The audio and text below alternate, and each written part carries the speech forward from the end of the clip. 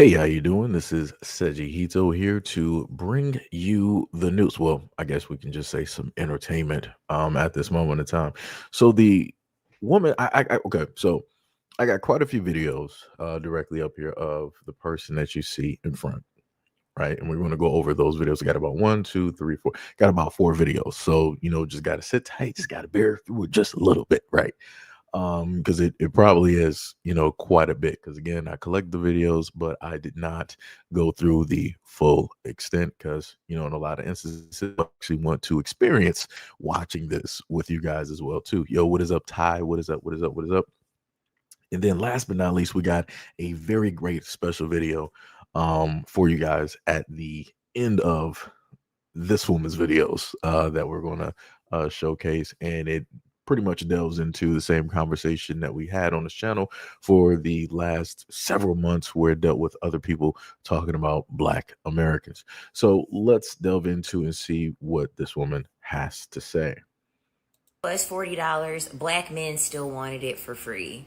I worked as a stripper for 4 years, and the very first club that I worked at, it was a part of three separate clubs in different locations. I ended up getting cool with the bouncer at that club because the club was mostly black men. I made them switch me to a club where What's up, black Z at Night? men What's up? didn't frequent. Black men are cheap. They are so fucking cheap. They have such a scarcity mindset when it comes to money, which is why they stay poor, which is why they stay broke. Black men are the only group of men that, in my experience of stripping, I've had where even if you were to give them a bargain, they would still question as to why they are not getting it for free. What's up, And Enigma and they are the Patrice? most violent demographic. They hands down are the most violent demographic. So the reason why I'm showcasing this, because I saw Enigma. He said, "Who cares what a SW worker has to say?" The reason why I'm, at least for me, that I'm showcasing is because you have people like this that have platforms, and normally when they have platforms, this lady here, she has about what 92K followers, right? Which is a lot, right? She pretty much almost has, you can almost sort of kind of round it up to like 100K just about, and she has about 3.6 million likes. So that means that a lot of people, especially women, have watched her content, have subscribed to her content, and also agree with a lot of the things that she is stating about men, or especially Black men, as the video that you see directly in front of you. And the reason, again, that I'm showcasing this is because there is a harmful and a negative narrative, especially when it deals with Black men, that you have women out here wanting to automatically push. They want to portray.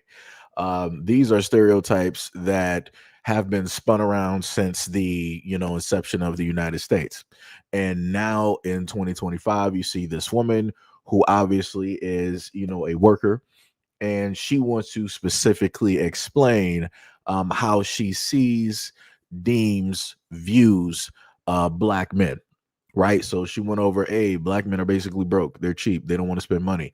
Black men are dangerous. Black men are violent. Black men are rude. They don't want to pay attention.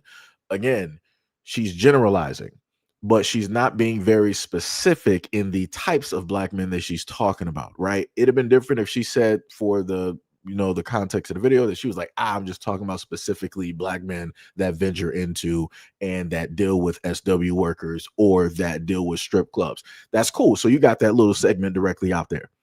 Because I myself, as a Black man, I've never been to a strip club ever in my life. Never been to a strip club.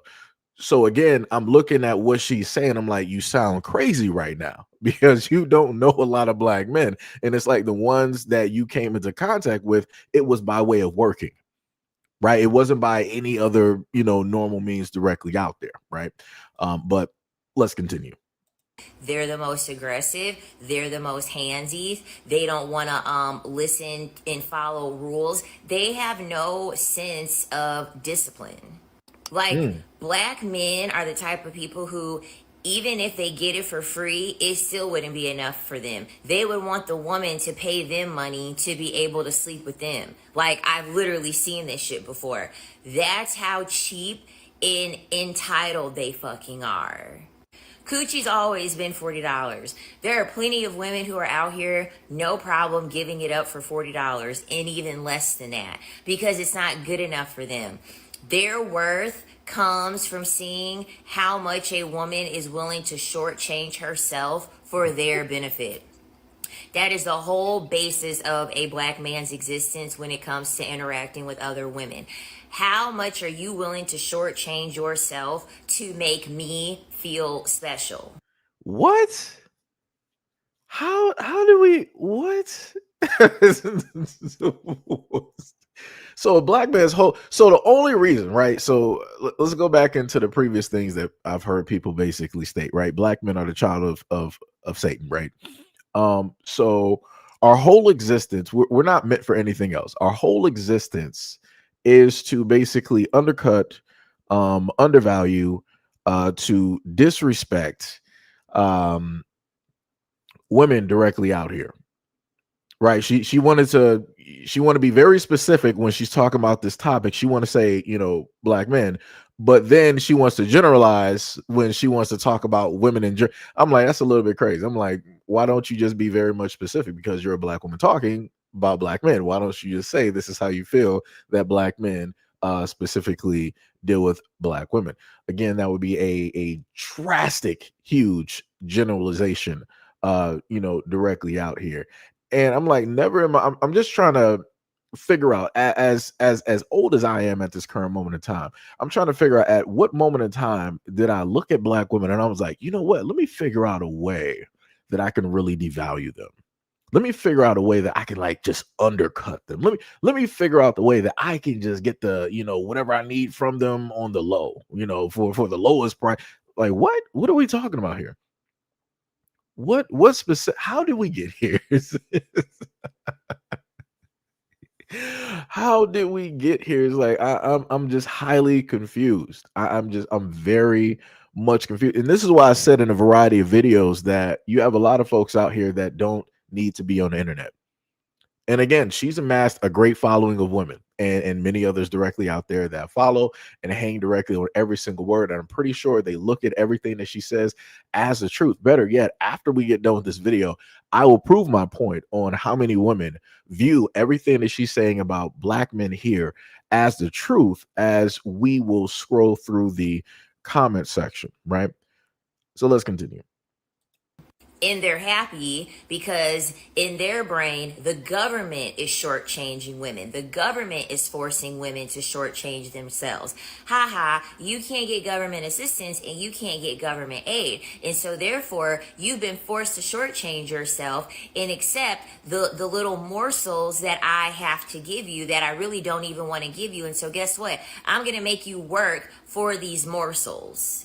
Because that's also the part that black men will never want to tell you. They would want you, even if they want to pay you money, they want you to do the fucking most for the least amount of money. They are the cheapest demographic out there. They feel as though they should be entitled to everything for fucking free. Wow. I mean, this is literally the demographic of men who want to be absolved of having to financially support their children.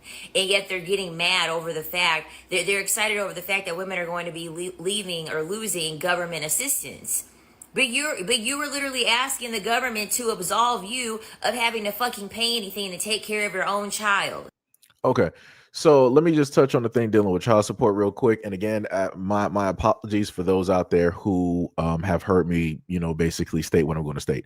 Number one, I've covered okay. So let me just put it like this, right? You have a small segment of men that don't want to be responsible. Right. This is a fact. We're not running away from that fact. We know that it is a fact. You got a small segment of men out there that don't want to take care of their responsibility.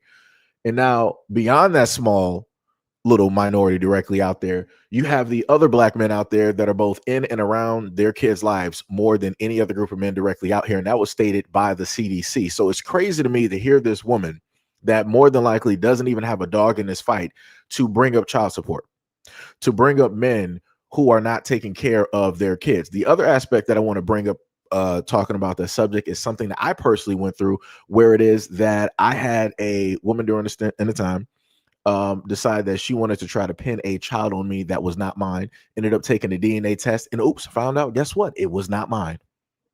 Wasn't mine at all. So, which means that I would have been on the hook for, hundreds of thousands of dollars. And potentially, if I couldn't pay that, I would be in jail because I am in back child support. I am in the rears.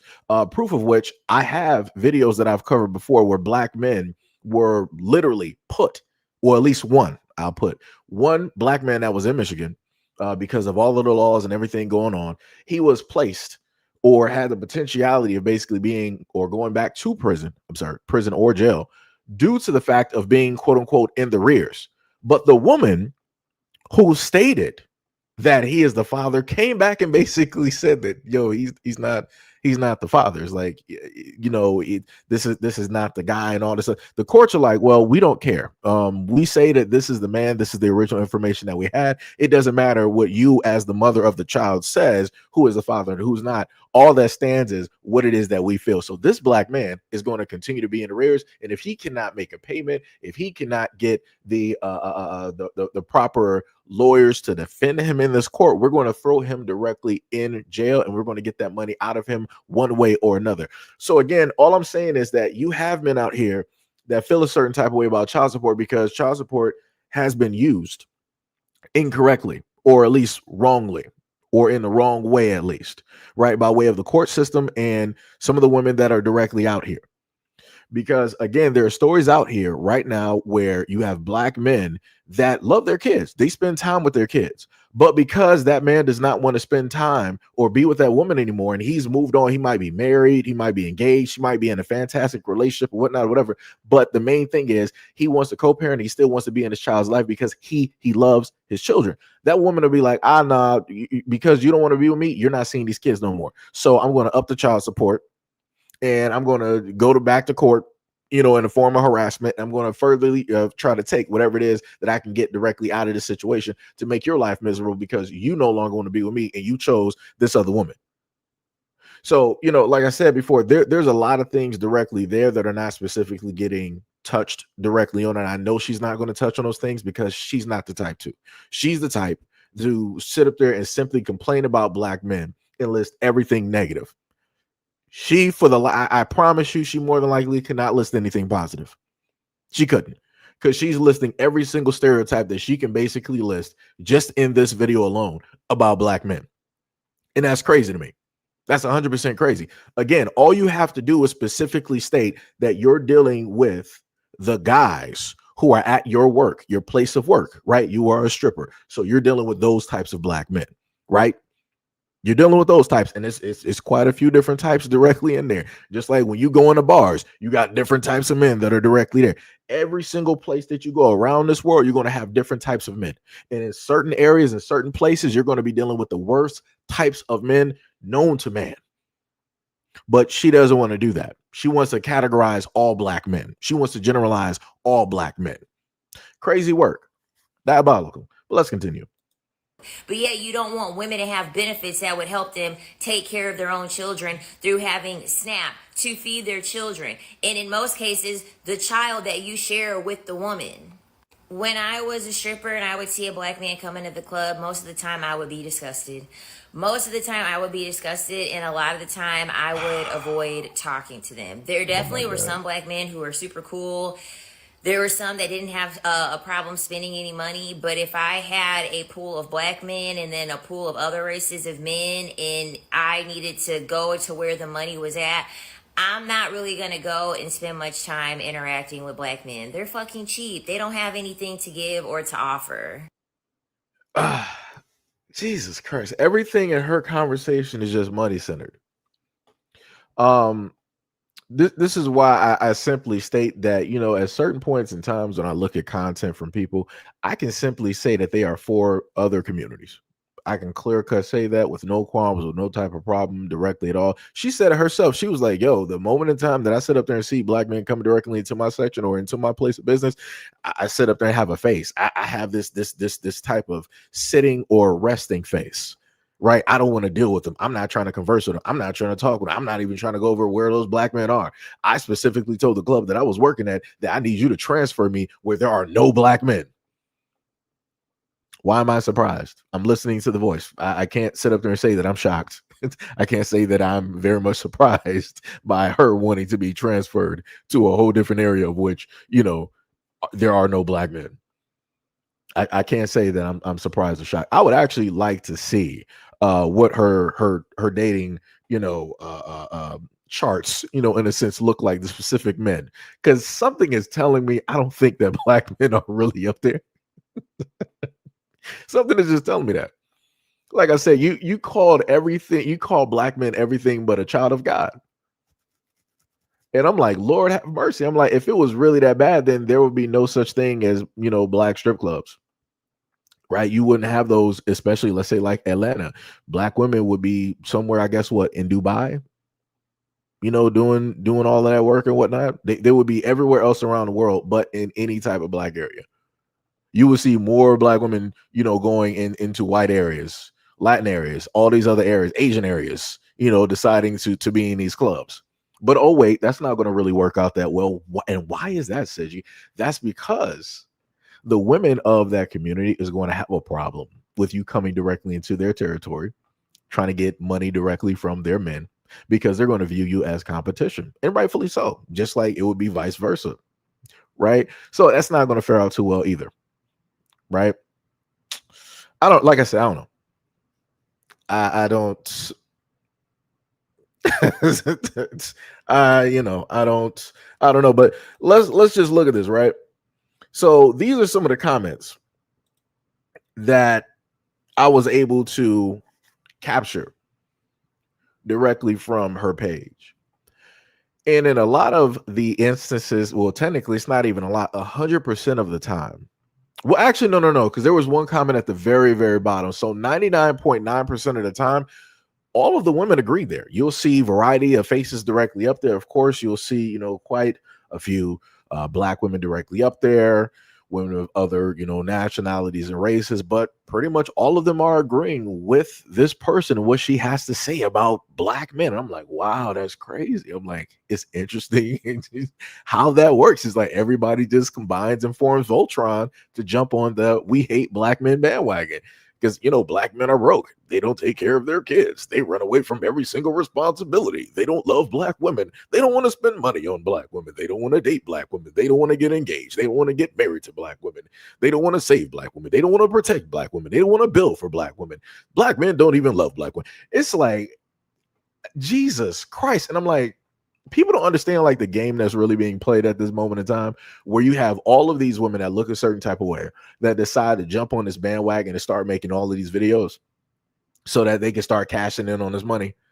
It's like what somebody had brought up before, where it was a theme to make videos where people were like, hey, I love you, black men, and all that other type of stuff.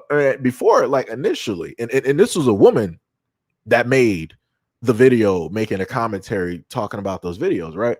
And initially when I saw the videos, I'm like, yo, this is pretty dope, to put something out like this, towards, black men and sending out that message and all the other type of stuff. But then now I sit up there and think about it, I'm like, how often do those videos actually pop up? Because it only seems like, when things are a trend to do things positively, then people will jump on it, but it'll only last for about 5 seconds. But stuff like this, where people can make buku amount of money directly off of talking about black men in every single negative way known to man, they'll stay on that bandwagon. That's not any type of a trend. That's just something that's just going to be standard, something that's going to be there. And you're going to have fields of people directly out there that are going to decide to sit up there and support it and agree directly with this type of content, not trying to get into contact with any black men, not trying to even hear another side, not even trying to listen. It's like, she's a woman, she says it. It has to be 100% true, because why would she lie on black men? What will she gain directly from that? Everything. Like I said, it's social media. And like I said, a woman that looks like her, how many women out here are going to sit up there and automatically be like, yeah, I don't believe her? Nah. She has a look. And because she has a look, people are going to automatically believe her. There's rare instances in life where people are like, yeah, I don't believe, somebody that's attractive. I don't believe them. No. That barely happens. That barely happens. Like, that is some diabolical work. That is 100% diabolical. So like I said, you may have some guys out here, and again, you got some guys out here that are jaded. You got some guys out here that are fractured. You got some guys out here that are hurt and they feel a certain type of way. So the same hurt that was delivered to them, they're like, oh, well, you guys are down right now? Oh, no problem. Let me sit up there and kick you while you're down. Oh, the government is getting rid of this, that, and the third. And yeah, they're going to sit up there and do that the same exact way that women get online and do the exact same thing. Like I said, I feel like at this moment in time, it's an even trade for everybody. Women do it to men, men do it to women, and vice versa, and however else you want to sit up there and slice it. I'm just trying to figure out why she's online complaining about it. And again, it doesn't seem like to me that she doesn't even have a dog directly in this race, especially when it deals with the whole thing of kids, right? It seems like she doesn't have a dog in this race. And this again seems as though that this would be a person that would try to give women relationship advice on men, and she would be the worst person to do it because she's not looking at the greatest group of men when it deals with this.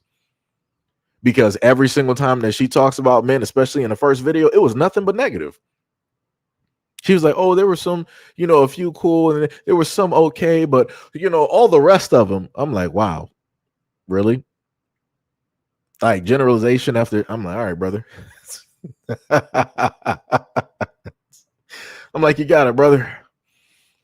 You 100%, you got it. You got it. But now we're going to go directly to the next video. Tumblr just got exposed, and it falls right in line with the weird black guy archetype that hates black women. Donald Glover, Tyler the Creator, David. These are like the alt black guys, the weird black guy archetype. And essentially, these are the black men that complain about how they don't like black women because they consider themselves to be weird, nerdy, geeky, awkward, and so then they end up having a strong disdain for black women and they seek out other races to date. Okay, behind these black men is always something dangerous, weird, or fucking creepy. Huh? Which is why black women tend to not like these men. I've never seen a situation in which these type of black men don't have some type of nefarious past or are acting in some weird nefarious way. If you aren't caught up to speed, Donald Glover's Tumblr has just been exposed, and essentially he was posing as an Asian woman and fetishizing an Asian girl, which is honestly weird fucking behavior. That's very, very weird fucking behavior. And in my opinion, the black men that do these weird things, they don't like black women because black women clock that shit. Like, we don't hide the fact that that stuff is weird. And we don't hide the fact that these men they make us uncomfortable. It's weird. It has nothing to do with them not being cool, them not being popular, them not being hood. It has nothing to do with that. And it has everything to do with the fact that this archetype of black man, you can tell that something is off about them. You can just tell that something is off about them. Just like with Tyler the Creator. Absolutely hates black women. And then his Twitter history ended up coming up. He's talking about R-wording pregnant women, abusing women. All of his music, a decent amount of his music, it's in his lyrics. And then we have David, who has allegations of unaliving a 14-year-old and having repeated relationships with minors. There's always a weird, creepy energy that these men possess. And I really do think that they get frustrated at black women who clock this and they pick up on their energy because they understand that they have less victims and they have less people that they can do this to. And so what they do is they like to project it onto black women and say that, oh, well, black women are the enemy because they don't like me and I'm awkward and I'm weird and I should be accepted. And it's like, no, you're awkward and you're weird and you're doing creepy ass, nefarious, dangerous ass shit too. I personally have never met a black man that fit that archetype that, afterward, me not finding out that they were into some weird things, or that they were a misogynist. A lot of those men are fucking misogynists, okay? And it tends to be that black women are the only people that can clock it. We tend to be the only people that can clock their behavior, and they get mad. They get mad over the fact that they can't manipulate us into that shit being normal. Like, no, that shit is fucking weird. Like, they will have the track history to prove why you felt uncomfortable and why you felt weirded out by them. This is why I understand why they tend to go for other races of women who are very ignorant and naive to their behavior, because they tend to find girls who also mirror the same behavior that they do. All right. Well, no, let me just let her finish. I.e., women that are highly misogynistic, women that are highly male centered, women that don't understand the different archetypes of men and specifically black men, and then, of course, young girls who don't freaking know any better. Right. So I wanted to get, because I was putting together like the pictures of the men that she was talking about, right? Wait, did that not just pop up? You got to be kidding me. Hold on, give me a second, because I'm like, I've heard this time and time again, when it deals with this situation. And the thing that's always interesting to me whenever this gets talked about, let me see, make sure this is add media to the blank. Okay, it should be good. Hopefully. Okay, I think we should have it here. Hold on, give me a quick second. Okay, there we go. All right. So these are the three men that she's talking about, right? Tyler, the creator, to the left, David, the musician, to the right, and at the bottom is Childish Gambino, aka Donald Glover, right? And I don't know the accusations that she is stating when it deals with the singer-songwriter David. At least to my knowledge, did I cover that before? Possibly. I'm not sure. I know I covered some stuff with Diplo, but not sure about the guy David. I know who Tyler the Creator directly is. His music is directly in resemblance to, let's say, an Eminem. So the same way that Eminem was rapping, where he was talking about women and doing this and doing that and all this other, like all of this off the wall type of stuff, that's the same thing that she's referring to when it deals with Tyler the Creator. But because Tyler the Creator is black and he's doing it, and his audience, you got fields of white boys directly out there that love Tyler the Creator, that love his music, and his music in a sense caters, to them and all that other type of stuff. Now it's like, this is problematic. Got to highlight this. Got to sit up there and and talk about this and rah and all this other type of stuff. Childish Gambino, I don't know anything about the Tumblr that she's referring directly to. I wish she would actually put some pictures directly up of that. Usually people tend to do that, but she didn't actually do that for whatever reason. Yeah, I don't know anything about that at all, so I can't really, in a sense, speak on that. But what I can sit up there and say is that when you have these main faces directly up there, and if these guys were not famous, and you were to go up to random black women in like colleges, right, or just on the streets, and ask them like, "Yo, would you date these like three random guys?" I can tell you what that answer is going to be. It's going to be a resounding no. It's going to be a resounding no. Just going to be honest. It's going to be a resounding no. And it's always shocking to me whenever it is that videos like this come up and you have women.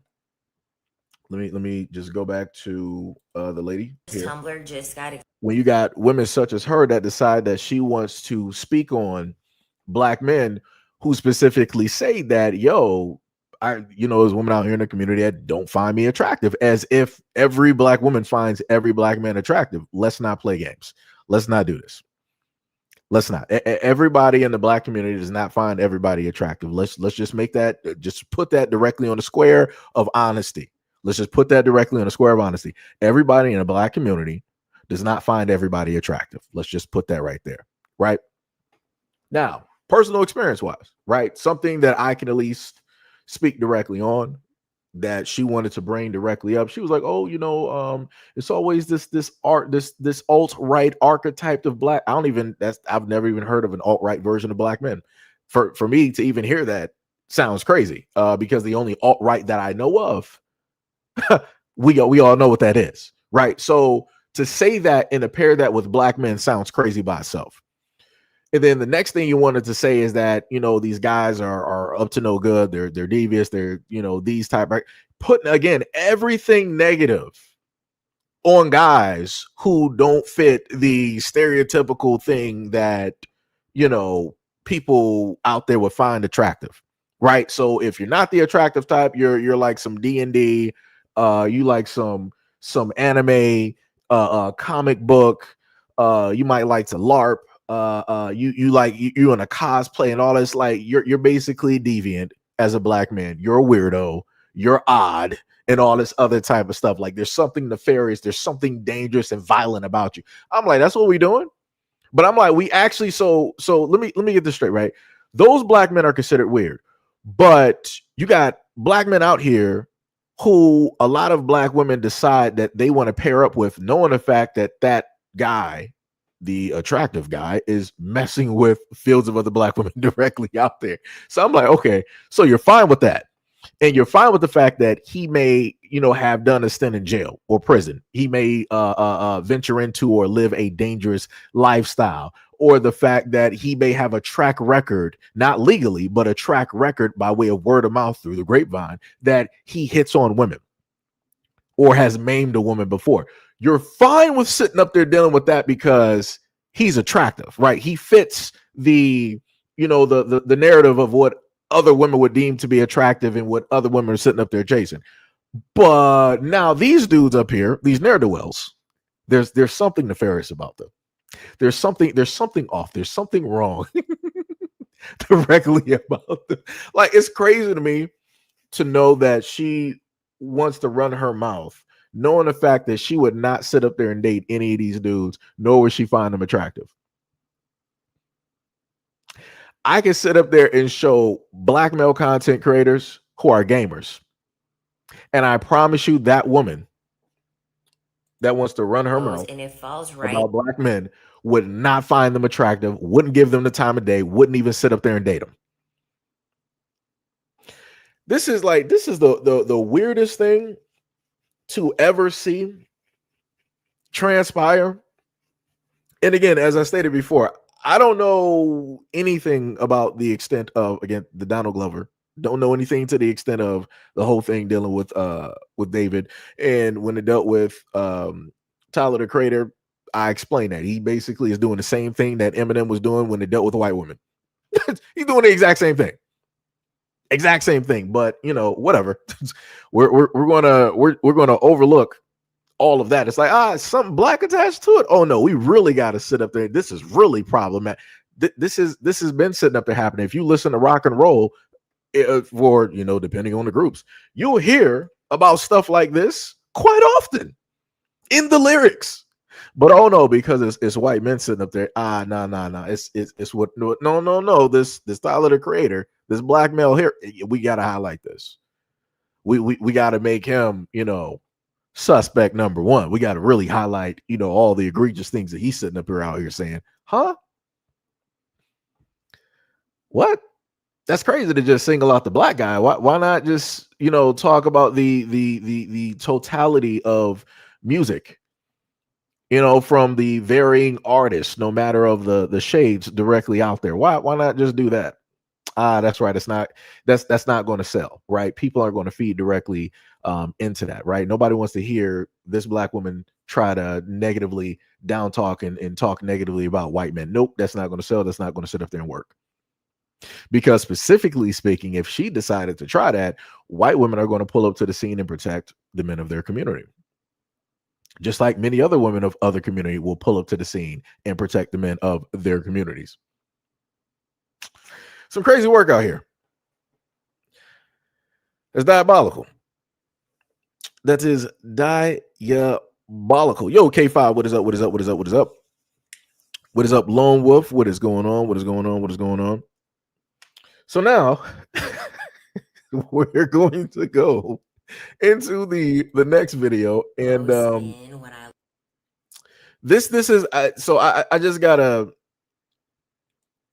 I don't even know how to preface this. This is the thing that's crazy to me, right? So let me just get an image real quick.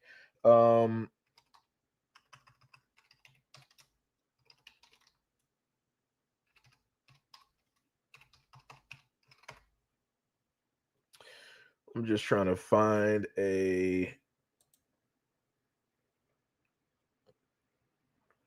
what's the name image here? Let me see.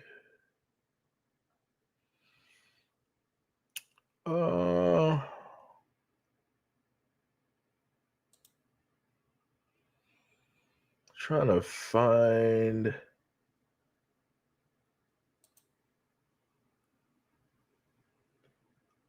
Okay, I'll sit up there and use that one. Wait, don't want to use that one? I could use that one.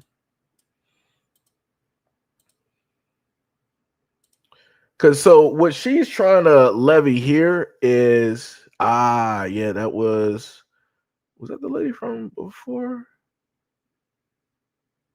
No. Let me see. Okay, yeah, some of those just look complete. I should have just went on IG and tried to look up something real quick. Could have just did that. So one of the images that I'm going to give you, it's not exactly what, because I was trying to make it comparable to what she's going to show directly in the video. So she's saying that any man that, well, let me be more so specific, because she was on a roll talking about black men, right? So she basically said that if you are a male and you find this woman attractive, or if you find women who work out that are their shapes are defined, you are basically gay. There were women, I should have actually recorded those comments too. There were women in the comment section, these were black women, that were sitting up here stating that, oh, the moment in time that I cut my hair, whoo, the amount of men that just started really being attracted to me was crazy. I'm like, that's what we're doing. So that's so okay. So men can't be attracted to women with short hair. That's gay. And men can't be attracted to women that are in shape or that work out. That's gay as well too. Dear God, dear God, dear God. But let's let me just let her, clear cut explain this to you. The most men when I looked closer to a man. I was a bodybuilder for 2 years, and when I looked like this. Hold on, let me pause this real quick. She said she didn't start getting the most attention up until she was working out and basically looked like a man. Excuse me? She don't even, there's not even a six pack there. Am I blind? Somebody let me know if I'm blind or something, because I know that there's a difference in between the picture that she's putting up and talking about versus the other image that I put up. And both of those women were, again, both women obviously, are in the gym working out, but she's stating that if you are into her when she's like this, you're gay. How, like, you know how difficult it is just to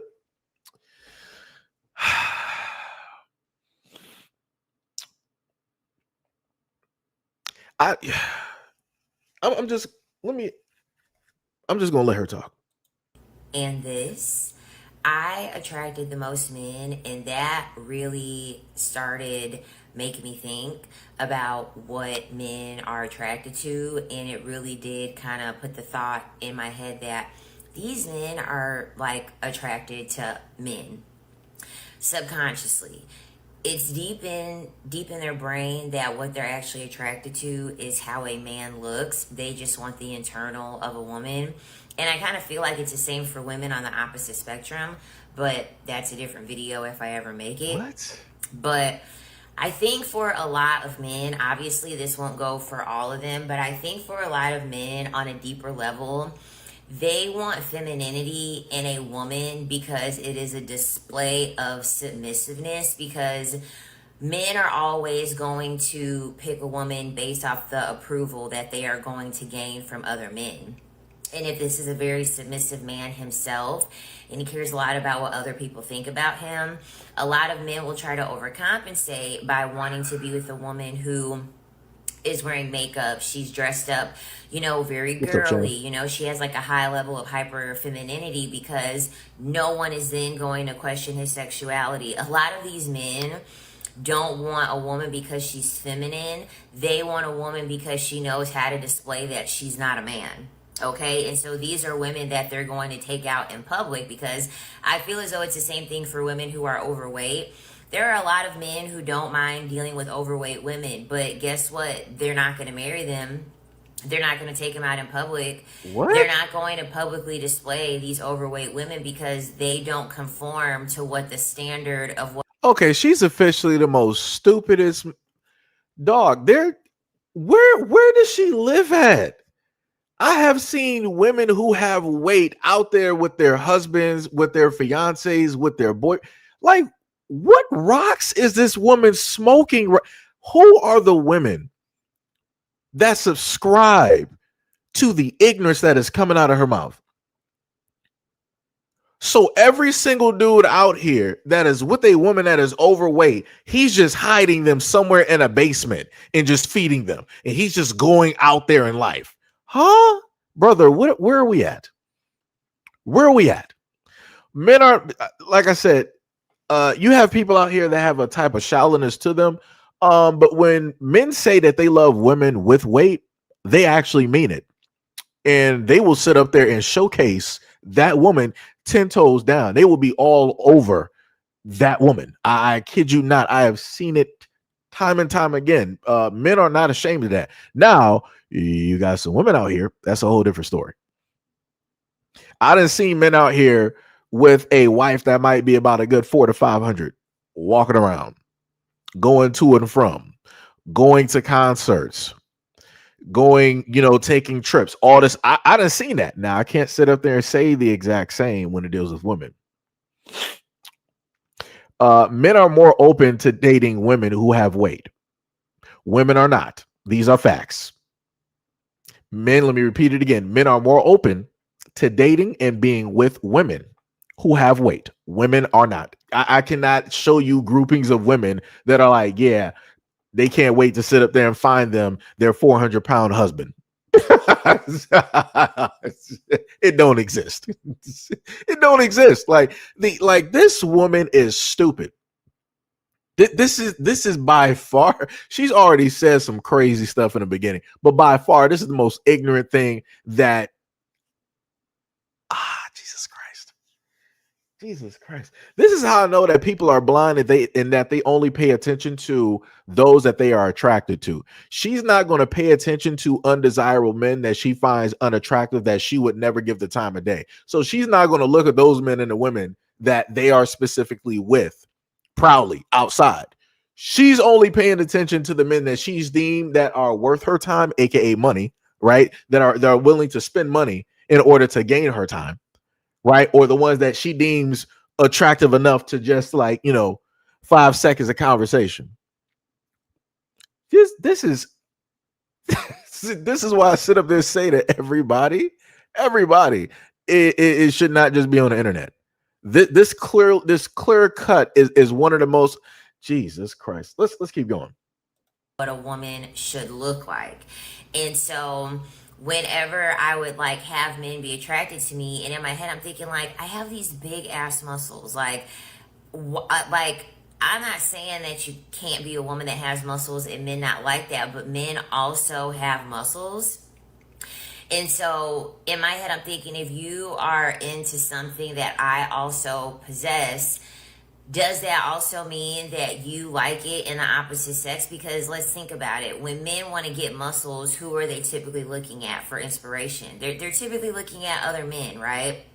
And I think this is why the trans community gets so much flack, because I think if men were to live in their truth, if if men wouldn't What? become trans, they would be more open about. Dog, what are we doing? Oh my God. How do we go from men for so okay, hold on. Let me just pull this back. Again, this is my first time listening to the full video because I wanted to have this experience with you guys. So let's just get this straight, right? So first she said that a man is gay if he is attracted to a woman that is in shape and that works out at the gym. Okay, cool. Because she even tried to call herself a man. I'm not sure if anybody caught that. She was like, when I was out here looking like a man and working out, you didn't, nothing on you looked like a man. I don't like, this is bird brain type of thought processing here, right? So automatically, if you're a man and you're out here looking at women that work out, you're gay.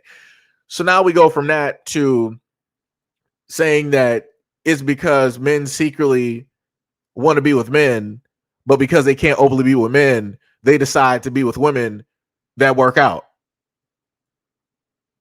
And then you wanted to pair that up with like, okay, so who do men idolize, or look up to, when it deals with trying to build muscle and working out? They look up to other men.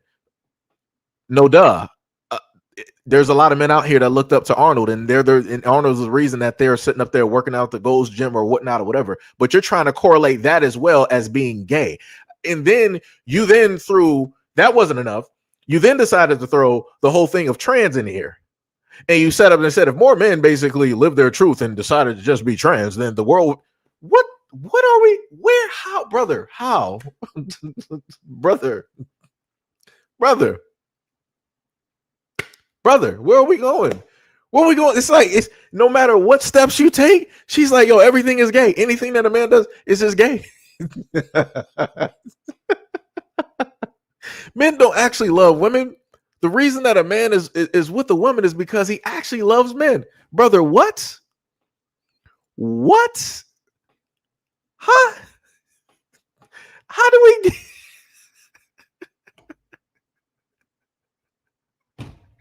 Man, yo, how on God's green earth do people allow people like this to really have platforms? I'm just a little bit, I'm bewildered. I'm confused.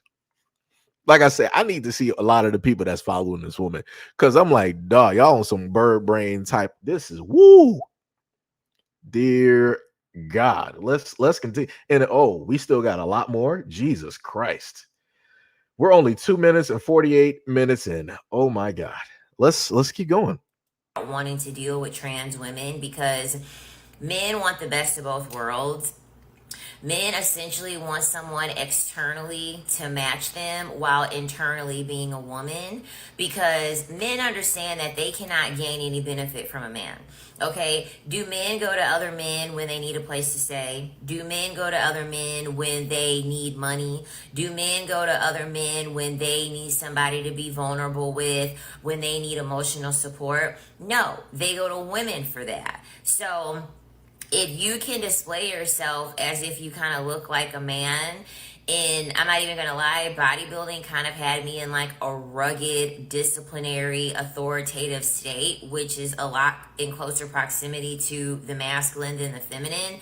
And I feel as though that also turned a lot of men on, because women can be everything and nothing all at once. So of course, me highlighting those attributes didn't really take away from the fact that, like, I know how to have empathy, I know how to be nurturing, I know how to be caring. And me being in that state really did highlight the fact to me that, like, on a deeper level, men really do want to be like men. It's just they like the femininity performance of women, because that is what's acceptable, and they don't want anyone questioning what type of woman that they're with. They don't want anyone saying, is your girlfriend a lesbian, or she has muscles that are bigger than you know what I mean? Because I wouldn't take any of these guys seriously, but also, like, I don't think that these would ever be men that would ever want to take me seriously either. Because Huh? for a lot of men, like, even when I would say, like, hey, I want to go to the gym with you, they wouldn't want to go to the gym with me. They'd be like, no, no, no, I don't want to go to the gym with you. And one of them, I had even asked him, I was like, why don't you want to go to the gym with me? And he's like, because, like, your muscles are bigger than mine. And, like, I don't have as much strength because I had an injury. And, like, I don't really want us to go to the gym with each other. And then, like, people start sizing us up and then, like, comparing us to one another. Okay, I just want people to understand this. I don't care what she's sitting up here stating. Just because a woman has muscles doesn't automatically mean that she is stronger than a man. I'm not sure where people get this directly from. Are there women out there that are strong? Yes, right? But again, just because she works out does not mean that she is going to be able to outdo a man. I trust me, they got a show over there in Korea which put the most fit people together, and it was a versus. It was men versus women.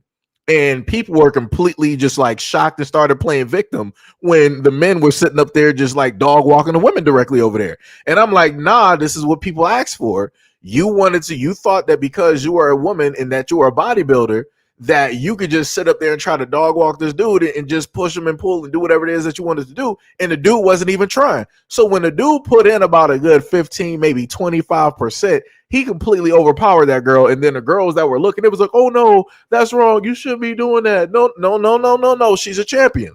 And she stepped into the ring with a champion. This is what happens. So it's like she can miss me with all of that. So what I'm hearing is that she specifically picked guys who were not beneficial for her growth in working out. She specifically picked those guys. She specifically decided to deal with those guys. She could have dealt with a guy that was a trainer. She opted not to do that. She could have dealt with a dude that was a bodybuilder. She opted not to do that. She could have dealt with a dude that was in sports, such as soccer, such as football, basketball. She opted not to do that, not to do that, not to do that.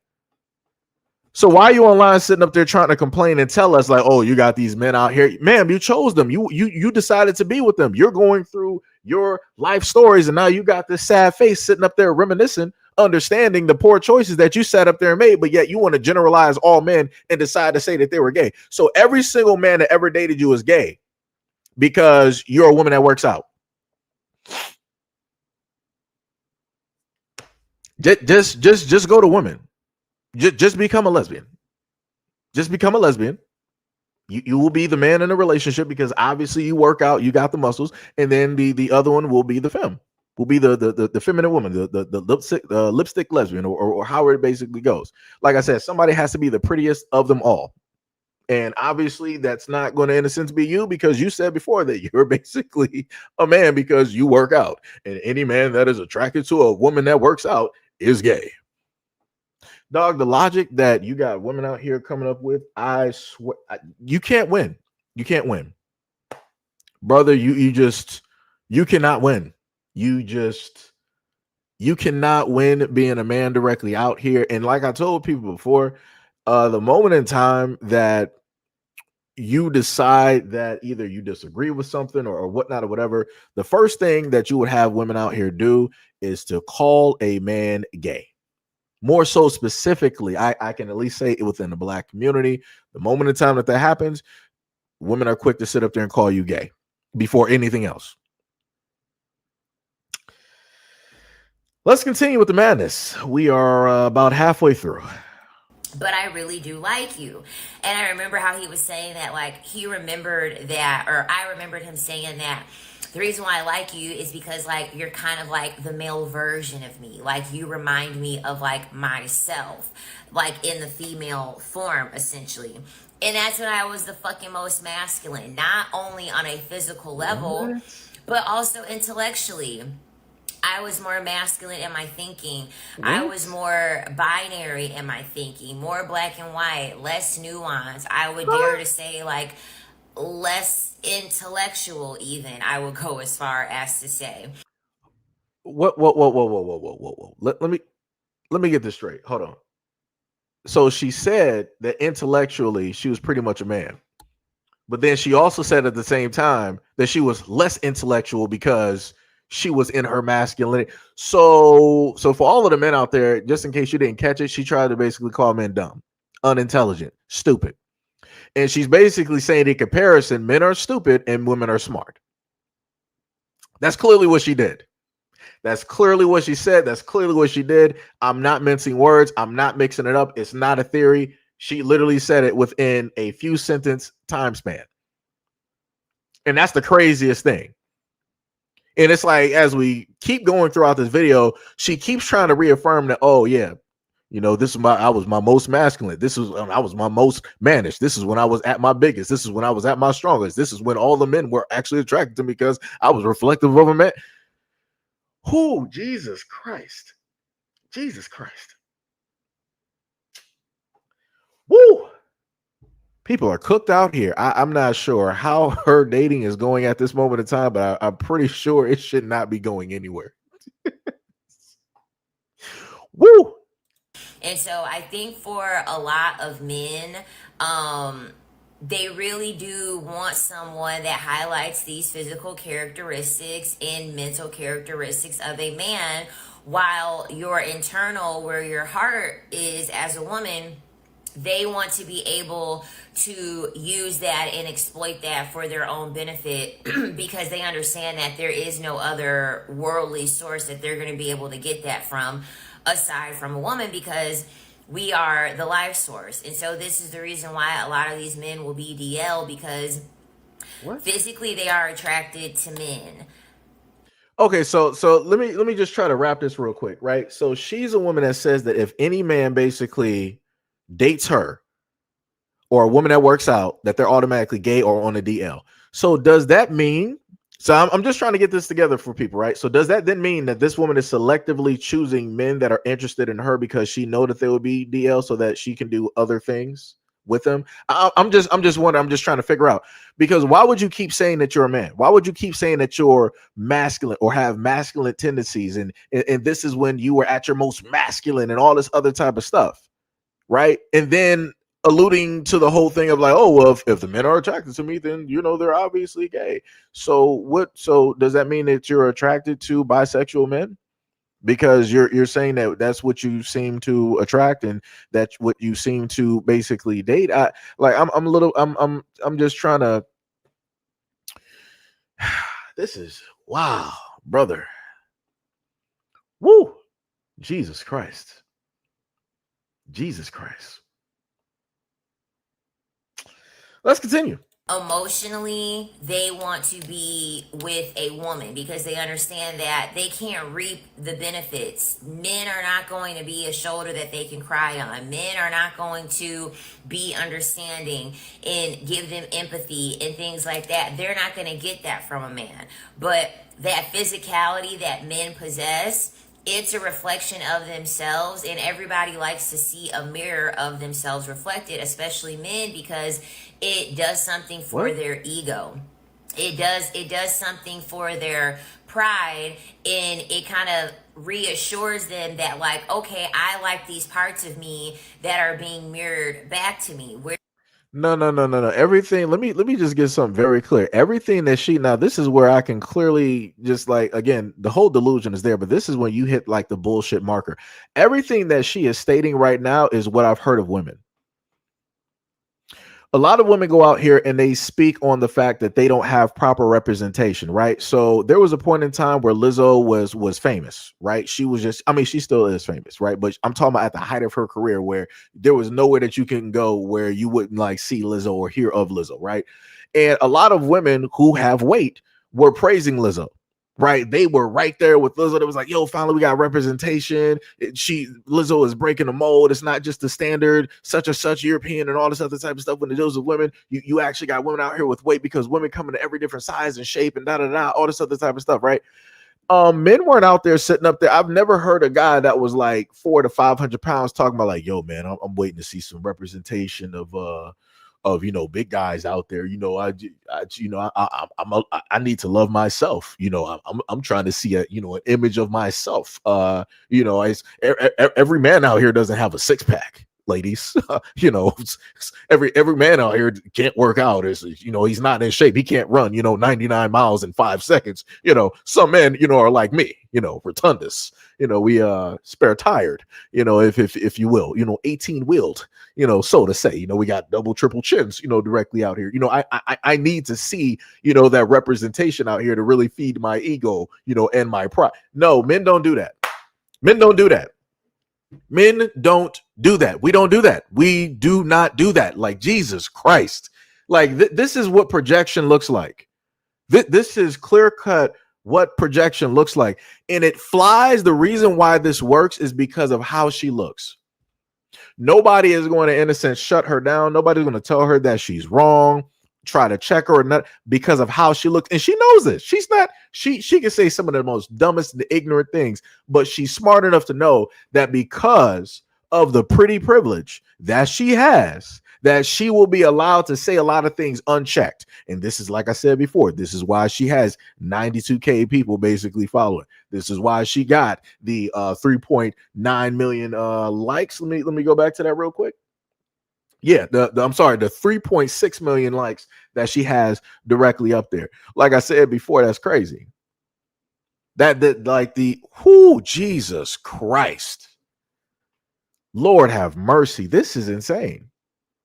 And there's fields of women on her platform that are leaving this woman unchecked, and they're just letting her just like say whatever. I'm like, Jesus Christ. I'm like, there are birds out here.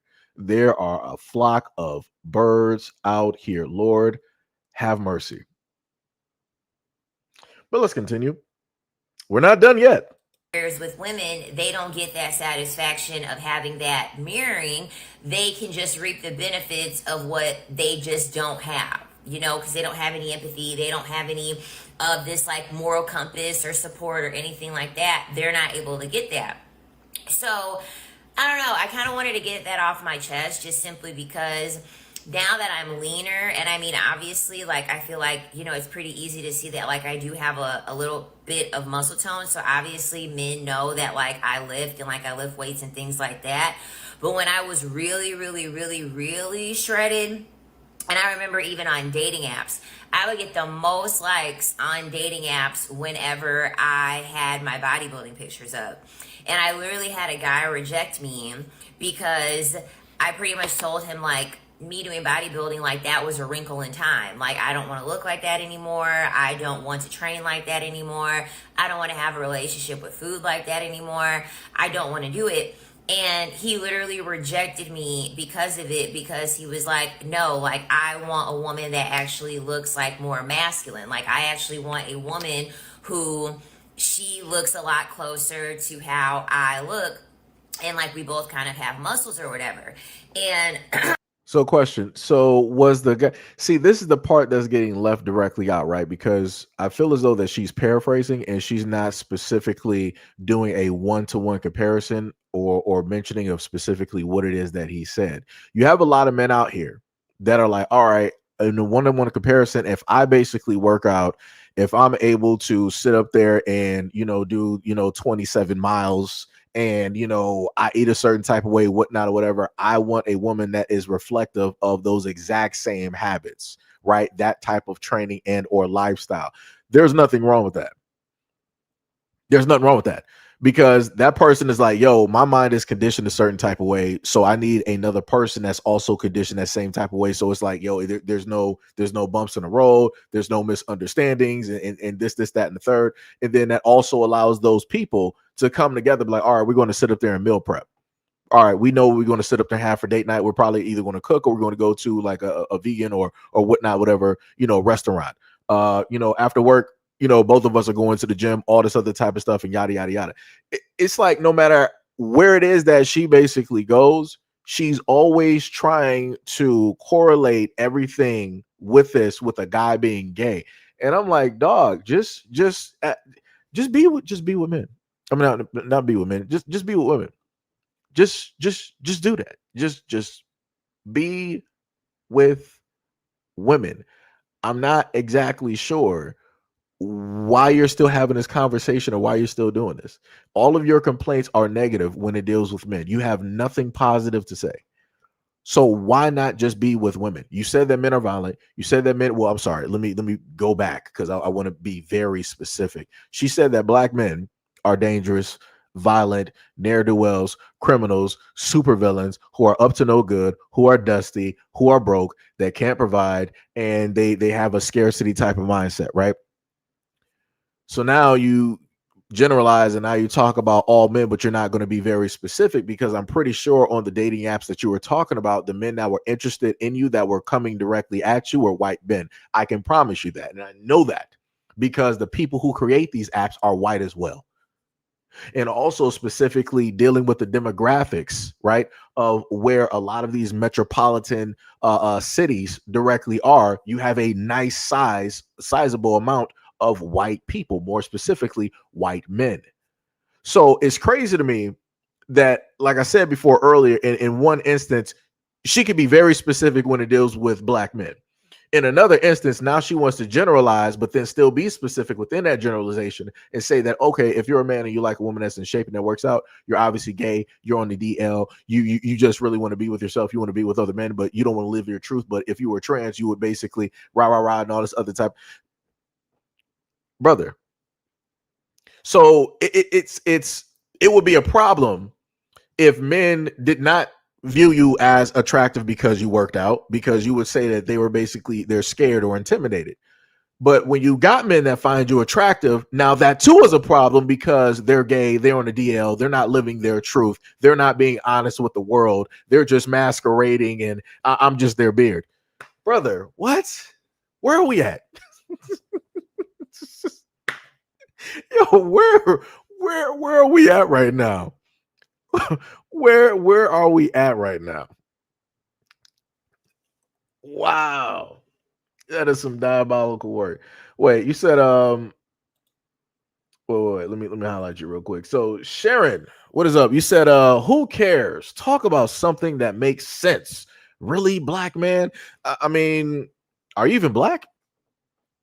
Just let me know, Sharon. Are you even black? I'm just wondering.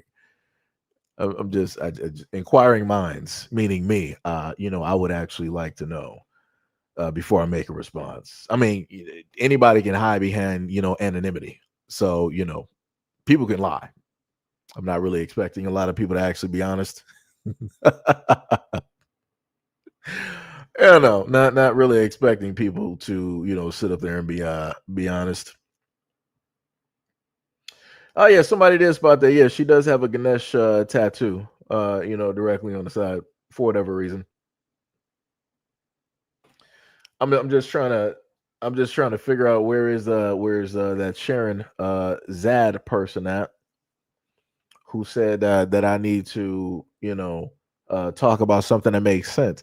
I mean, I guess this must be your first time coming directly to any one of these platforms and listening to the content that I just so happen to do. I talk, like I told people before, I talk about quite a bit of things.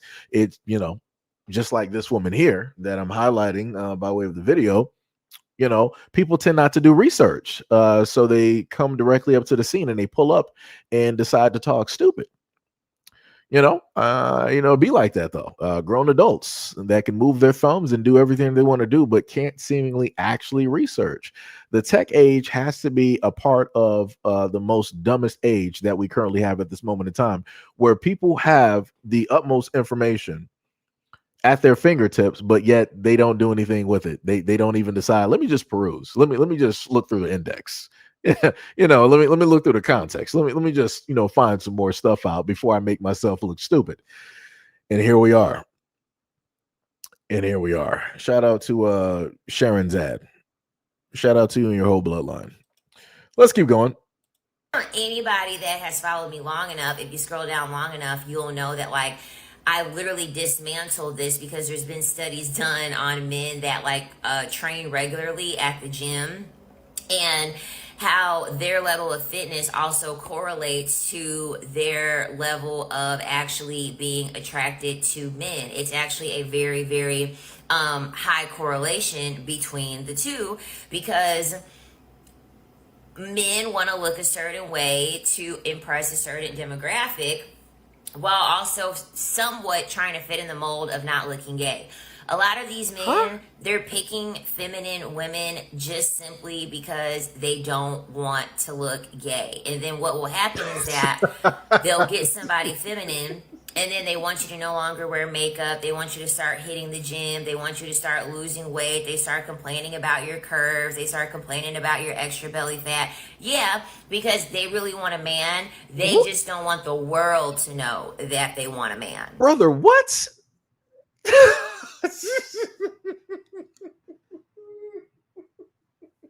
oh, oh shit. So we just hit a new level, guys. So we're beyond men being gay for liking women or being attracted to women that work out. Now, if you're a man and you're into women who are feminine, you're gay. Jesus Christ. Oh shit. Brother, what?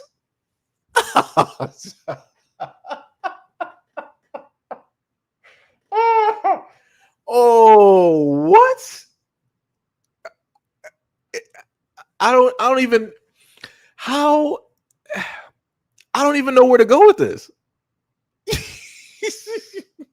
That is a bombshell, guys. So, hey, for a lot of the guys out there, I guess we gay. Every man out here who is married, engaged, or is in a relationship, or even in the talking stages with a woman right now, if she's feminine, we're all gay. We're all gay. We're all gay, guys. There's no such thing as straight men no more. Because if you're attracted to a feminine woman, you are gay. I've never in my life. You what? I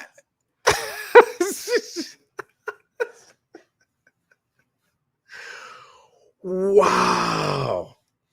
Let me hold on. Let me just pull that back real quick. Let me just make sure. Maybe I was incorrect. Maybe as she's going to say in the next video, misogyny. I'm a misogynist. I've had a lot of women pull up to the scene and call me that. So maybe I don't want it to be my misogyny. Basically, blinding me. So let me just rehear this real quick. Let me just listen. Hold on. Their level of fitness also correlates to their level of actually being attracted to men. It's actually a very, very high correlation between the two, because men want to look a certain way to impress a certain demographic, while also somewhat trying to fit in the mold of not looking gay. A lot of these men, they're picking feminine women just simply because they don't want to look gay. And then what will happen is that they'll get somebody feminine, and then they want you to no longer wear makeup. They want you to start hitting the gym. They want you to start losing weight. They start complaining about your curves. They start complaining about your extra belly fat. Yeah, because they really want a man. They just don't want the world to know that they want a man.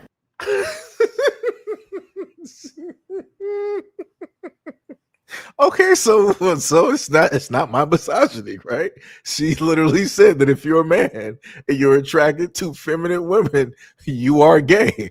And then if you are a man and you are attracted to women who work out and are in shape, you are gay. You can't win. There's nowhere you can go, guys. There's nowhere we can go. We're just gay all the way across the board. Shout out to the Rainbow Gang. Shout out to the LGBTQIA plus Alpha Gold Edition remix. Shout out to all of them directly out there. I guess I'm a part of the club now. I did know that. I did not know. I did not know that I wasn't straight, because I am attracted to straight women who either work out or who are feminine. I did not know. This was news to me, guys. This is news to me.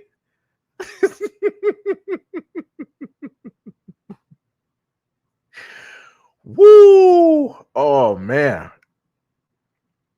Wow. Jesus.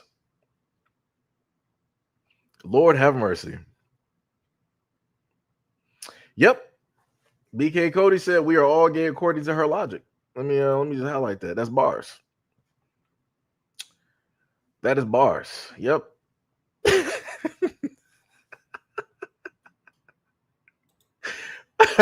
Whitley Ingram says, "Shout out to the gay gang." Yep, that's it'd be like that. I guess I got to start buying some flags out here. I got to start going to some events. I got to start really putting in money and supporting. I did not know this is wild, guys. This is an eye opener.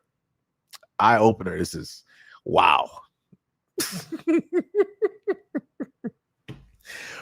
Woo, that is crazy. I've never wow, man. That's wild. If you are a straight man, you're into a woman that is feminine, somebody that is opposite of you because you are masculine. Not only are you attracted to men, but you're gay.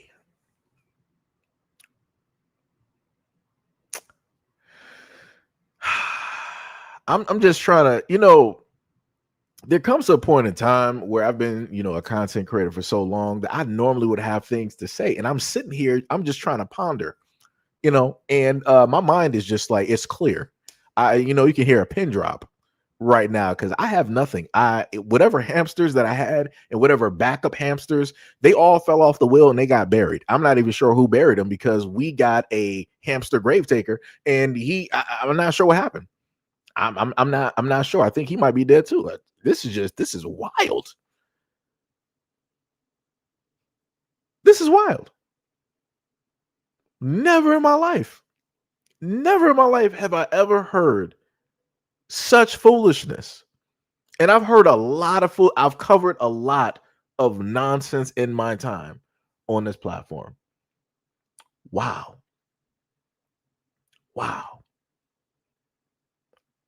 Yeah, like somebody basically said, "What drugs is she on?" I don't know what rock she's smoking. She is smoking the mightiest of the mighty. It might be that Atlas 3. I don't know what it is. She's on something right now. She's on several different moons that are not a part of the solar system. This is wild. Lord have mercy. I pray that this woman never has kids. Please just let her live her life. Let her, just go to and from and date as she basically pleases. Please do not produce no kids because those kids are going to come out screwed up. Because she does not have the logic to be able to teach, raise, or propel forward when it deals with conversations dealing with men and women. Like, this is insane. I ain't never heard nothing like this. Lone Wolf was like, I bet she's in the gym telling guys like, "Oh, you lift? You gay." Yo, that is wild, dog. Oh my goodness.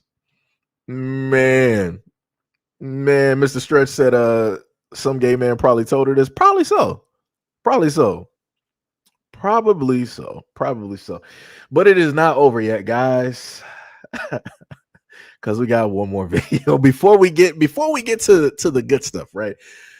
We got one more video. So we gotta kind of bear through this. Full of shit. Men are full of shit.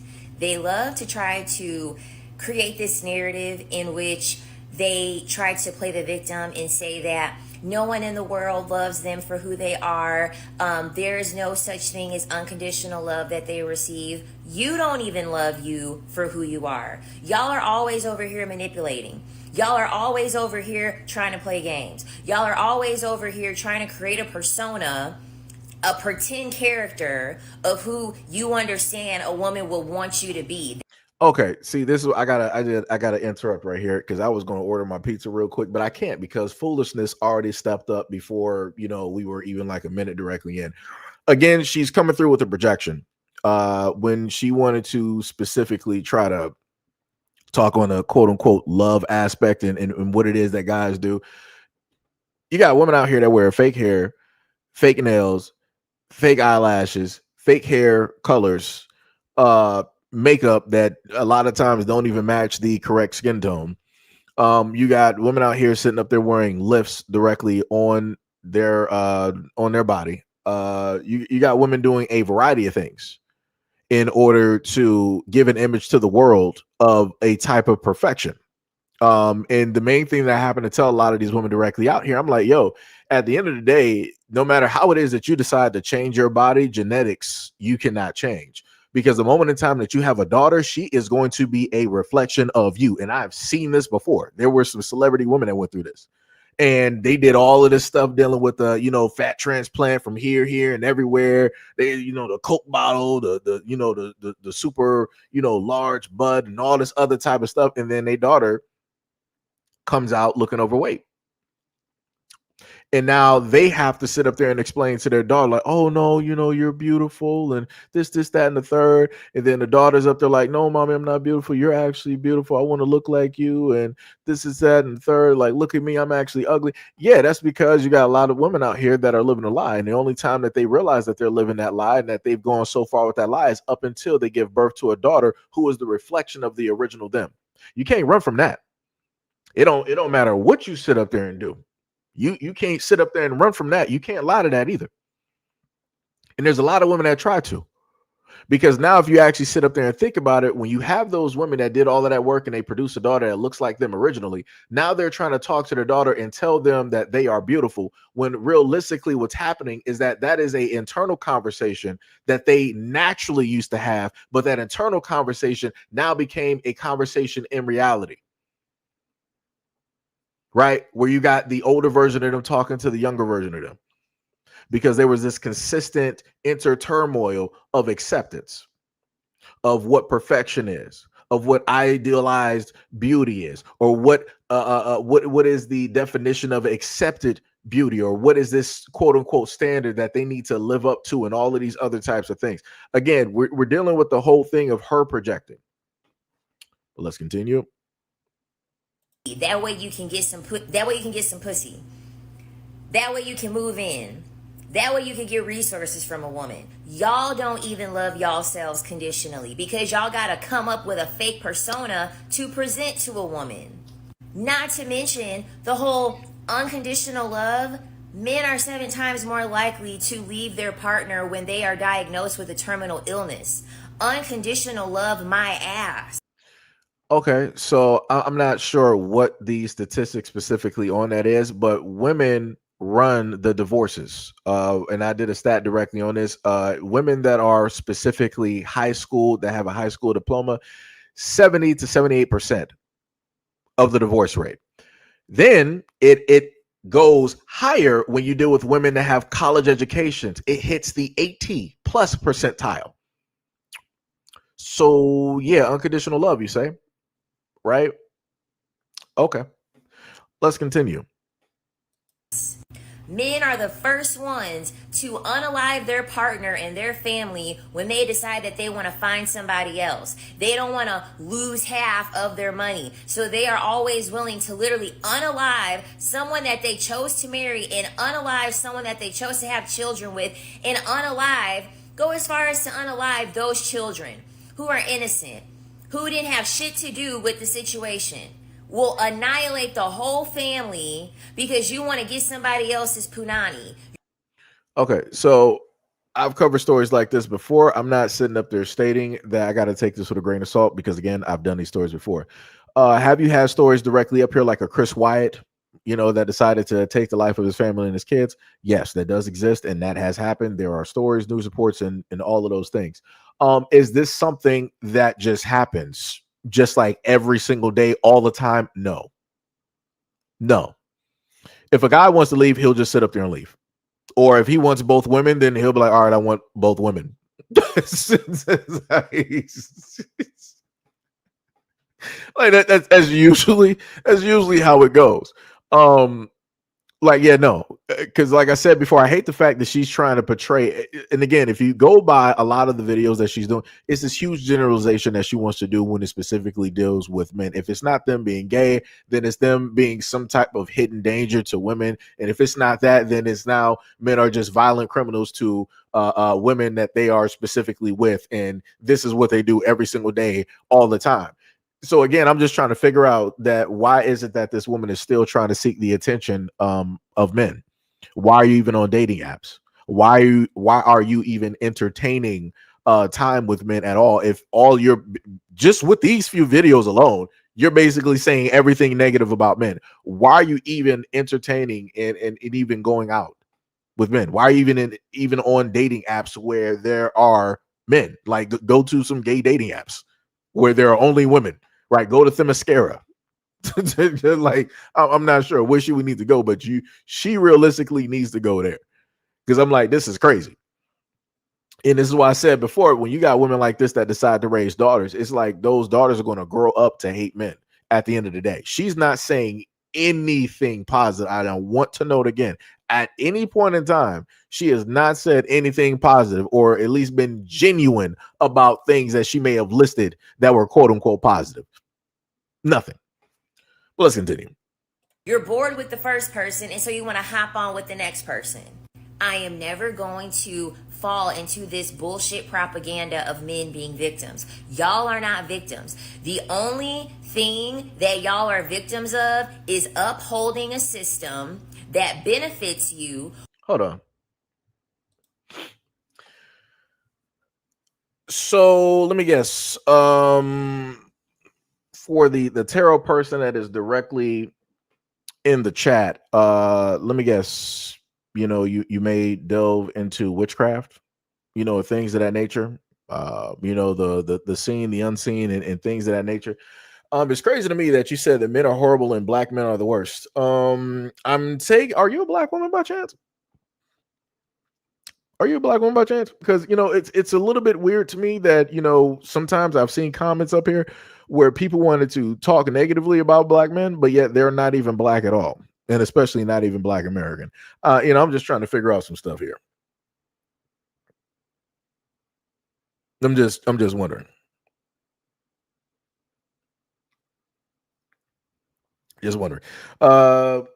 Late bloomer, you said you don't have to delve into witchcraft to be a tarot card reader. I didn't say that, but what I'm saying is that the people that have at least come in contact with me that I've looked at least their profiles and other videos that they've done, usually it's things that are, both of those things are somewhere in there, because even the woman that you see directly in front of you, she starts to talk about, some things, delving or wrapped around witchcraft and stuff of that nature, because she was, referring to, men being warlocks and all this other time. So, like I said before, I'm just saying.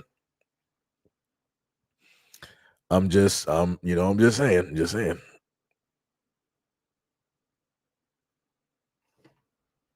Just saying. And it's like, it's crazy to me that every single time that I happen to see some people directly up here, and I'm like, yo, I'm waiting for them to like make a comment back. Don't happen to get it.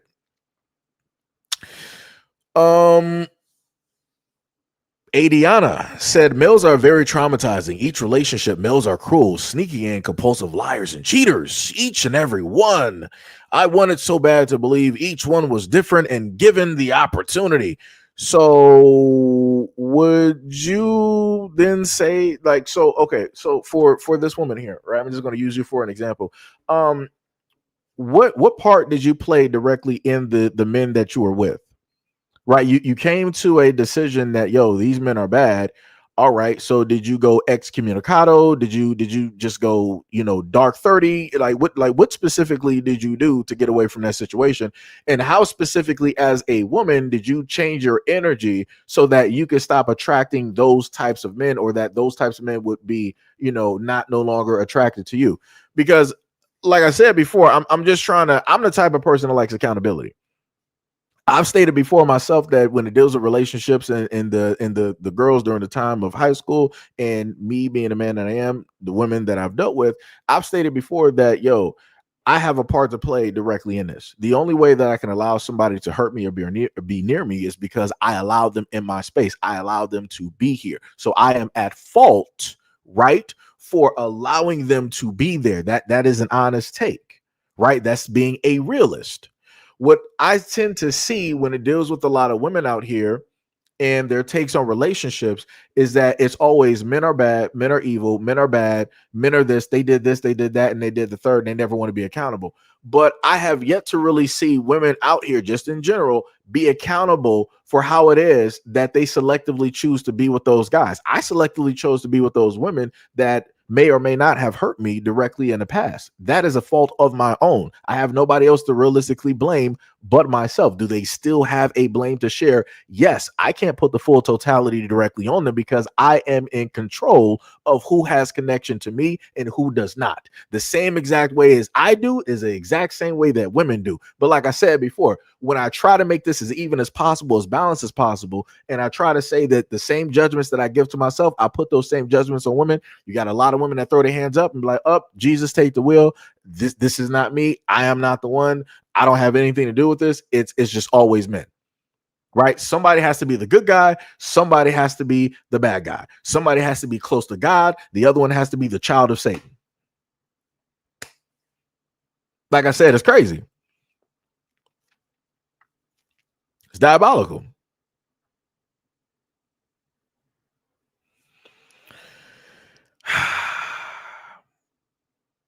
Like I said, I don't know. It gets to the point where I feel like at times that you got women out here, in order to have something to complain about, they selectively pick and choose the worst types of guys that they know that are not beneficial for them, just so that they can be in the echo chamber with a lot of other women and have something to complain about, just so that they can be in that whole flock. They can be a comrade to somebody else. They can empathize and sympathize on something. And that's crazy to me. That's diabolical. That's like me deciding that, I want to dip and dive directly into alcoholism and drugs because I want to sympathize and be next to like everybody else that's addicts. Nah, I don't need to sit up there and do that. Let me just be by myself and not have those experiences. Like, I don't need to be with everybody. But you can't tell a lot of people that. And like I said before, you got a lot of people that don't know how to, specifically be alone. It's crazy. But let's continue. While complaining about the parts that don't fucking benefit you. Men will sit here and fix their lips to say, there's no such thing as unconditional love. But when you have men in your family, when you have men in your circle, when they don't meet the conditions of masculinity, you fucking shame them. You ostracize them. You outcast them. Y'all don't even know how to show unconditional love to the men that fucking surround you. Constantly trying to patrol what makes a man masculine, what he should be doing and what he shouldn't be doing. Having a showboat and lie and talk shit and joke, quote unquote, with one another. Having all these conditions being met on what you can and cannot do. You're upholding the fucking patriarchy because it benefits you, and you want to get mad over the 2% of the time that you're not fucking benefited. Unconditional love does not exist. People are not out here liking men for who they are because y'all never show up as who you are, because y'all understand that showing up as who you are, no one fucking wants you. It starts from there. Men understand that at their root core, no one fucking wants them. No one wants to deal with them. They are invisible to everybody. So again, let me just go back to what I said before. Why not just be with women? You're basically saying that men have no purpose, men are worthless. It's like men are invisible to you. So why even keep bringing up men or even having a conversation? Why keep spending time and energy, wasting time and energy, to put in a better frame? It's like, this don't even make any type of sense. It's like everything that she is saying to me at this moment in time now just reads lesbian. It just 100% now just 100% reads lesbian. And I'm like, dog, just say that you're a lesbian. Just say that you love women and you just want to be specifically with women. I would say the exact same thing if I ever have videos of a guy doing this exact same thing. Like, buddy, you're gay. It's okay. It is a-okay. Have your go out there and shine in your lavender, be as proud as you need to sit up there and be. But this ain't it. Like I said, just like the same thing with her. This ain't it. It's like you got all of this frustration and this anger. Like, yo, go find you a woman. Go find you. There's a lot of strong women directly about here. A lot of strong women direct. And just like you said before, how you're open to different clientele of other races, I'm pretty sure you should be just as open when it deals with dating other women directly out here. There are fields of women out here that I'm pretty sure that would love to be directly with you, either working out or not working out. But the only thing I'm going to sit up there and say is you better be looking at the same way that you can try to read off some stats here and all this other type of stuff. You better, be, just ensnared in those stats when it deals with DV cases amongst women, lesbians, because I done covered that before. I done covered all of those stats. It didn't matter if it was somebody in the trans community. It doesn't matter if it was just a lesbian relationship. It doesn't matter if it was two men. I covered all of those stats from bisexual, trans, gay, lesbian, whatever. I done covered all of those stats, so she better be aware of those stats, just like I'm aware of those stats. But I promise you, she's not, because again, it doesn't really have anything to do with men. Even though she said men are invisible, she got quite a few videos up there talking about men. That's crazy. Air is invisible. I can't see air. Right? So it's like it's not even really a thought on my mind, right?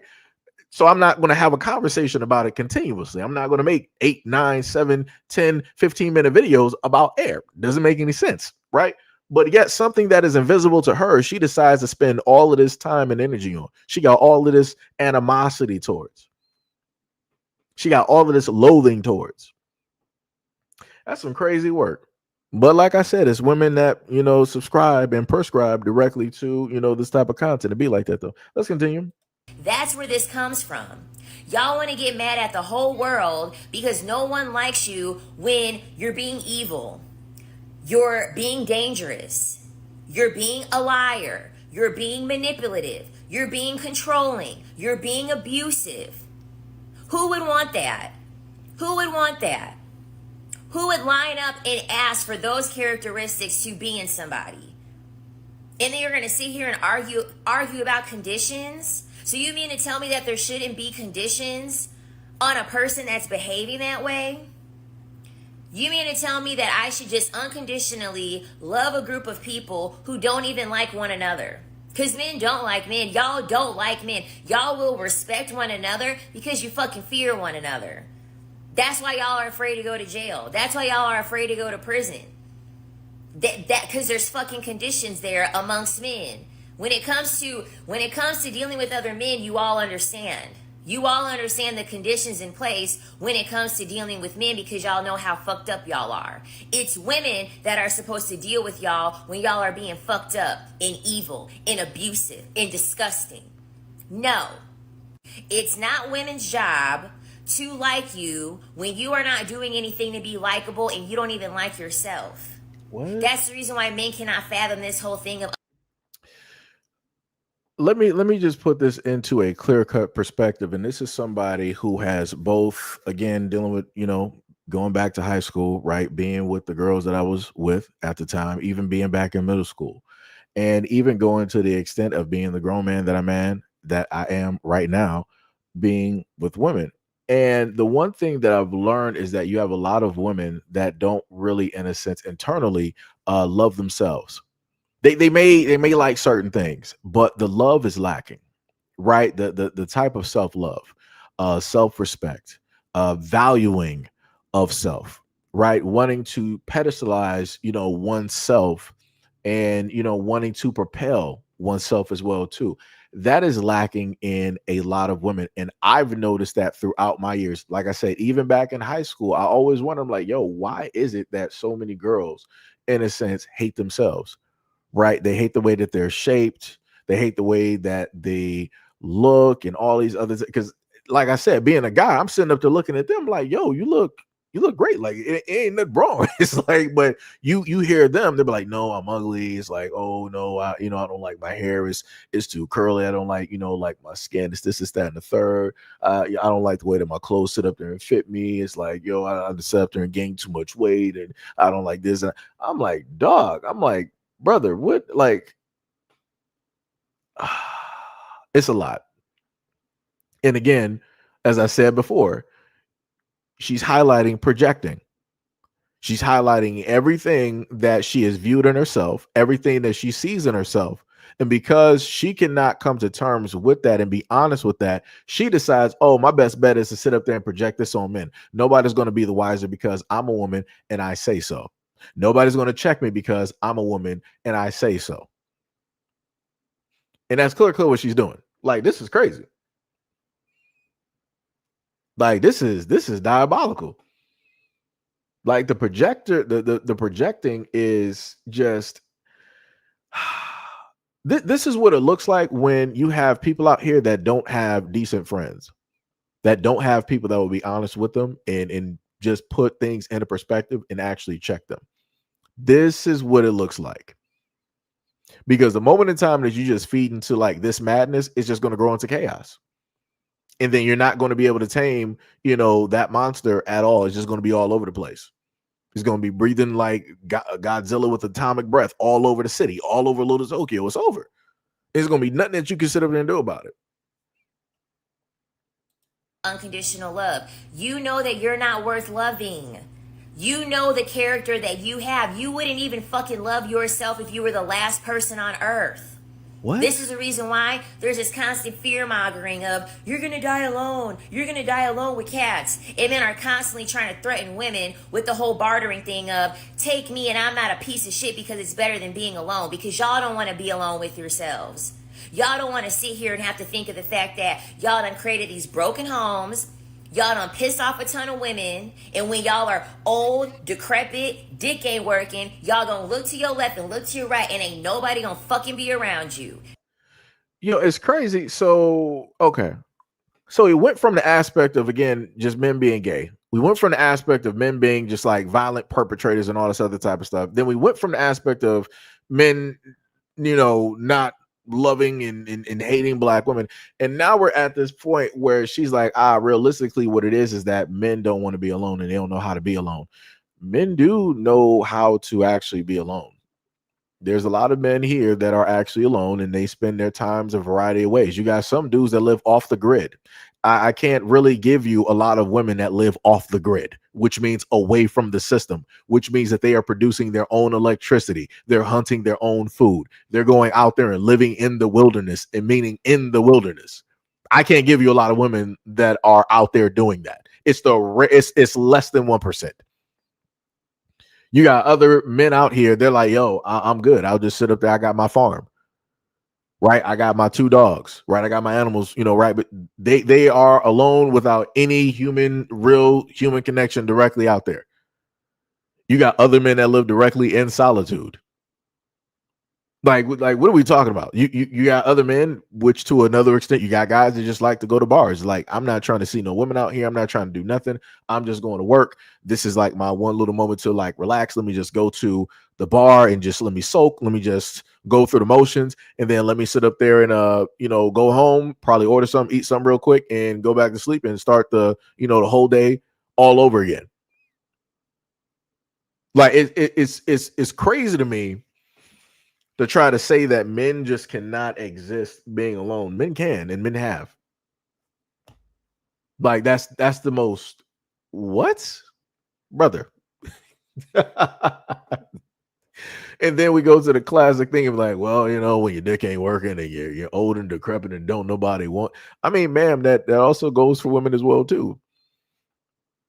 The same thing. Flowers do wilt, ma'am. Flowers do wilt. It happens. But you're making it seem like, as you get older, that automatically, men are just going to be out there trying to, really knock on your door, really going to be trying to, hunt you down and all this other. Nah, no. It'd be like there's a lot of women out here that are by themselves, that are alone. And you got women out here who are actually honest, and they're like, yo, I actually want a companion. I want somebody to be with. I don't want to sit up there and be by myself alone. I don't want to cook by myself.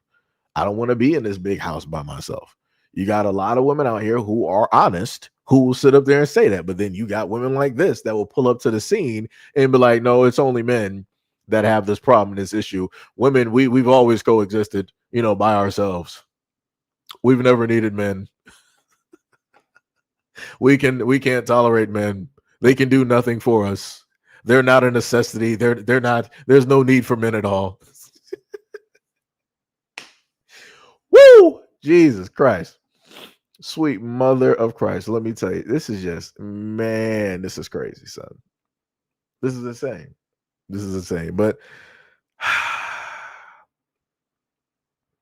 Third Eye said, to your point, I call it, have a good day. And if I don't speak to black women in my area, most are abrasive and crazy. Jay said, is she a tether? I don't know. The main thing that I've told people before is that at this point, it don't even matter. It don't even matter at this moment in time, because in a lot of extents, you got Africans that don't even know the difference between their people and Black Americans, which is crazy to me. I thought that people would be able to see and tell the difference of their people, but I guess obviously not. But again, we're at the point in time where people have allowed, integration, within the Black community, to an extent of which that, pretty much everything is mixed up. So it's like, and this is why I said before, it's got, for me at least, I can only speak for myself. For me, it's gotten to the point where it's like, it really don't even matter at this point. It don't matter if she's a tether or not, because there are other videos that I've put up directly out there that you can clearly see who it is. They'll tell you who it is, and they'll still be talking the exact same points that you hear right here, by way of this woman. So it's like, I don't know. Some crazy work. Oh, you said crash, not crazy. Okay, I got you. I mean, for me, it read as crazy, Oh man. Let me see. Lone Wolf said, "I'm not afraid to go to prison. I just don't want to go to prison because I like my limited freedom." That's bars. That is bars. But let's continue. It's only a little bit left. That's where this shit comes from, and I'm so tired of it. Men do not deserve unconditional love. Start putting conditions on yourself. Start putting conditions on the other men around you, and start holding yourself accountable to be someone likable enough where conditions won't fucking be required. And I want to note that, and again, not all women who work in this industry are like this. This is just the loudest one. Again, she's coming from the perspective of that she was working and being an SW worker for a long time. So she's run into a variety of men directly out there, and 9 times out of 10, it's the wrong types of men. So again, all of that was within her control because she decided to go into a certain type of line of work. And I've heard women say before that you would never want to, the worst way to learn about men is by way of strip clubs, because you're not going to see the best of the best men there. You're going to see everything else. So again, her perspective on men is skewed. But when other women out there who subscribe and prescribe to her content and what it is that she's saying, they're not going to look at that. They're not going to encompass that and be like, yo, okay, well, her perspective is just coming from this little circle, right? These are the circle of men that she specifically knows, that she's dated, that she has seen, that she's experienced, right? But then there's whole, loads of other men directly out there that she has never had the time of day with, that those men don't even know that she exists and all this other type of stuff, and rah, rah, rah, and, all that other type of good stuff. But, like I said, a lot of this stuff goes unchecked. A lot of the stuff goes unchecked, and it'll be women like this that will hand down what they consider to be information and logic, and they'll hand this to younger girls, right? They'll give this to the girls in high school, and this is why I've given you guys videos before where I've shown people's daughters out here talking crazy to these young dudes, talking about like, oh, he got to sit up there and spend some money, $500. And I'm like, dog, you 15. What you talking about? Why would a young man who is the same age need to sit up there and spend $500 on you? Who are you, man? What are we talking about at this moment in time? $500 on what? $500 on what? You have no expenses in life. You have no kids. You have no expenses. You live directly at home, and chances are, as a 15-year-old girl, you probably don't even got a job right now. You going to and from school by way of either Uber or your parents or another family member or a friend. But you want another boy who is the same age as you to drop $500 on you when you can't even do that for yourself. Come on, dog. Come on. Like, that's crazy to me. That is diabolical. Jesus Christ. Sham said, LOL, sorry. Got the Halloween music going in my house, getting ready for trick-or-treaters today. Lone Wolf says she must have gone through a lot of bad relationships to have this kind of energy. And that's what I'd be talking about. Like, yo, you got a lot of women out here who don't even have just one consistent relationship. And I'm talking about like a relationship that lasts for years. You got a lot of women out here that's like their longest relationship was probably like 2 or 3 months, maybe at max 5. I'm like, dog, that's problematic. I'm like, you can't hold a relationship for like a full 365 days of the year. That says a lot. That's problematic. Either it's you or it's the selection of men that you accept, or it's both. It's either A, B, or C. And for me, I like to be as even as possible. I like to put my money on both spots. We're putting it both on red and we're putting it on black. So either which way, I'm still going to win. I'm still going to be right. Like I said, that's crazy. That is diabolical. That is diabolical, man. Lord have mercy.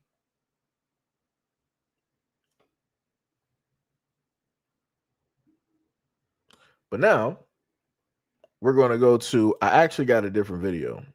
And this is before we get to the Prime video, there's let me see, is this that's not the video. Let me just get this real quick. If I can find it.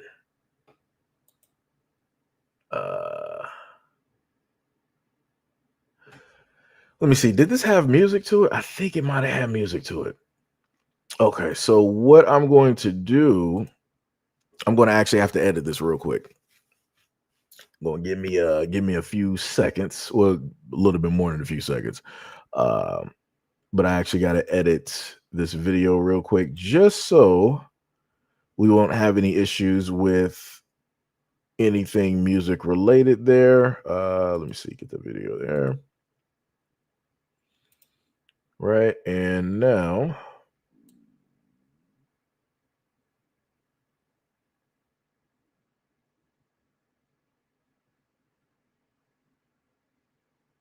okay, there we go. So we're going to cut that right there. Delete that part there. Funniest thing is, if I actually had the computer set up, I would just show y'all what I was doing. Because sometimes I think stuff is a little bit helpful to, just in case you got other people directly out here that's doing some, some stuff with, social media and things of that nature. I'm probably going to slim that down and freeze the image just so y'all know what the context of the conversation is. But this the conversation that you're going to hear is going to delve directly into, in a sense, what you were able to hear with that woman, and also some previous videos that I brought directly to you guys as well. And the main thing that I've stated before is that the mentality of some folks out there is, quite dangerous.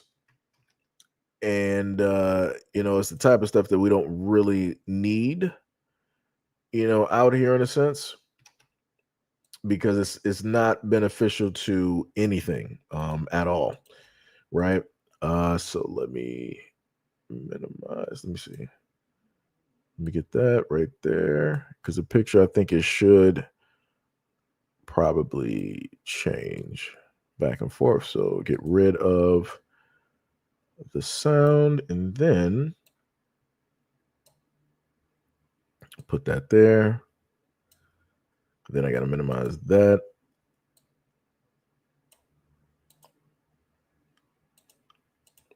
Let me see. I think I might have to make that a little bit smaller for you guys. I don't think the picture really matters, but I just want some up there. Just, some up there. All right, there we go.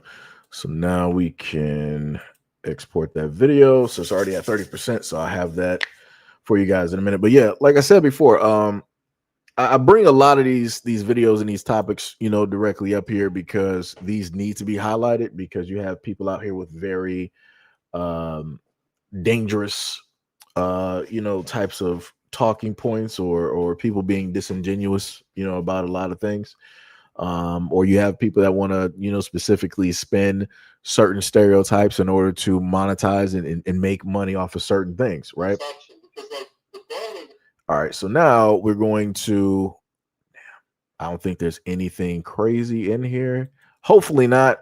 But let me just preface this by saying, before I throw the video up here, that at no point in time do I, SEIJIHITO, agree with any of the statements that are being made at this moment in time, and I am 1000% against any type of violence or any insinuation of violence or harm towards another individual.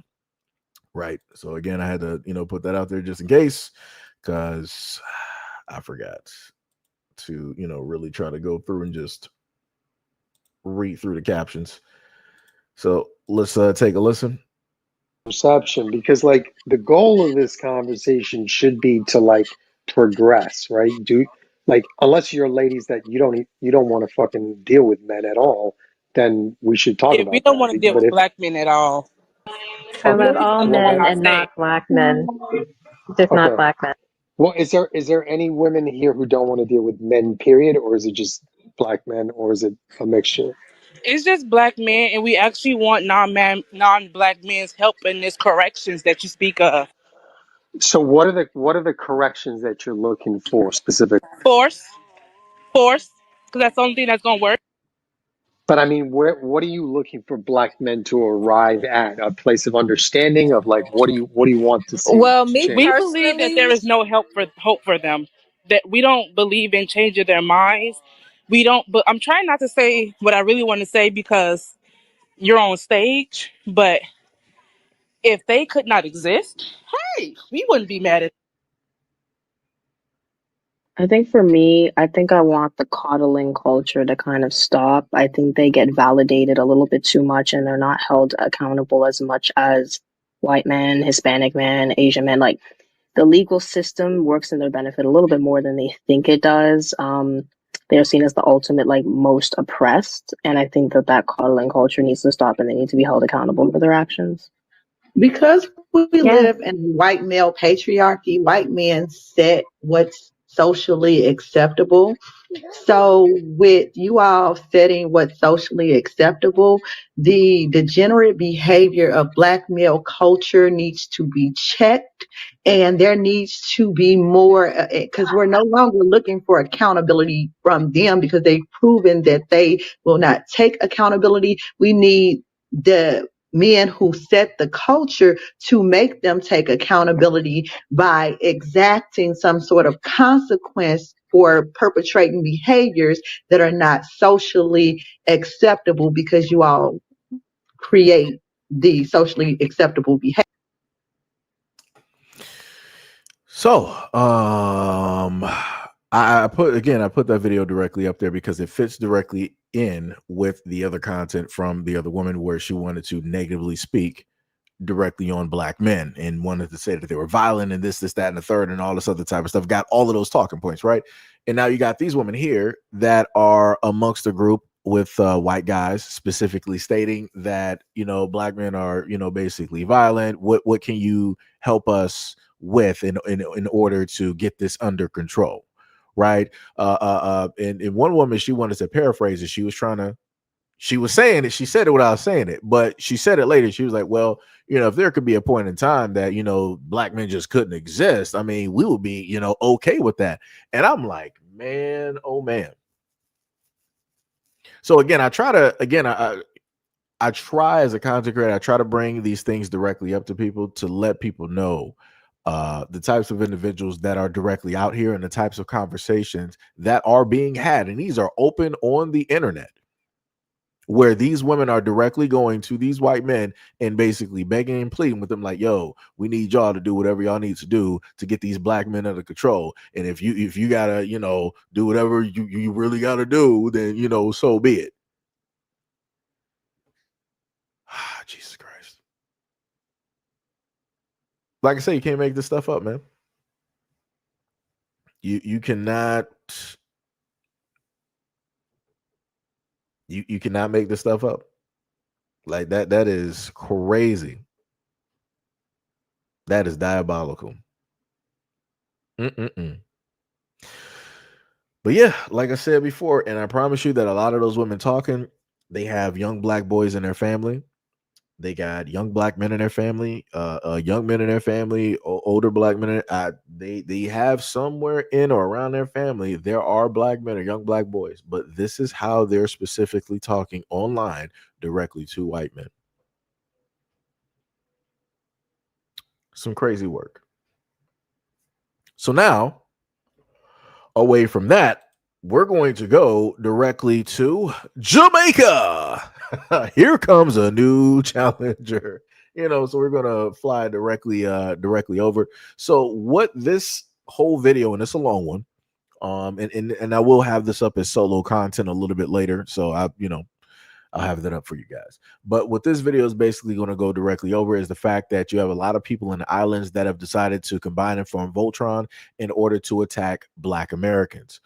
Because there was a video or videos directly out there where it showcased a Black American or two, supposedly, deciding that they wanted to, rah directly about what's going on, and the whole thing with the hurricane, and people should be reimbursed, and you should be really giving. Right, we're going to go over that whole thing, and there's going to be more information directly dealing with that a little bit later. But I just want to showcase the fact how you got a lot of these folks directly out there that want to come out of the woodworks whenever it is that they could potentially think that they could say something negative about Black Americans. They will show directly up to the forefront and be loud and proud and also wrong.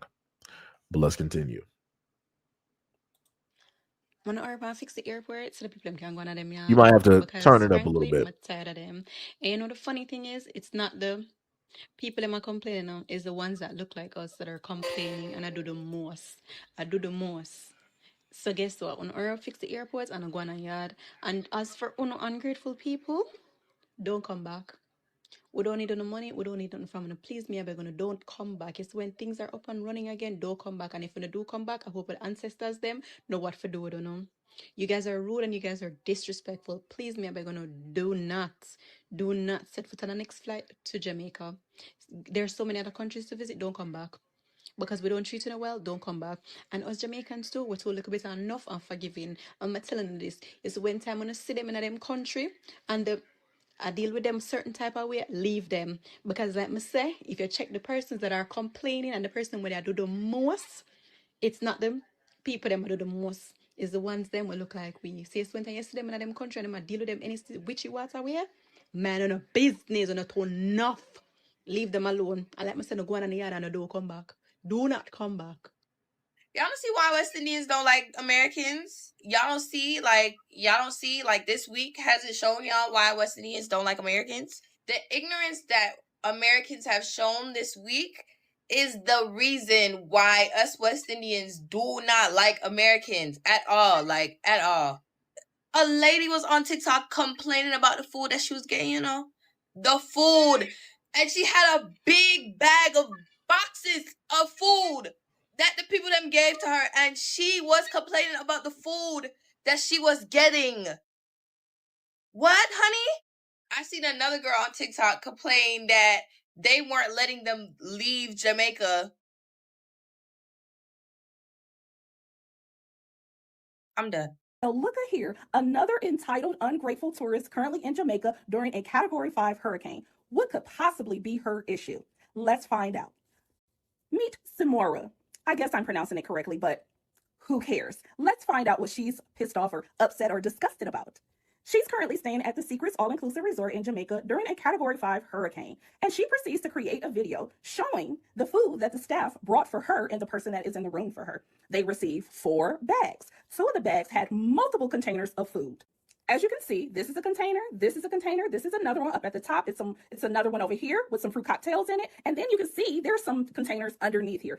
What could possibly be the problem? It looks like she's being fed along with the other guests in the room with her. But what could be the problem? Let's take a look at what's inside these containers. So she proceeds to show us this container. It looks like some potatoes, some carrots, and some cucumbers. I don't see a problem here. It's a Category 5 hurricane. What are you expecting? Caviar, steak, sushi, a crab boil? Thank you for bringing this to me. I'm grateful I have some substance. Yeah, but let's continue to look into the containers. Do you see anything wrong with this food? Let me know. But let's keep going. Look at here. We have crackers, cheese, a variety of cheese, 2 bread rolls, some lettuce, and a variety of meats. I don't know about you, but I love me some charcuterie. Definitely can make a sandwich, nibble. Substance. It's a Category 5 hurricane. Thank you. I'm grateful. It's something to have on my stomach to sustain me. But what is the problem? Why is she disgusted? Why is she complaining? Let's keep going. Well, what do we have here? Breakfast. Eggs, bacon, 2 hash browns, and it looks like some either vegetables or salsa over there. pretty good breakfast during a Category 5 hurricane where there's possibly no electricity, no gas, or anything to really prepare a smorgasbord, a variety, a buffet of foods, but it's something to sustain you. So, what is the problem, Samora? To the tourists down in the resorts in Jamaica, why don't Oripan go on a blood clot yard? Every minute, Mr. One, I want to make a video complain. Oh, they don't give us food. They don't ask us if we're okay. You guys knew Melissa was coming. When we couldn't saw blood clot torment, you don't feel like the world revolve around Uno? Because it doesn't work like that. It work as them dog in their resort, them have family, you know. Them want to keep for themselves safe too, you know. Who is Uno? At this time, not blood clot customer right because me don't have a job. Me don't go in my yard. You feel like they have mother and picnic and family and everything where they want to go back down to. Who is Uno? When couldn't even go on home, I don't hear Melissa come. But no, Uno choose to stay. No, no make video complain about this and complain about that. Uno rep and go on a bomber clock yard, man. Go on a yard with the CNN, man. Them and Fox News, man. Them Uno rep and blood clot go on. Because Uno decide say, yeah, we are stay same way. Wanna feel like it work at them not have family and them want to go back down. Some of them not even have house now. You know, so hurricane mash up down a yard. Who the f is Uno? Wanna feel like the world revolve round Uno? Move on a dirty blood clot and hurry up and go home. Hurry up and go on. Uno come go up, man. Uno come blood clot go up. Who is Uno? Like what the f? Listen to me, man. Listen, don't let me come back. Don't let me come back. Understand? Alright, you guys take care now. Bye. Having next big back bumbo while I can talk about, oh, we got granola bars for breakfast. And that you finyam. You look like my blood clot 17-inch TV. Eh? What you want? A steak you want for breakfast, girl? You know, say people them are going if they get something for yam no, I could understand. But we realize yeah, views you want, eh? And so you record that so you get beaten. Move your big back bumbo while and go from yourself. Move, cause you know say stamina come from a blood clot yard. Eh? Your big no sweet pussy hole you. Come and complain about your food. Look what we get for breakfast. What you do you want, girl? What do you want? Category 5 hurricane and lick down a yard. Eh? Remember say we just want to look at that panima pussy. What you do you want? Move your big crave of blood clot and lift up from yourself. Oh, that me I tell you now. No, what you doing you come for you know, girl. Cause we rub you out, you know, any day in the world, we rub you. We not come go home. Eh? What Melissa ain't galang with all you? Eh? Melissa should lift you up and galang with all you know, girl. Hey, girl, know what you do, man. Know what you do. That me I make you know. Big back bumper hole. And what that blood clot 17-inch TV screen? Hey, girl, go in now. That me I make you know. Anyways, me I can go about my business now. Take care. Bye. Let me be real. I'm not gonna act like I understood 99.9% of what it is that the woman said. I just know that she was, in a sense, referring to the woman as quote unquote, you know, supposedly Black American, that was complaining directly at the resort, and she wanted to call her a big back. And I'm a little bit confused because I'm like, ma'am, you know what? I'm not even. I'm. You know, let me just continue. She got it. Hi. This is not to all African Americans, as I have a whole bunch of African American friends who are cultured, who are educated, who are just simply kind, who has empathy. This is not for you. I'm speaking to the ones who are not in fact cultured, the ones that are like kind of new money, right? The ones that don't know how to read the room, y'all. Can y'all stop coming to our country? Just stop. Like, we know, because we've been watching it our whole lives, we know that your own government don't like Black Americans. We know that unless you are very wealthy in that country, that they don't care about you guys. That at best you're living in a very okay situation. If you're middle class, you still got poor cousins and poor aunties and poor uncles, right? So I hate to see when y'all get your little monies, whether you affirmed it, you put on your credit card, or you went into some new money. I hate to see y'all come to what you consider third world countries and try to flex on locals. I hate to see it. What are you guys doing? You know how the saying is all skin folk and kin folk? That's how you guys act. You know, regardless of the propaganda that you may see, the world, the black diaspora, we hate to see how your government treats you. We hate the history of slavery in America. We think it's the absolute worst, right? And we see you guys as kin because we're all an extension of each other. But it's really interesting. This been happening for a minute. When y'all come to places like Jamaica and go to the hotels, you treat the workers like there are some subordinates to you. You actually treat them how white people treat you in America. Yeah, I said it. It's like you can't wait to get back into that role of power. The power struggle is sickening because at best y'all living in a very okay neighborhood. By the behavior of a lot of you guys, I know exactly what your situation is. You're not well read, you're not educated, you don't know time and place, yet you go to these places and you're so rude. So we're experiencing a category 5 hurricane. I mean, if this was happening anywhere in the world, it's a big deal. But it's happening right there. And the people working there don't get to go home to their children, to their wives, to their husbands. They have to be there to tend to you. They're scared. They have to hold it together for you. And you would think, as kinfolk, right, that you would say, you want to know what? This sucks. But, you know, sis over here has a family. She's trying. He's trying. Let's just try and, like, get through this together. No. You chicks are on here complaining that you're getting pastries for breakfast,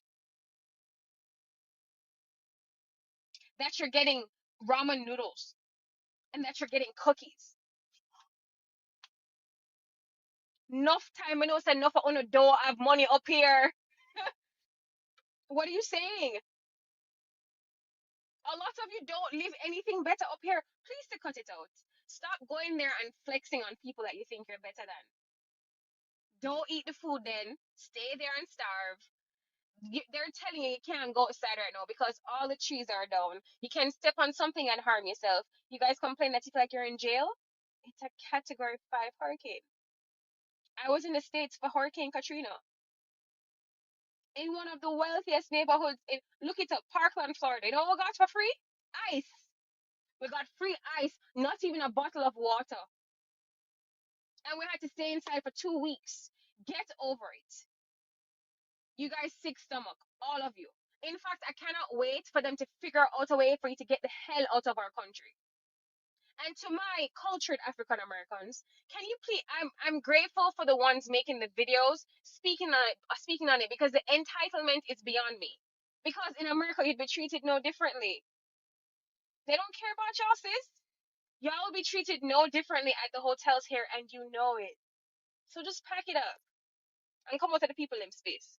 This message is for all the Americans that are in Jamaica right now on vacation, that are making all the whining videos complaining, oh, I missed my flight, this, that, and the third. I saw this one girl saying, oh, there is no panic. I just want to take this moment to apologize to you all. I'm sorry that you guys have never experienced something like this, but Jamaica is facing one of the worst hurricanes in history. And as a Jamaican, seeing you guys on my timeline whining about stupid stuff just irritates me so bad. Because I'm trying to see the locals. I'm trying to see what's going on in the country. And every other video is one of y'all complaining, whining about something. And if you had done your research, you would know that this time of the year in Jamaica, it's hurricane season. And that is why the tickets are so cheap. So please to be a little bit considerate. Because you see, when you leave and come back to your life, people's lives will be in shambles in Jamaica. People will lose their life. People are going to lose everything they own, everything they got. So every time I see y'all whining and complaining, it really irritates me, bro. Because it shows that you guys are being insensitive. Come on, be considerate. Big back some more. So, um, there's a lot of things that I've gone over on this platform dealing with Jamaica. Everything dealing with the beaches and dealing with airports and, different things.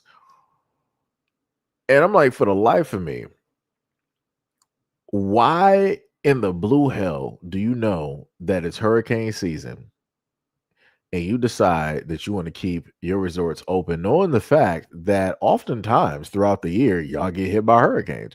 Why not? And I'm talking about a straight shot. It's not like the hurricane is missing you. You get directly hit, like Florida be getting hit. Why would you have your area is open for vacationers if you know that this is the case. That doesn't seem too wise to me. Now, I do understand that Jamaica makes a lot of its money, so to say, directly off of tourism. So you would need to keep everything, the doors open for tourism so that you can keep everything running because you have a lot of people dependent on that tourism. Everything is pretty much linked to that tourism. Other than that, people don't really have anything coming directly in. So it's like, I get it, but the smartest option would be like, hey, we're just going to take this hit real quick and we're going to open back up when everything is completely fine and dandy. But maybe that's just me though. But let's continue. And this is another person deciding to call people big backs. I do. I'm not even gonna do it. I'm not gonna do it. Noel, don't come back to Jamaica. Jamaica don't want to see you. The first flight I left Jamaica. Hold on, a question real quick. Why is it that it's weird to me because I done seen quite a few women on social media who say that they're Jamaican and they're light as rice. I'm like, how does that work? I'm like, that is a hot climate. That is a very tropical, type of place, which means if it's tropical, it's humid, that means the sun is beaming and all of those things, right? How is it possible that people are really that light? I'm just because I covered a video before earlier, in my earlier years of doing platforms, about skin bleaching in Jamaica and skin bleaching in Africa. I've touched on those topics before, but I'm like, you do realize that you're supposed to have melanin for a reason. You're not supposed to erase that away because you think that being light or anything close to white is, the more beautiful or the best thing to specifically do for you. The universe, the sun is going to tell you a vastly different story. The sun is going to be beating you down. Like you're going to have to walk outside with sleeves on.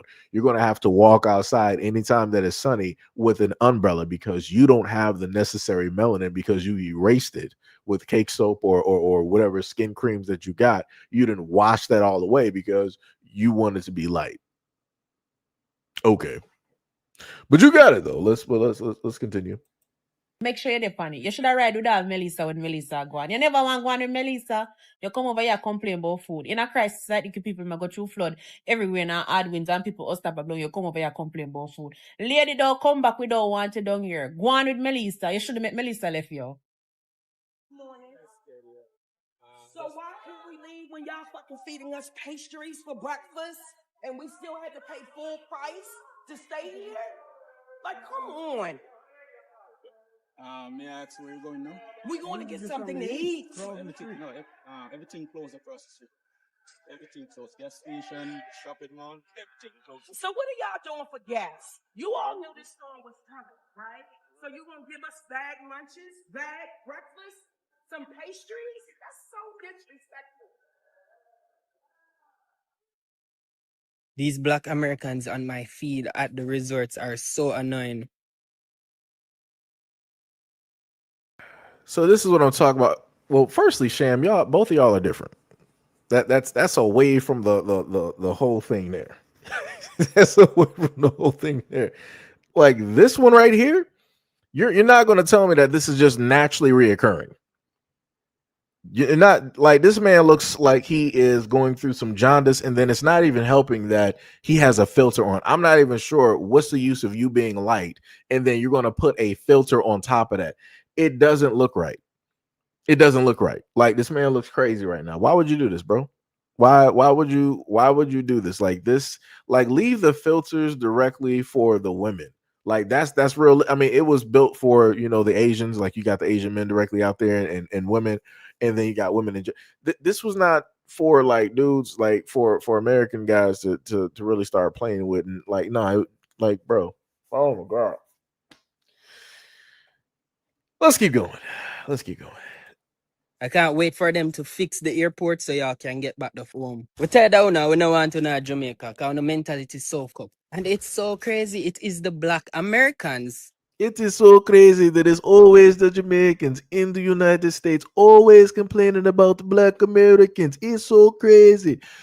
Just imagine if I decided as a black American that I was going to be like, yo, I can't wait for everything to get straight so that Trump can deport all of these Jamaicans back to Jamaica. You understand how crazy that would sound? I mean, I would have reasons to say it, but do you understand how crazy that sounds? Like, I don't even realistically say anything like that unless somebody start talking sideways crazy out of their mouth about Black Americans while being in the United States. Now, hopefully he's in Jamaica while he's sitting up there looking and talking like this. Hopefully he's in Jamaica, because if he's in the United States, some people need to be called real quick. There's some 1-800 numbers. Somebody need to call them real quick. But other than that, it's crazy to me when I happen to see, especially like, let's say, like places like New York, where there's a lot of folks from, elsewhere, that decide to reside there, and they want to speak real greasy about Black Americans. I'm like, you can go home. I'm like, we know where you came from. We know where you live. We know where your people are from. You can go directly right back there. Hell, we might even put together some money so that we can pack you up and send you directly on your way. You don't even got to gather the money yourself. We will do it for you.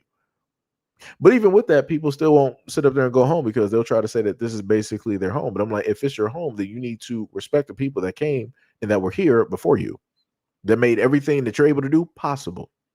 But yeah, people still can't even do that. Well, let's continue. You know, the one them we think could understand we more and be more nicer to we. And them are the couple one, and them are in trouble. Let me make this very clear for y'all. As a former resort worker, regular we want to tell you to go suck on the mother. I'm not care what watch and not understand. Yeah, man, a regular we want to tell you to go suck on the mother. Because on attitude just cup. Hurricane Melissa has been a warning long before it reached. Y'all knew this shit was coming. Y'all came and find everything to complain about and come on the internet with it. Y'all need to get the back home. We don't give a food choose not to come back to Jamaica. Keep on the bumbuckler money and go on elsewhere with enough attitude. Yeah, I see this big fat sour one named Simora or whatever the f*** name. Go home. Let me have the picture, Hungry Belly Girl. See Hungry Belly Girl. Yeah, man. No top complain. I resort them for food and five. She wants a 5-star service during the hurricane. That is a category 5. So you're a princess. I see it. One your bumbo yeah. Hotel, all-inclusive resort. Okay. This is a lunch box that they gave us. This has. You know, what is this? Let me get this straight. Jamaica is facing a catastrophic hurricane, and this is what you're complaining about? Look how many boxes you got in that bag, and all of them had food. Considering the situation, you're complaining about the types of food that you got to eat? What is that? Okay, thank you. This is breakfast.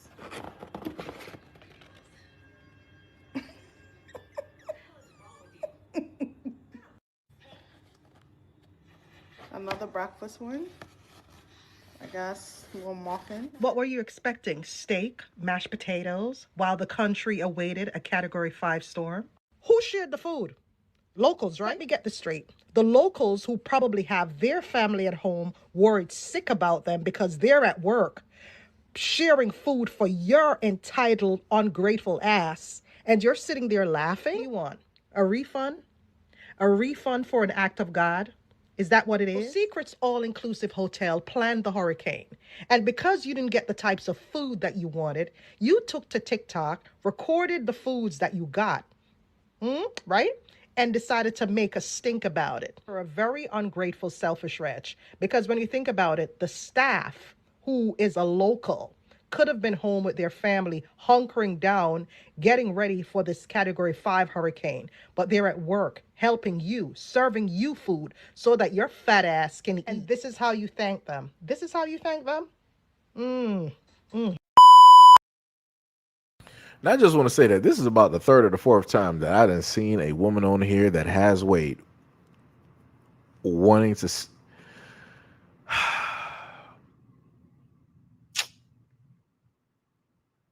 You know what? I'm doing very good today. I'm doing very good today. I'm doing very good. Doing very good. I'm not gonna do it. Not gonna do it. Not gonna do it. We're gonna continue on though. These Black Americans. So what's going to happen now is that beyond the videos that you were able to see where you got, some islanders directly out there wanting to complain about Black Americans, now we're going to start to see something a little bit different because we got some more information that the islanders decided that they either didn't want to put out or didn't care enough about to actually put the truth out there. So we're going to take a look at that real quick. On my feed at the resorts are so annoying. I can't wait. Okay, so she was from the Caribbean. She's from Bermuda. She's not from here. So please take that to Bermuda and not us, please. So let me just freeze it right there. That does not look like a Black American name. I've never seen a Black American woman with a name like that. Let me just make that very clear to everybody here. I have never in my life seen a Black American name like that. And even on her bio, it says Bermuda. But yet, for whatever fucking reason, all of these people, especially the Jamaicans, decided that they all wanted to formulate Voltron with everybody else and start really getting on Black Americans. This is why we don't like you. This is why we don't want you here. I can't wait until the airports to get fixed so you can sit up there and go right back. We don't need you here. Keep your money. Never vacation here. Rah, rah, rah, rah, rah. This is one of your own. That's in the same waters.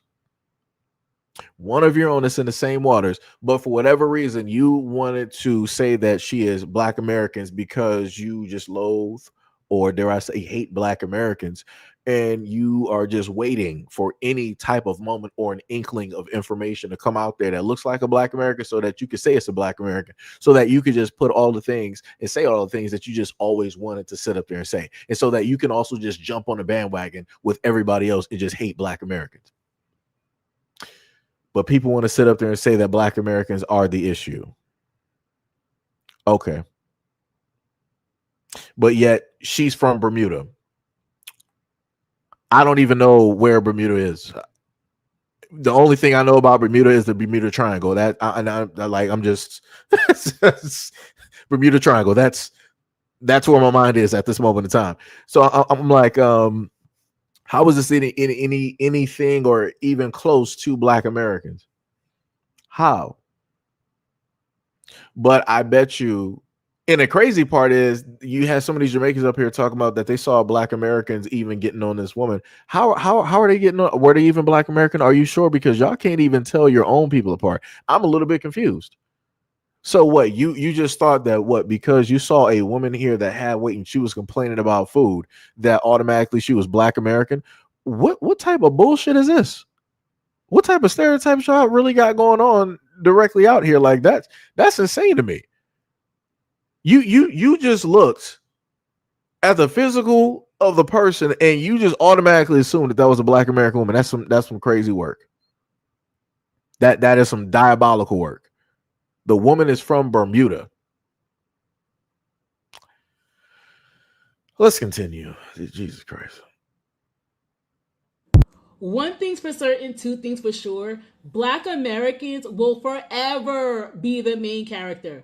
Facts. And so many people wake up in the morning just waiting to be a hater to Black Americans, right? So I see the whole video about the lady who's in Jamaica in a category 5, and she's upset with the workers or whatever because the food that they give her in the middle of a fucking hurricane. Like, nobody gives a fuck about that food, lady. They're in the middle of a storm. But this is not what we're here to talk about, right?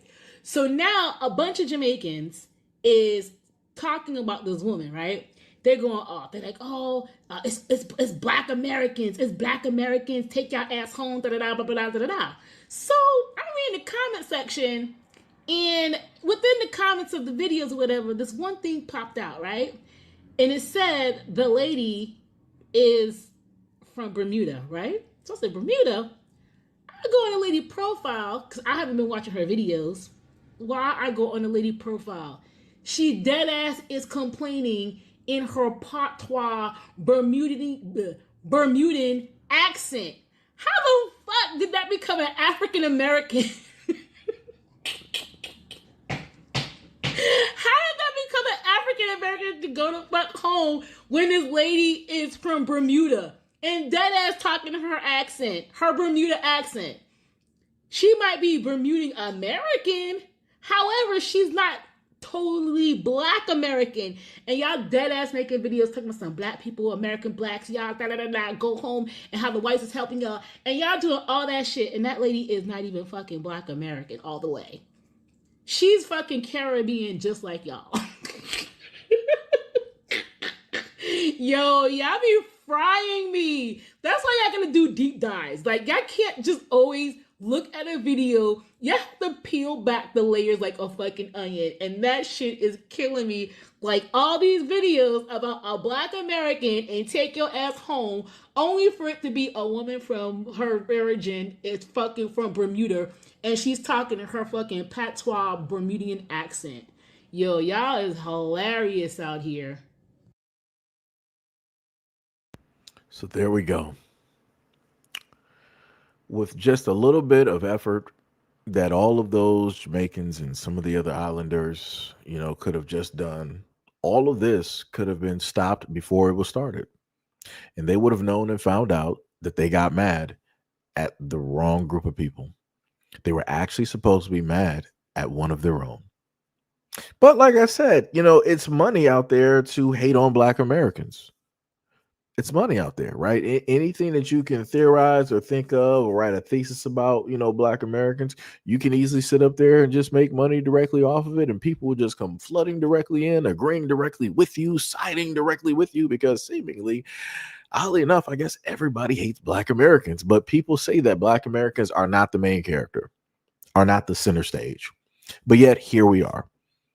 And again, with the proof of at least that 18-minute video, it showcased the variety of people wanting to always have something negative and just couldn't wait to say something negative about Black Americans without them doing just a little bit of research before they decided to open up their stupid mouths.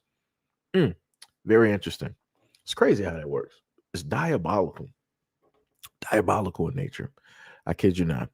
Mm, mm, mm. And like I said, I've never been to Jamaica. And at one moment in time, I was like, you know what, I may want to sit up there and, and go there and this, that, and the third. I'm like, you know what? Let me listen to these Jamaicans. Let me listen to the people of the land. They say that my money is no good there. They say that they don't want me there. They said it's a no, thank you. No problem. You got it. I will listen to the captain directly on that. This is one Black America you don't have to worry about ever having to come there, because I'm listening directly to the people. And if the people are saying it, then the people mean it, right? Those are the leaders directly out there. The loudest few represent the many, right? Or at least that's what they like to say and do when it deals with Black Americans, right? Like I said, I'm an equal opportunist, so the same exact things that Black Americans have to suffer and go directly through, I would like to share, all of that with the others, right? It'd be like that. It's crazy work out here. Diabolical. Mm, mm, mm. Diabolical.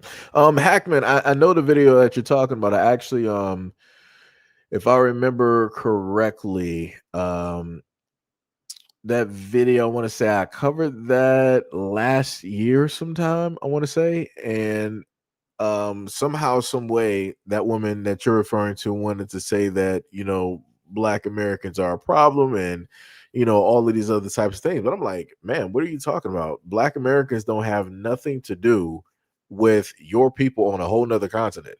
We don't have no type of movement over there, like nothing. We don't have no effect on your people. But like I said, somehow, some way, you got people out here that want to make, in order to make a point, in order to substantiate a point, or or whatnot, or whatever. It's like, oh, let me just throw Black Americans up there, and then everybody will believe me. Like I said, it don't matter where people live, as long as they sit up and say that Black Americans are a problem, and they sit up there and point to something, and they can try to correlate it. Bam, everybody's gonna love it. They're gonna believe it. They're gonna back it up. They're gonna support it. It's the craziest thing. It is the craziest thing. Diabolical in nature. Mm, mm, mm. And people wonder why it is that you got a lot of Black Americans that are like, you know what, we're going to, in a sense, conserve our energy. We're going to step back away from the situation. And we're going to pretty much just like, circle the wagons. We're going to work on ourselves. We're going to try to, figure out our own thing. and we're going to just push our energy inward instead of outward, like we've always been doing, supporting other people, marching for other people, standing up for other people, trying to represent, other people that may not have the proper, representation and, and things of that nature. We're just going to step back from that and allow everybody else to deal with everybody else. And then with the moment in time that we do that, you got these people just like the Jamaicans and many others that want to say that, oh, well, Black Americans, you guys are xenophobic, you guys are racist, and you guys are the same as the white folks directly out here in a system that has been oppressing you. Now you're the oppressors. No, you're not going to try to get Black Americans to feel any type of sorriness for the decision of stepping back and stepping away from a lot of these situations due to the fact of the varieties of disrespect that we have been getting over these many months and years. You can all the way miss me with that BS. It's not working here. Like I said, I didn't have people call me everything, and it ain't going to sit up there and change nothing because I could care less. I'm like, I've heard worse. I'm like, to me, you're just like being nice to me. You're singing to me. Oh, you said I'm xenophobic? Oh, that sounds like, Beethoven's like, third symphony or whatnot. Like, it sounds great to me. It's music to my ears. Hey, I've heard worse. But it'd be like that. It'd be like that. Yo, Miss Yvette, what is up? What is up? What is up? Much love, respect, and appreciation. What is going on? So now, past all of the nonsense that you guys have been able to hear, we had another video because I was contemplating if I was going to do this one as a single formed, video or not. And I'm like, you know what? Since I got it, I might as well just sit up there and post it. So that's what I'm going to do.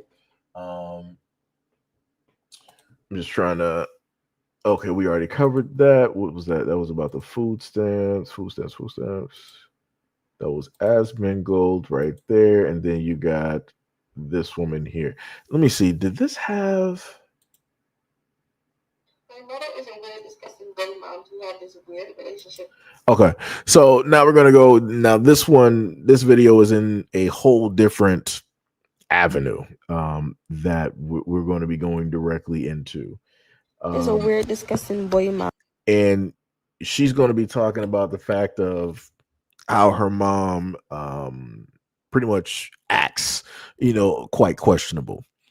And the things that she tends to, say and do and things of that nature. Now, I want to basically say before we get started, some of the things that she is going to state, I have seen women do and heard women do, where they would refer to their sons as daddy and stuff of that nature and all that other type of stuff. So just want to say that she's not lying when she's, talking about, the stuff that she's going to sit up there and mention, because I've, at least witnessed, some things. So let's get into it. My mother is a weird, disgusting boy mom who have this weird relationship with her 9-year-old son. She calls him daddy, of course. Whenever they're out, whenever they're with teachers, or she tells his friends, she'd be like, yeah, he's my daddy. That's his nickname. His nickname is daddy. Or like when they're at doctors, be like, come here, daddy, daddy this, daddy that. And she'd be telling him, like, you're my only man. Nobody else is my man. And he be beating her fucking ass, choking her. Like, he's strong as shit for his age. And he be just beating her ass. Be like, give me a fucking phone, bitch. Open your fucking phone, bitch.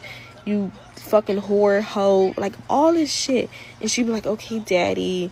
And, like, she don't say anything. She just laugh and giggle. She'd be like, okay, daddy.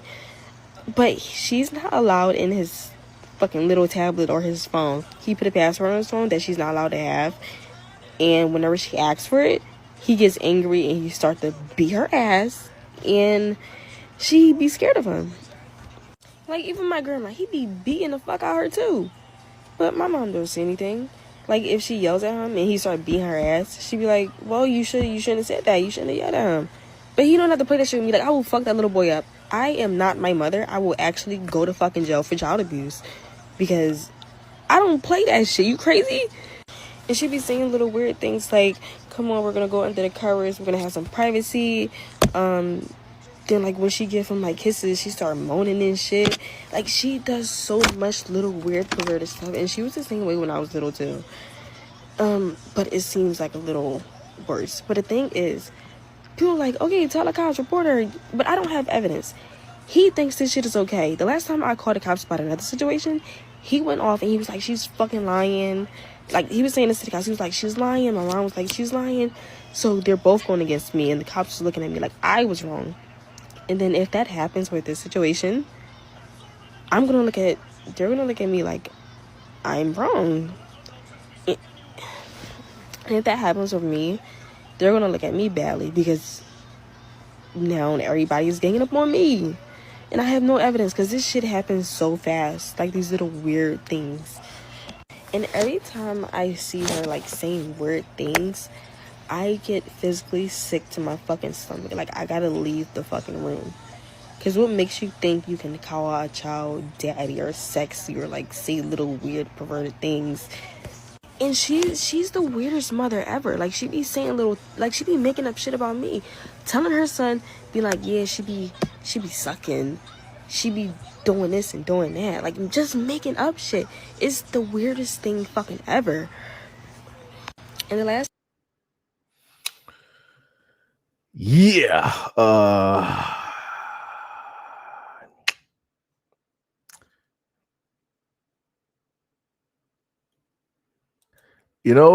Miss Carolyn James, I would, I would love to say there's a lot of times I watch videos and I'm like, you know what? I hope that this is AI. I hope that somebody just, generated this. It's a wireframe model and it's a green screen that, I go through a lot of things mentally. And then I come to a point in time that I have to realize that I've covered a lot of videos where it deals with people who are in the family, who specifically, target one way or another, the most vulnerable.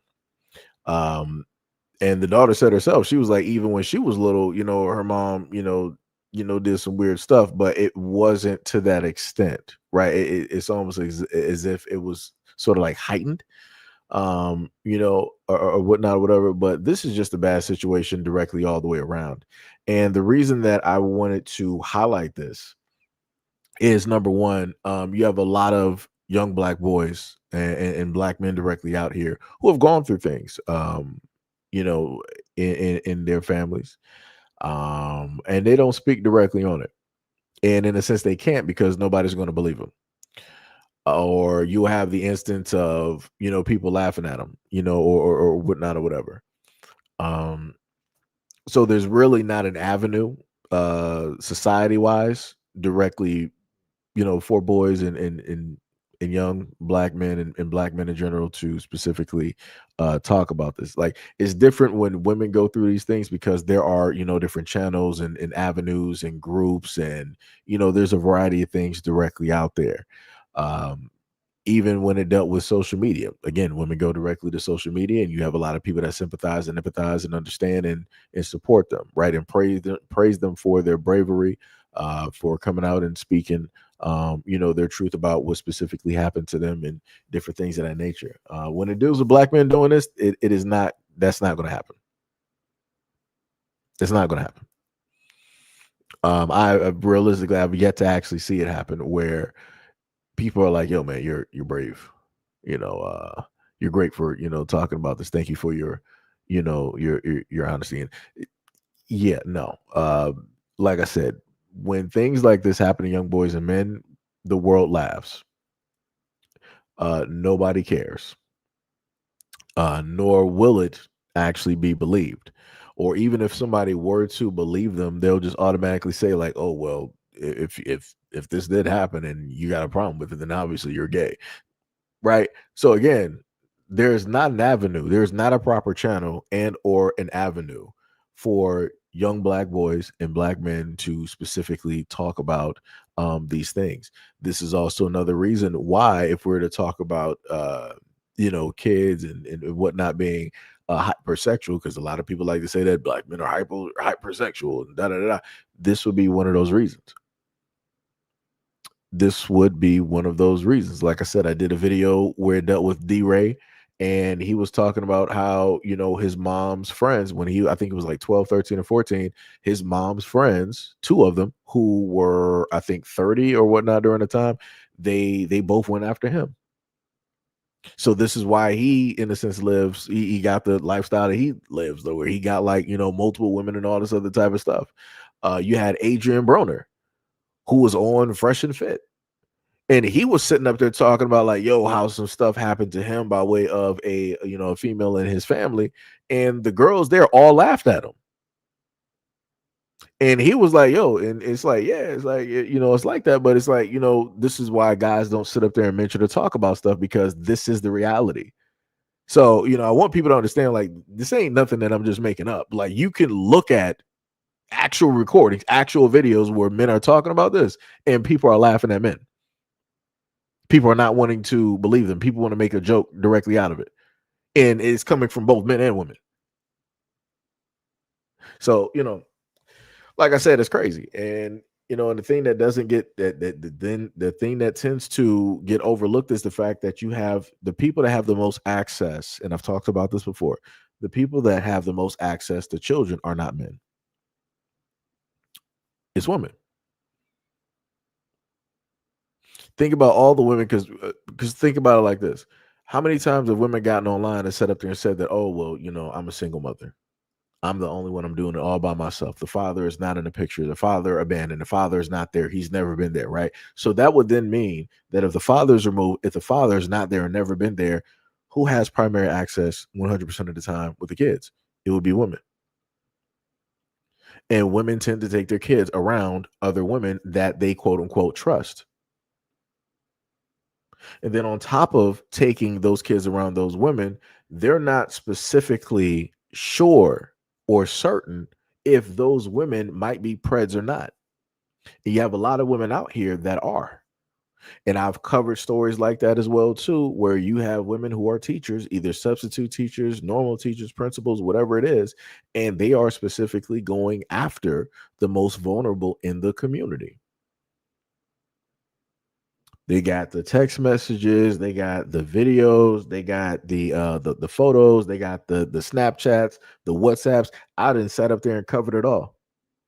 But like I said, and I'm gonna re-say it again, it doesn't matter how many times I cover any of those videos to put the information directly out there to let people know that this is happening on both sides. The only thing that people realistically care about is, what are the men doing? Those are the worst of the worst. Those are the most dangerous. It doesn't matter if women are still doing it. It just only solely matters, and it's only important if a man is doing it and is contributing to it. This is how you got stories like videos like this. This is how a lot of stuff is able to slip by. This is how you have a lot of black boys and black men in the black community that are hypersexualized because they are being targeted. And they can be targeted because they know that there is no proper channels and or avenue for them to go and speak out against this, and to potentially even go turn these people in. If it's the reverse and it deals with young black girls and women in the black community, guess what? There are black men there that be like, oh, who did what? No problem. Say less. You didn't mention us. You didn't even say it to us. We're about to go handle this real quick. And chances are very great that that person is going to get beat up to a pulp, and then the police are going to be called so that they can be thrown directly in jail, or that person is no longer going to be in existence at this moment in time. I've covered videos where people have done street justice to men like that in the community. But when it deals with the reverse, out of all of the videos that I've been able to do when it deals with this topic of young black boys, I only have one video of a group of black women or young black women who decided that they wanted to do some street justice to one of their friends who was a part of their group that they trusted. And because what ended up happening, I think the girl's brother was, I think, 14 or 16. And the friend, the female friend that was in a group, I think she was like 22, 20, somewhere in between like 22 to 24. And she decided that she wanted to do some things with one of the girl's brothers. And once word got out, the group of them got together and they started dog walking that girl directly out there in the street. And rightfully so. But like I said, that's the only time that I can sit up there and give you where it is that women are like, okay, we're about to handle this. That's the only time that I can give you. Any other time that women are found to be doing, any of these horrendous, type of things or whatnot or whatever, women ain't talking about no street justice. They ain't talking about trying to see somebody, or or doing taking the same actions that men sit up there and take, potentially getting now, because they decided to, in a sense, do something so that that child can feel like they've been, avenged or gotten some type of justice. Now they got to give over their freedom. They got to serve some jail or prison time. Like I said, I can't really give you stories like that because that's not something that really happens like that. It more so happens with men, taking those actions versus women taking those actions, even when they do know of these things taking place and happening. So, like I said, I try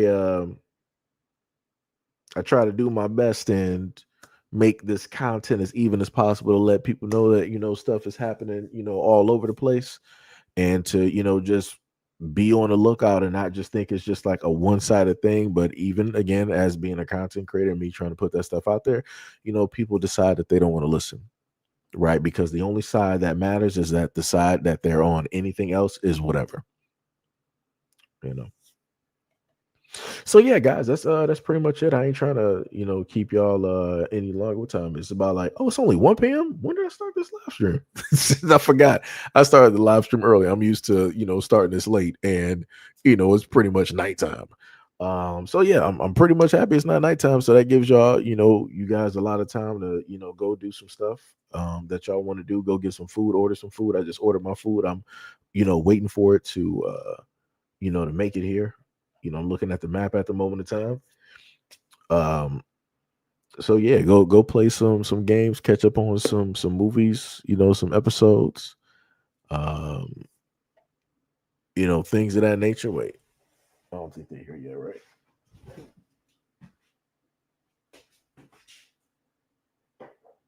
Yeah, no, they ain't here yet. So yeah, just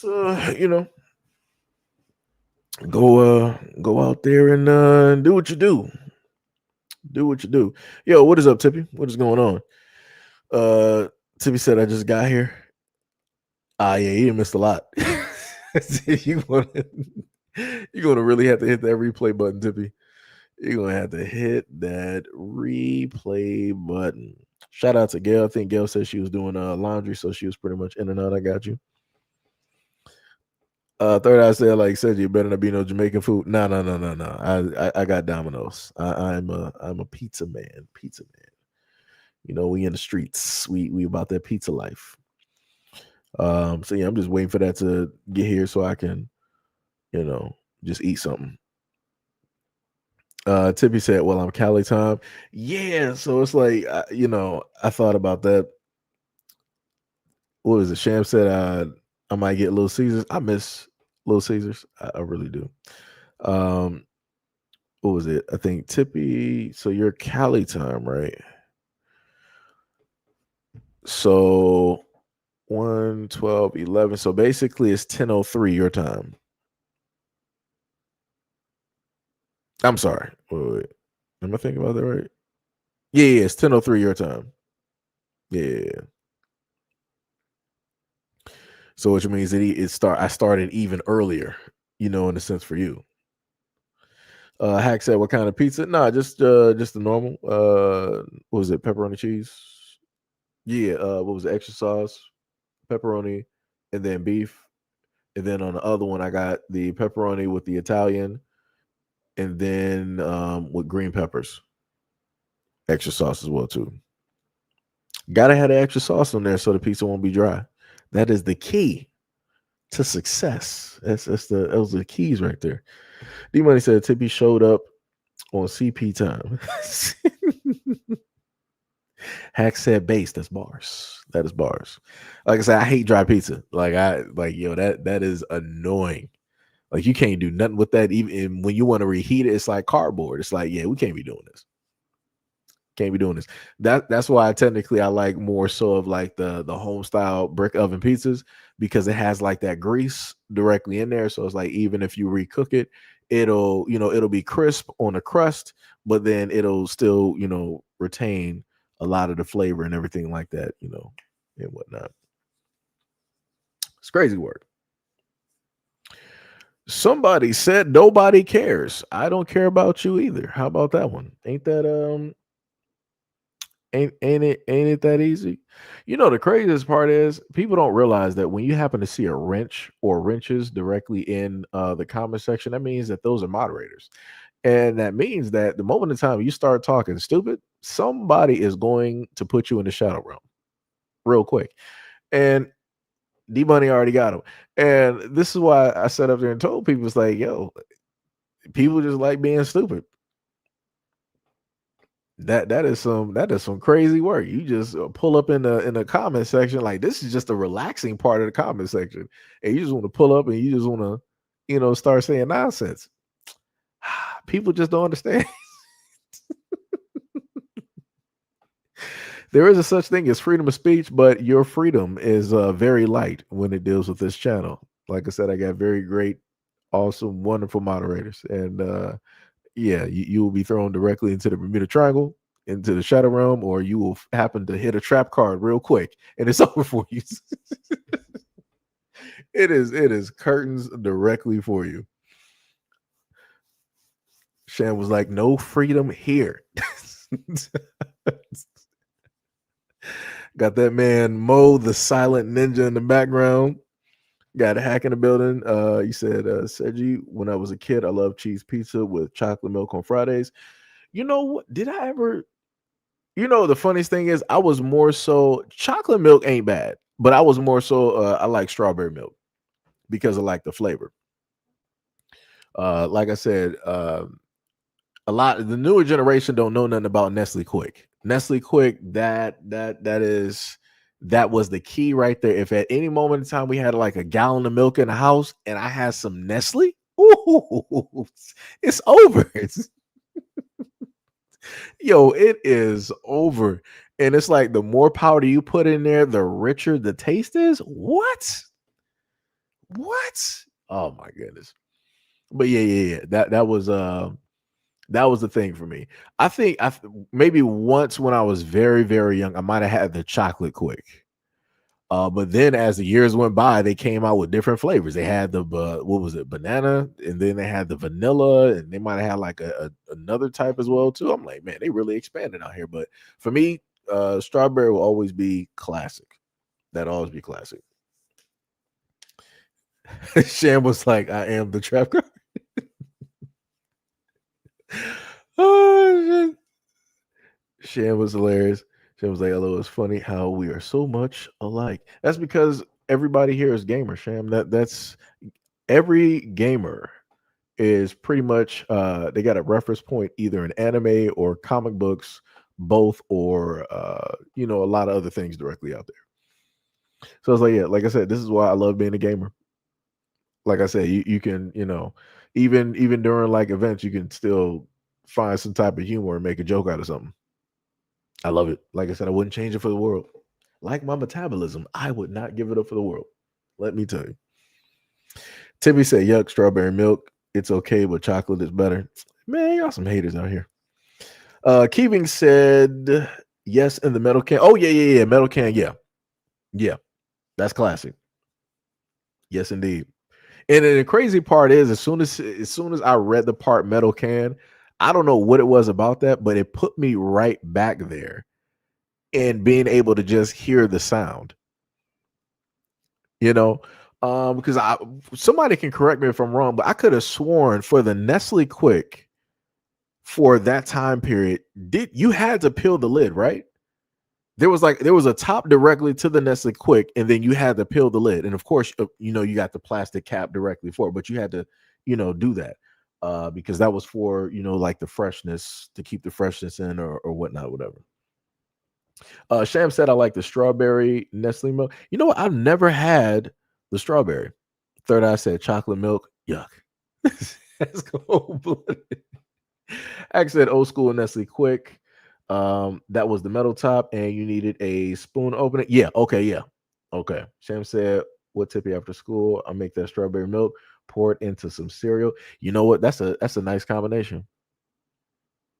That is a nice combination there.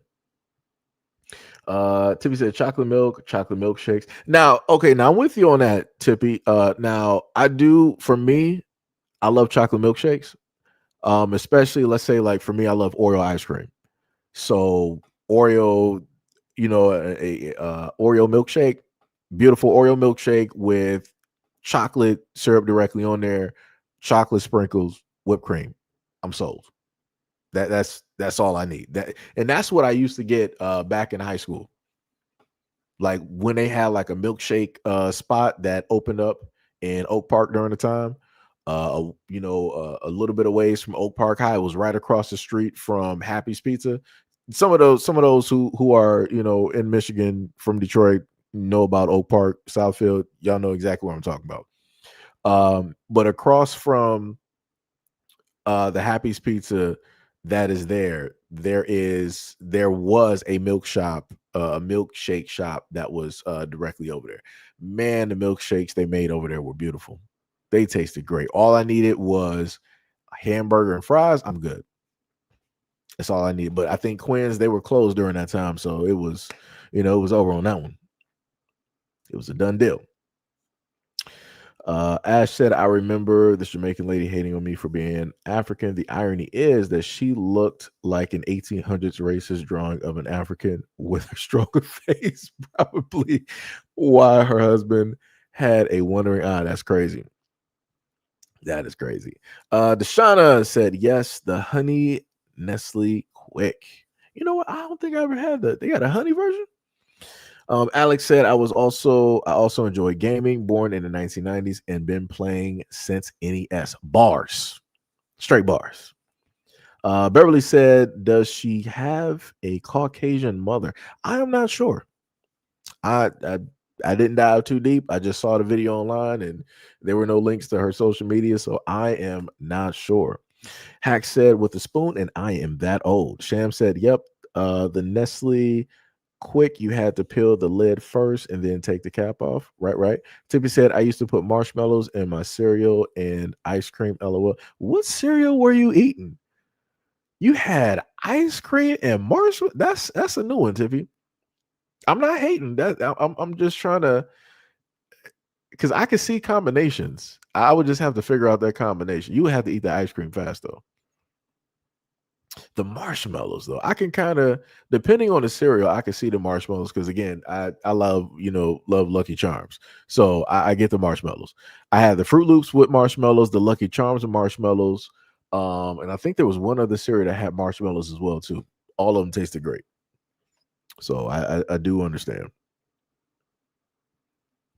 Yeah, what's going on with the estimated delivery, dog? What's happening?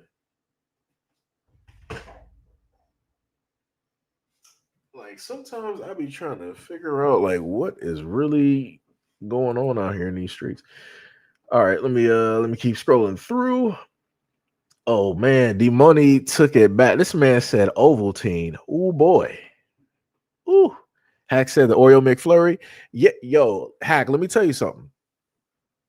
There was a point in time where I want to say it should have been in the 2000s, back when Burger King they came out. I think it was like it was an Oreo parfait or something like that. But the way that they did it was they put it in a cup, they mixed it all up on top of the Oreo and everything being mixed within, almost like Dairy Queen. You also had the Oreo and stuff on top. Then you had the chocolate syrup. Then you had like the whipped cream directly on there, and I think maybe chocolate sprinkles. The moment in time that Burger King came out with that, I was walking there whenever I had the money to buy that. I didn't care about nothing else, and I'm a Whopper fan, right? I ain't care about nothing else on that menu. Give me that Oreo parfait Sunday, whatever you want to call it, and I'm good. The moment in time that they fell off was when they basically switched it. I haven't had a McFlurry in a minute because McDonald's technically fell off with that. So I pretty much just order from Dairy Queen and I just get, an Oreo Blizzard and call it a day. Sometimes you might catch me with an M&M Blizzard, which ain't too bad either. Just saying, just saying. Sham said when I was little, I like Burger King strawberry milkshakes. I don't like them though today. I don't like chunks of fruit in my drink. Yeah, that's crazy. I don't know why it would be chunks of fruit in there. That's just messing that up.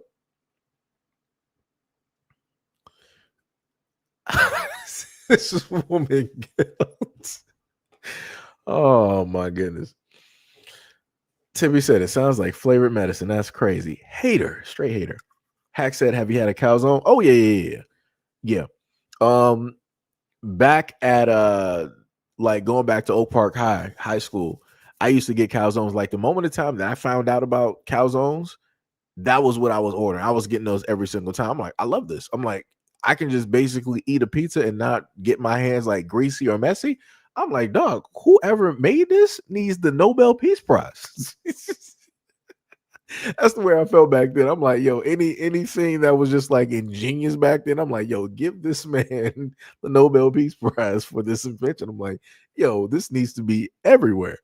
And then after, I think I remember that on having that at Happy's Pizza. I think a little bit later. I'm trying to figure out. I think during that time before that, I think they had that at Pizza Hut, but I can't remember properly. Oh, whoop, give me a second. Gotta get pizza.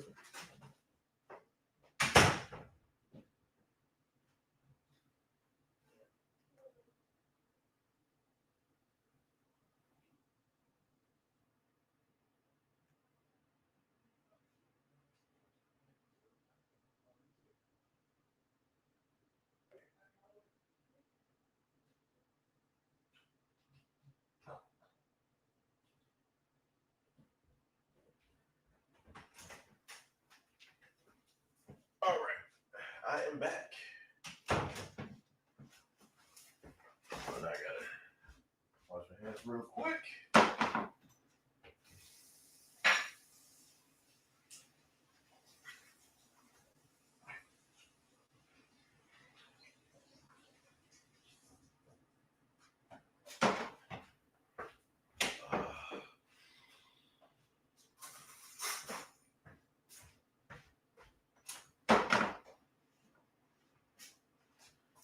All right, we are in business. So now we got the food, so we are set. And man sat up there and pulled up to the scene, gave me the food, and had dropped off some candy too. I'm like, man, I ain't been trick or treating in a minute, but I ain't have to move to get some free candy. Oh man, let me see. Deshauna said strawberry all day. Sham said, "LOL, that Ovaltine malt milk was horrible. I bet. Never had it. I remember. I think what was it? Was it Ralphie from a Christmas Story? One of my favorite shows. I mean, not shows, movies. I think they might have had Ovaltine. I think that was a commercial. You shoot your eye out, kid. Deshauna said, I thought it was syrup. Tippy said golden grams and cinnamon toast crunch. Oh yeah, those are good ones. Those are good ones too. Alex said that that's some sweet ass breakfast. Laughing out loud. Ice cream and marshmallows. Yeah, it is. It is. D Money said cereal, and marshmallows, and ice cream sounds like someone grew up privileged. Bars. Alex said talking about girl, your parents couldn't get you to sit down for nothing. Yeah, hyper. Right. Deshauna said in Maryland, Stone Cold for us. Oh yeah, I had Stone Cold. Stone Cold. That is in Royal Oak. I want to say it should have been. It wasn't Auburn Hills. Should have been in like Royal Oak, where me and my friends would sit up there and go to get ice cream, and they would have lines. I'm talking about the lines would technically it would be throughout the store and technically outside. And that was my first time ever going to Cold Stones. And then when I did, and I was looking at them actually like mix up and make the ice cream, I'm like, man, y'all really doing this. I'm like, all right, y'all making sure every little bit of whatever people want in the ice cream is actually in that ice cream. I'm like, that's dope. That is dope. Sham said, what was it? Corn Pops, Captain Crunch, right? The gum cutters, bars. Cinnamon Toast Crunch was cereals my mom bought, and sometimes Lucky Charms. Yeah, all of those are good cereals. Now, I will say this: a lot of those cereals were great, especially back during the time frame, let's say like the 90s and the 2000s, because the sugar was there. There was no cutbacks. There wasn't them trying to throw, oh, we're going to put fiber, we're going to put iron, we're going to do this. No, no, no, no. The best cereals were that during that time, because the moment in time that you drop, how you know you actually had good cereal was that when you dropped it in the milk within like the first, let me say 5 to 10 seconds, the sugar was already getting pulled and it was, going directly into the milk. And the milk ended up technically being the best part. Now for me, depending on the cereal, the best part of the cereal is the bottom of the box where all of the dust it basically settles. So Lucky Charms, they got, it's pretty good. Fruit Loops when it's fresh. Trick cereal is all right. Cinnamon Toast Crunch, that would be one right there. The Oreo cereal when it first came out was not the greatest. I had to throw sugar in there because it was way too tart. It was way too tart. I don't know what in the world they were doing with that. That was crazy. But I think it got better over time, I guess. But Miss Gray said banana milkshake from Rallies. The funny thing is, thinking about Rallies, I would take vanilla. When it deals with burgers, I would always go with vanilla shakes. I can't do chocolate. And did I do strawberry? I might have did strawberry. Maybe, possibly, I might have did strawberry. But yeah, it would have to be vanilla, especially if it's like Wendy's too. Hack said, I just looked up Oreo parfait. Nice. Yep. Yes, indeed. Oh, you say you called me honey. Okay, I got you. Yeah, because that threw me off. I'm like, wait, they had a honey version of chocolate Quake. I'm like, that's crazy. I'm like, I didn't even know that. I was like, I've been out of the game for a long time then. Sam said, Rally's still my favorite burger joint. Yep. Well, for us now, we got Checkers. So, I mean, technically, depending on where you're located around the United States, is probably both. Tippy said, I like honeycomb cereal, but not anymore. It's like they purposely make it with less honey. Yeah, this is how like the cereal has changed. I want to say technically honeycomb, they used to come in wax.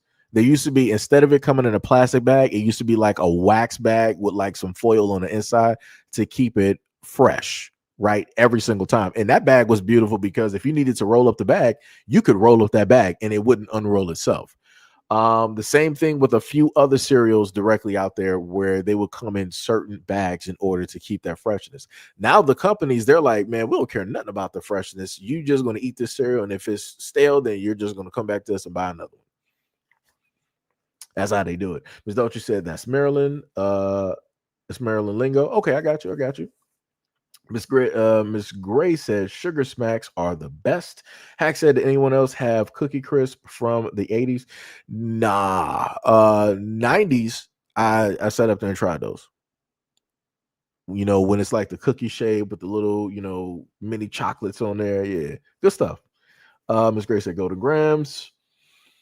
Miss Dolce said, looks like McDonald's McFlurry. Yeah, we fat. Hey, it be like that. Hey, like I said, I told people I like to eat. Like I said, if you could see, like me right now, I got like 2 pizzas, and like I said, I got my food. That's we do not, play games, directly out here when they deal with food. We be eating good stuff out here. Sham said, man, sugar smacks with the frog, trash cereal. You get soggy too fast. I mean, yeah, I get that. Soggy cereals are not the best. That's facts. Like, I love Fruity Pebbles, but I hate that you have to eat it so quick. Like, you can't just like technically just like let it set for, like, if it was, let's say, Captain Crunch, you can let it sit for a minute. And you don't really have to, worry about it getting like ultra soggy, right? But Fruity Pebbles and Rice Krispie Treats, oh yeah, it's over. You let it sit in there for like 5 seconds, it's already mush. And it's like, I don't really want to eat it like that. So let me just pour some more cereal on top of that to basically mix it up so it's all fine. I used to go through boxes.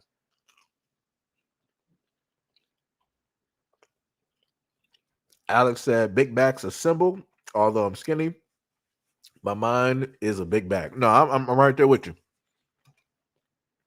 I'm right there with you. I'm sitting up there. I'm on the stream, and I'm sitting up there eating at the same time. Trust me. I've been big backing it, since my previous reincarnation. That is what we do directly out here. Like I said, for a lot of people that's been here, they didn't see me sit up there and eat directly on stream. It don't matter if it was like for breakfast, lunch, or dinner, or both, or all three. It'd be like that.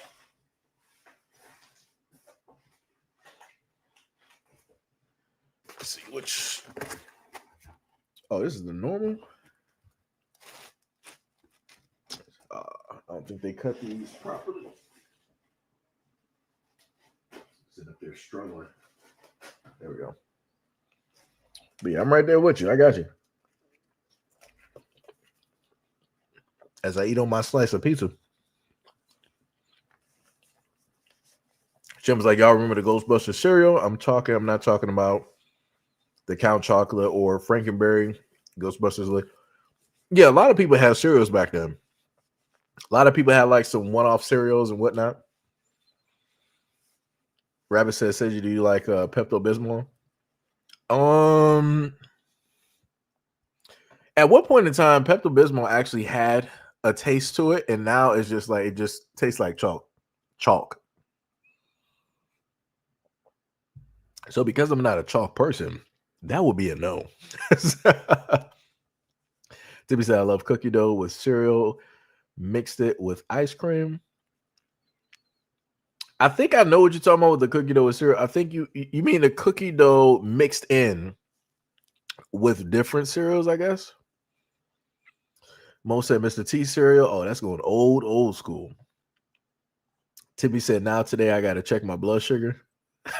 It'd be like that. Ms. Gray said King Vitamins and Kabooms. If you know, you know. I remember the cartoons. Not the cartoons, sorry. I remember the commercials. I think they still might have had those in the 90s, I think. Maybe early 90s. Possibly. Most say Rice Krispies with sugar on top, bars. Like I said, growing up in the hood, that was a normal. It was like you either had the normal. Before I was able to get the cereals that I liked, I had the cereals that all the other adults basically ate. I was not eating no Raisin Bran. We weren't doing that. We weren't doing Wheaties. And I hated Frosted Flakes and just the flakes. I hated both of those. And I was forced to eat those. The only one I was like, you know what I'm fine with? Rice Krispies. I'm like, you know what? Throw some sugar directly on there. I'm good. I'll just sit up there and eat that. It was over. It was over. What was it? Sham said, I remember they used to make a chocolate cereal that looked like a zero, but I can't remember who made it. But it used to make good chocolate milk. I believe it. Sham said, yeah, from Michigan and Wisconsin is Checkers. Yep. Ms. Dolce said, okay, so yeah, I got, I can remember some stuff. I can remember some stuff. Most said nobody said Frosted Flakes. I'm mentioning from my childhood. I'm mentioning what I had to suffer through. My aunt, I never forget the day my aunt was. I wanted to go outside. It was about close to 12, and I had to eat breakfast. I'm not sure if we didn't really have anything there or nobody was cooking. And I think she was watching me during the time. She was like, yo, in order for you to go outside, you got to eat your breakfast. And it was, I think it should have just been flakes. I don't even think it was frosted. And I'm like, dog, I'm not eating this. And I just sat there. I'm like, I don't even care. I'm like, it's summer. I'm just going to be sitting here. I'm like, I am not eating this. The bowl of cereal going to be looking at me, and I'm going to be looking at the bowl of cereal. I'm not eating this. And I didn't. I was not. I'm like, you are not forcing me to sit up there and eat that trash. We are not doing that. No.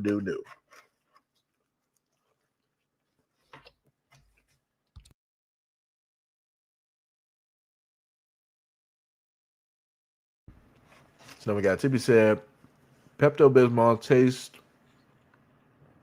Man, you said it isn't all that bad when you're sick. Now, Robitussin, I mean, that's Robitussin. Robitussin, I think, has alcohol in it or whatnot. So they're going to make that taste bad on purpose because they don't want people drinking them. But they got worse stuff than that. I think, what was the other stuff called? I think it was like Epicac or something like that. And there's this other Canadian one called, what is that stuff called? I forgot. I might have to bring it up in a different stream. But they got a Canadian cough syrup that's white. Woo! That stuff is strong. If you ain't never had that stuff is strong. And you can't find it here in the United States. You have to order that off of Amazon. Like they bring, it's from Canada, made in Canada, and it comes directly over here. That stuff works though. D Money said, I rocks with Frosted Flakes. You're a stronger man than me, sir. I can't do it. Ms. Doja said, I know your mouth was cavity central. My tie. What is up? Much love, respect, and appreciation. Tippy said Frosted Flakes is trash. If it's frosted, LOL. Oh yeah, Apple Jacks. That was another one. Going back to when I was thinking about the bottom of the cereal where the cereal dust is, the good sugar. Apple Jacks is one of those ones. It's one of those ones. Sham said, what kind of Frosted Flakes? Because if we're talking about Tony the Tiger Frosted Flakes, then yes. I couldn't do it. That's what we're talking about. Tony the Tiger. Great, but not for me. Not for me.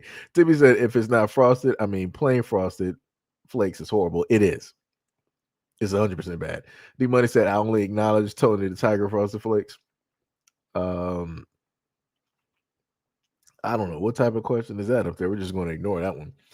Pink says ShopRite brought Frankenberry back for the holiday, and I bought a. Oh, I gotta get that. I gotta get that. Yep, Frankenberry and Blueberry. I like those. The Choco, the cow chocolate. But the Franken and the Blueberry. Yeah. I gotta get those. Gotta hit those up. Ms. Dolce said, in your game, I feel you because I'm a skinny person, but I'm a fat person too. Yeah, that's bars. That's the exact way that I've always been. I told people before that, reincarnation was a thing. I was pretty much like a large, 4+ 100-pound Buddha that just like loved to eat food. And I got reincarnated into like a smaller body with a fast metabolism. So that way I don't got to worry about, being 400 pounds. So, that's currently where I'm at, at this moment in time, getting to enjoy, all the food, sitting up there eating and not, worry about, severe weight gains. So it's a beautiful blessing. Sham said, I love Fruit Loops, but not Fruity Pebbles. I use Rice Krispie cereal to make treats with marshmallows, not too much to eat with milk. Yeah. I also love the Rice Krispie treats. Beautiful. Beautiful invention. Let me tell you. I used to, whenever I could, I would always ask my mom, like, yo, can you make me some Rice Krispie treats? And she would make those in the clear Pyrex pan and cut them bad boys out. And she would like do it in a way that you would have like nice chunks of marshmallows in the Rice Krispie treat, not just it, looking like marshmallows or whatever, but it actually being in every single bite. Those things. I used to, because of my mom, I would always buy those at school.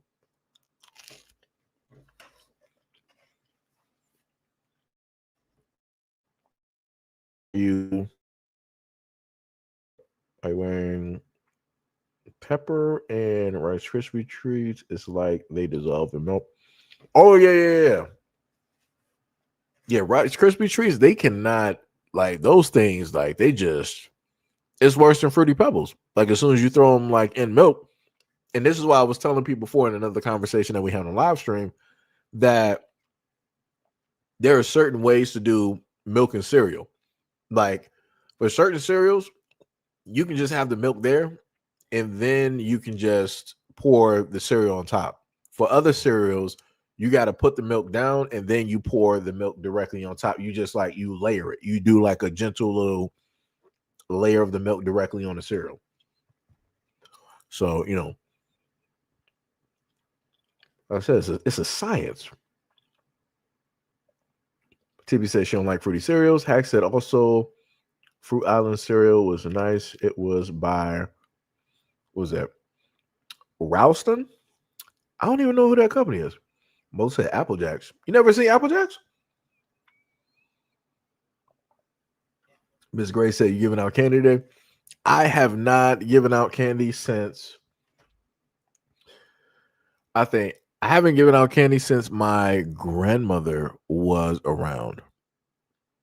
So it's been a long time. It's been a long time. Timmy said, "What's Fruit Island cereal?"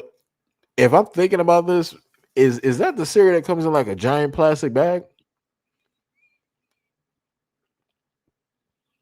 If I'm thinking about it correctly. Oh, the money said my mom forced me to eat Raisin Bran and Kellogg's Corn Flakes as a kid. I didn't get the good cereal until I started working. Woo, that's crazy.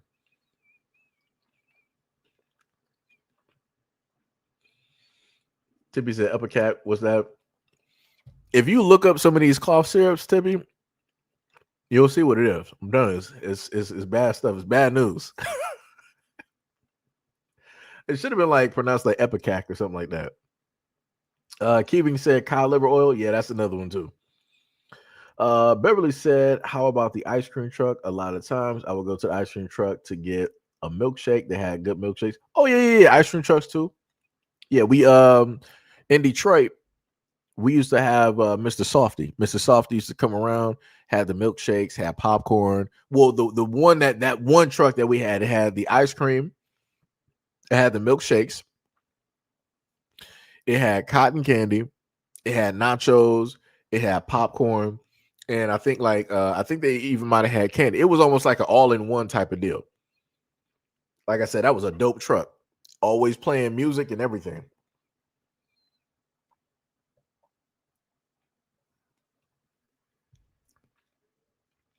Let me see. Judah said, "Yep." As Dolce said, "I believe it's called Cookie Crisp." Cookie Crisp. Rabbit said, "You got to add some coffee milk. It's very sweet to your cereal. It'll blow your mind and your taste buds." I'll sit up there. I'll check that out. I will check that out. Mo said, "Honey O's." I think I remember those. Sam said, "Yeah, I like them." Now Count Chocolate makes good chocolate Rice Krispie treats. Okay. Throw in some mini marshmallows and chocolate chips and a nice treat bar. Okay, I got you. Timmy said, "Yeah, whatever, Sechi." Ectomorph. Oh man, Sam said, "I only like them homemade because when I buy them at the store, it's not as good when I make them from scratch." Oh yeah, that's true. That's true. Hack said, Seji, I miss my mother's cookies and brownies. Yo, homemade stuff, especially like when mom like makes them. Oh yeah. Oh yeah, it's golden. It's like can't nobody touch it. It's like can't nobody do it better. It's like it's the craziest thing. It's like whatever it deals with, um, mom making anything, it's like somebody can make the exact same thing, but it's not going to taste the same because she didn't make it. Like it's crazy how it works. It's crazy how it works. But yep. What did my mom? This is some old school that I know the newer generation don't know nothing about.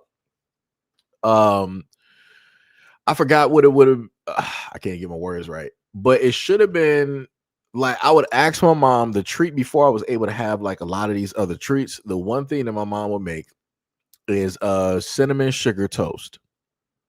My mom would sit up there and make that for me, and we would sit up there and eat that. That right there, that was one of matter of fact, I might sit up there and make that at a certain point in time. But that was one of my most favorite treats to have that my mom, made for me. Being younger. Um, Now my more favorite thing for her to make for me is lasagna. Uh, Anytime she makes like lasagna or sometimes it might be like baked ziti or something like that, it's like, yeah. I think there's something else that she makes too, but I forgot what it was because it's been a minute. Gail said eating with Seji will have you fat and he'll still be skinny. Then he'll tell you that you need to work.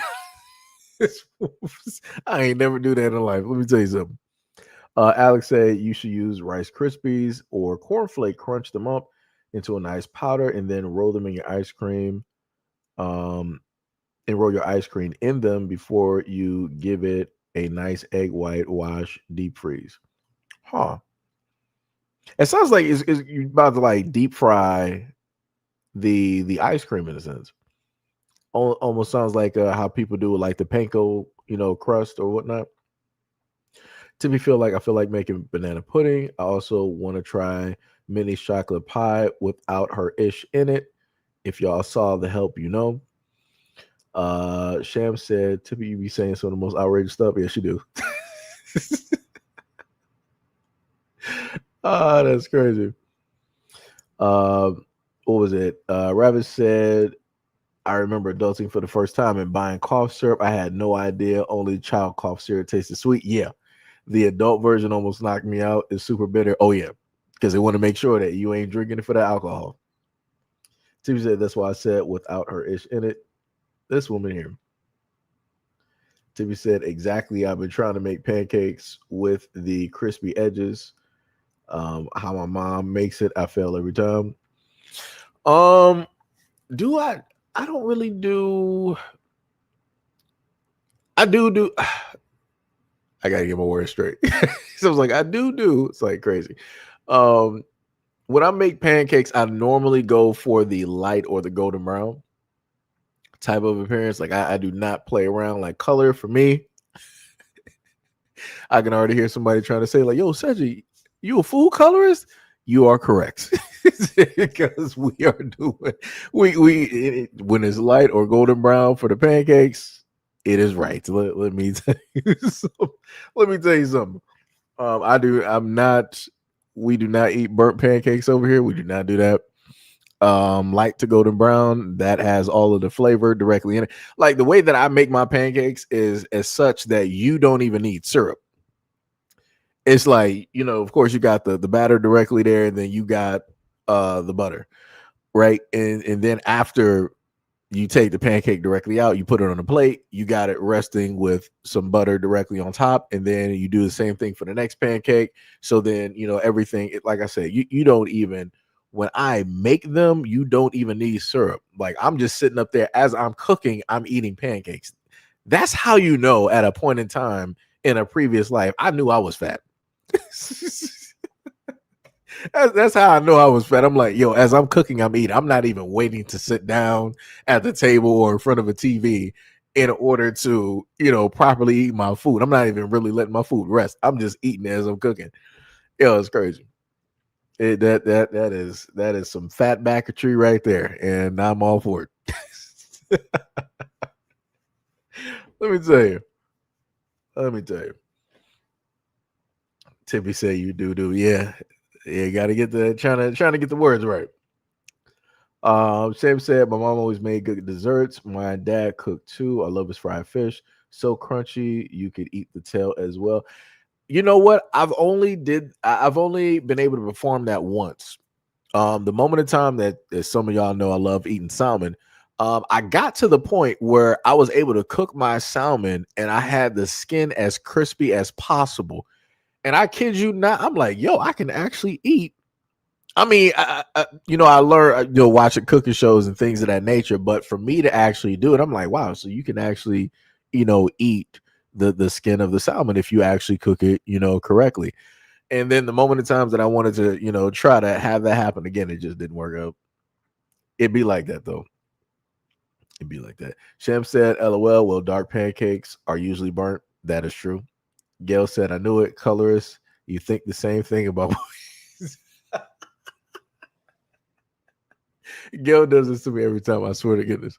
Oh my goodness. I swear to goodness. Oh my goodness. Actually, I'm not, Gail. Me and my mom are the same color. We are both brown. So no. Hack said I have trouble with pancakes. One side is normal and then the other side is batter. Yeah, it's more so about the timing. That's pretty much it. Is pretty much the timing. For me, I like to babysit my food. I'm not about the whole like, oh, I'm about to walk away and hit up somebody on the phone real quick or play that. Nah, I'm babysitting that food. We're going to get that as precise as possible. Now, the thing that messes me up is because I had told somebody about this before, the stove that I got, that bad boy is like, it's tilted a little bit, so it leans forward. And I'm like, I'm not really trying to like, mess with it because I'm like, that's how stuff happens. And then gas explosion, I ain't trying to do that. Right. So I stopped making pancakes due to the fact that it's not really a flat surface because it leans forward a little bit. And I hate when I make the pancakes and you see the batter running away from like the center of the pan. And now you got like this like odd shaped like pan. I'm like, yeah, we don't do that. We're not doing this no more because that will just piss me smooth off. And I'm like, yeah, we ain't done. Nah. I probably like if depending on how it come out, I'll probably still eat it because I cooked it. And I'm like, if I cooked it, I'm not about to waste it. Even if it might taste a little bit bad, it would have to taste very horrible for me to have cooked it and then like throw it away. Other than that, it's like I would be disgruntled and eating it at the same time and complaining. But I'm like, yeah, we ain't wasting no food. I don't know. I guess the trauma sticks with you, growing up. Tippy said her pancakes aren't burnt though. It's the soft and buttery with the perfect crisp on the edges. I think I know what you're talking about. I do that sometimes. I can get that to happen sometimes. Sham said you flip them when it's bubbles and you need to make sure it's enough oil in the pan so it browns on both sides. See, the funny part is I don't use oil for my pancakes because I did that before and I did not like the way that the oil made them taste. So I just be layering in butter. As soon as one pancake comes out completely clear, you kind of like wipe off the area depending on how the little bits and whatnot basically are. If it's cool, you throw another little piece of butter directly on there. While that butter is on there, then you throw the batter and you let that cook, and then you do the same thing on the other side. So it's like you got butter on both sides. Let me tell you. If you thought you had weight at this moment, the moment in time you start eating those pancakes, weight is going to be gaining. Let me tell you something. Let me tell you. Sham said, yeah, I've been cooking since I was 5, so I'm a pro at the pancakes. Gail said, your mother doesn't count. You sound like one of the white folks. I'm not racist. I have a black friend. Wow. That's what we do. Well, Gail, there was only the only light bright that I know of. Well, actually, she wasn't even light. She was golden brown. The only person that was of that complexion and had green eyes during the time, that was JoJo. That was like middle school. Every other girl after every other girl that I've ever been with has always been brown skin. Pretty much the same complexion as me. So yeah, Gail, you are incorrect. You are incorrect, Gail. Incorrect. No, not with an E, just with J-O. So it was for me and other people, we just call her JoJo for short because her name is Jokia. Right? So yeah. Tippy, I explained this story. This was about like wasn't this a previous, it was about like 2 or 3 live streams ago. What was that? Tippy said, so Seji, you don't like light skins. Who see this is how people try to sit up. I want people to pay attention. This is how people try to sit up there and get you like hemmed up, like, oh, so you don't like black people that's light skin. I see what it is. Colorist. I didn't say that. Didn't say that at all. Gail was like, emphasize green eyes, mind you. Yeah, because during the time of being in middle school, I wasn't really fixated on anything else. I'm more so like, yo, I'm with this person. I like her. We get to like hold hands and kiss every once in a while. And the main thing that because we're kids, so the main thing that I'm staring at is her face. I'm looking directly at her eyes every time I talk to her. So yes, I'm going to sit up there and notice her eyes. I'm not as a being in middle school. I'm not looking at anything else. Like I said, we're not dealing with like high school or college. We're dealing with middle school. So yeah. This man Mo, that would be a no because this is middle school, and my mind wasn't there. My mind was more so on friends, Pokemon, Power Rangers, you know, going out there playing tag, super soakers, water balloon fights, snowball fights, like the normal kid, type of thing. I did not grow older than a lot of other folks directly out here, starting off at earlier ages like 7. Nah, that wasn't me. D Money says you don't let them shame you for your preference. This man out here. Shame said, LOL now. You got the second wife mad. Lord of mercy. Timmy said I probably wasn't there. LOL. Oh my goodness.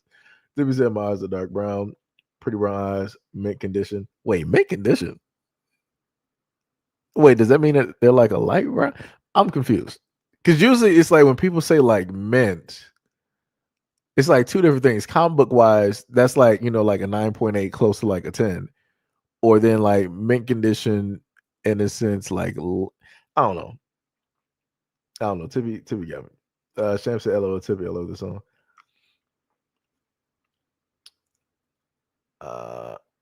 Okay. Talking about a group. Okay, I got you. Tippy said wow. I didn't say anything wrong. I didn't even say anything wrong, Tippy. Talking about some wow.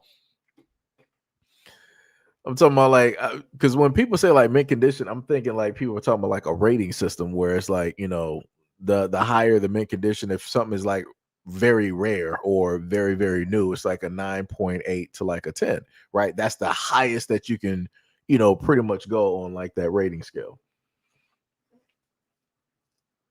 He said wow, and D Money thinks I'm white. That's crazy. That's crazy. This man said D Money. Yeah, that's the question. That's wild work.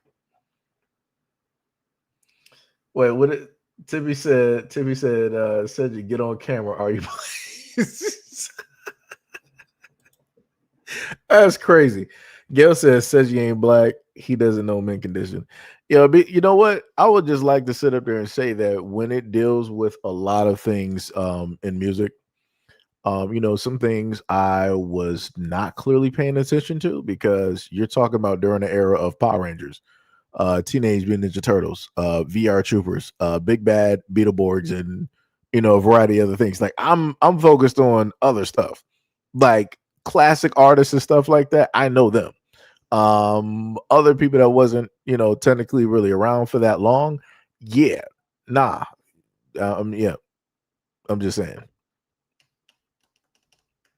Just saying. It'd be like that though. Tippy said, yeah, take his card away. Now people saying I'm not black. I mean, it'd be like that though. But I told people before, it's like for me, music wise, like going back to like the 2000s, I was listening to alternative rock. So I was already not black from the very beginning. In comparison to everybody else in the black community, I'm sitting up there listening to, Fall Out Boy, 30 Seconds, to Mars, Tokyo Hotel, Nickelback, and all these other groups where everybody else is, listening to whatever the hottest rapper is during that time. But like I said, I was a gamer. So the music that I got was music directly from video games, and that drew me directly in. And especially the more interested I was into those games, the more I liked that music. I was sitting up there downloaded, looking up the groups and all those things. So yeah, like I said, I don't feel bad. I do not feel bad at all. Like I said, I love the music that I love. It'd be like that.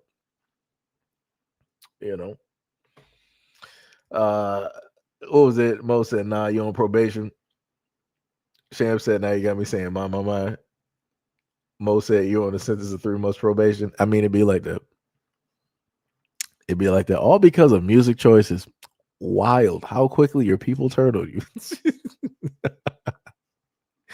Guys, yo, that is crazy. That is crazy. But I will tell you this though. I can safely say that because I noticed the difference though. And on a serious note, this is something that I can at least say that when looking at the music that I actually listen to, and then looking at the music that other guys during that time listened to, I can tell that there was like a difference in how we looked at certain things. Like how I sat up there and talked to the girls during that time was vastly different versus how the guys who were listening to their favorite rap artists or whatnot, whatever, how they were specifically going up to girls and talking to them. I'm like, dog, I'm like, you think like that's actually cool to sit up there and do? I'm like, dog, just because you heard like a grown man on like a record or something sitting up there, calling a random female like out of her name, like that's not what you do. Like that don't make no type of sense. So, for me, it's like, hey, it's whatever. I'm happy that I ended up being drawn directly into alternative, and then later on getting into a lot of rap and different stuff of that nature, because uh I view it differently, versus other people. Like I don't know, like I said, I can see where certain things are able to transpire because of the music and stuff that people listen to. Sham said I listen to everything: alternative rock, metal, R&B, soft rock, rap, country, classic, blues, hip hop. Yeah, I'm the same way too. The only thing that I'm not really like there with is bluegrass. That's not really there with me. Sorry to the bluegrass fans directly out there, but yeah, that's just one of the things is not just really with me. But yeah, everything else is fine. Also including classical. So just saying, just saying. Tippy said, no excuses, Seji. I listened to Disturbed, Corn, Soul Nickelback, Audio Slave, no excuses, and you missed the reference. You didn't catch the Mama. No, I understood the Mama Mine. The other one, the Mint Condition, that one set up there, it took a little bit of time. Like I said, certain groups I know, like automatically because I heard them on repeat. It's like, every single time, like the Quiet Storm and, different stuff like that. But, other groups weren't really getting played like that. I'm just saying. Just saying, you don't gotta believe me though. I'm just a random Negro out here. But as Tippy said, am I really black? I don't know. I don't know. I might not. I might not be as black as I think now.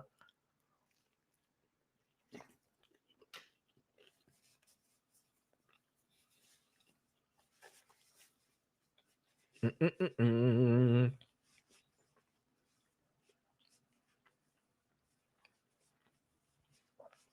Was the most said ignorance of the law ain't no excuse for the crime.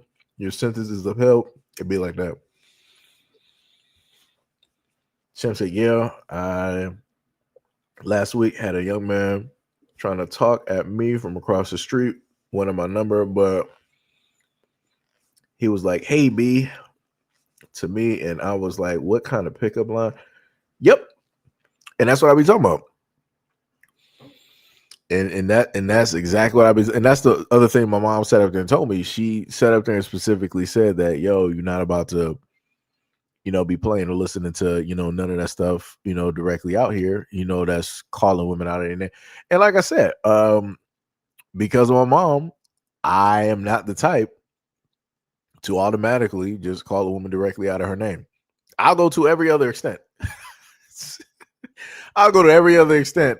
That is like my last resort. It's like you've had to get on my very last nerve. I must have lost every bit of patience directly out here in order for me to go to the tail end of what it is that I don't like doing. And that's what I even explained, to y'all on a lot of these live streams. It's rare few instances you'll sit up there and like see me referring to a woman like outside of whatever name that is specifically there, because I really do my best not to, because I'm like I don't really need to go that far unless like it's just like some stupid egregious like something that is just so abhorrent that I don't know. I don't know. But yeah, sorry that happened to you, Sham. I'm just very happy that. Shout out to the Power Rangers. Sorry that happened to you. But I'm just happy that everything went fine. It wasn't like some other, type of stuff where the dude was trying to talk to you and then he decided that, he wanted to try to like step that up to another level or some stuff like that. Because like I said, you got too many of these young dudes that want to do that because they don't know how to take an L. So, just be very, very careful. Tippy said, WTF, some dudes are filthy headed. Wow. Yeah. Yeah, they are. Sham said, I listened to Stain, Godsmack, Metallica, 3 Days of Grace. Yeah, 3 Days of Grace. Yep. Black Sabbath, Nirvana. Yep. White Zombie, and etc. Um, this woman, Gil. This woman, Gil. Let me tell you something.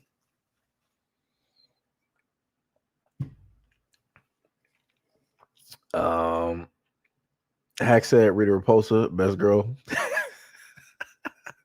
I'm actually shocked that the mic picked it up because usually, depending on the loudness of it, it doesn't properly pick it up. And I'm using a whole different mic at this moment. Sham said, LOL, Gail, these young guys, rough. I don't want to be talked to like that. Yeah, like I said, young dudes be talking crazy. And again, that has to do with a lot of music and the stuff directly in the media because there's not like a good type of like indicator or a ruler out there to basically say like, all right, this is what is acceptable and this is what is not acceptable. This is why I also showcase videos to y'all before where you had women online sitting up here talking about like they don't want no guy coming up talking to them like all nice and all this other like, oh my god, like you got who is it, like the Sexy Reds and the Suki Hanas and stuff like that you got, some of the women out here who follow them. They sit up there and basically in a sense put the gold standard out there of how it is, or they dictate how it is that what is acceptable for a man to say and do. And a lot of them be saying like some crazy stuff and I'm like, you cannot be serious.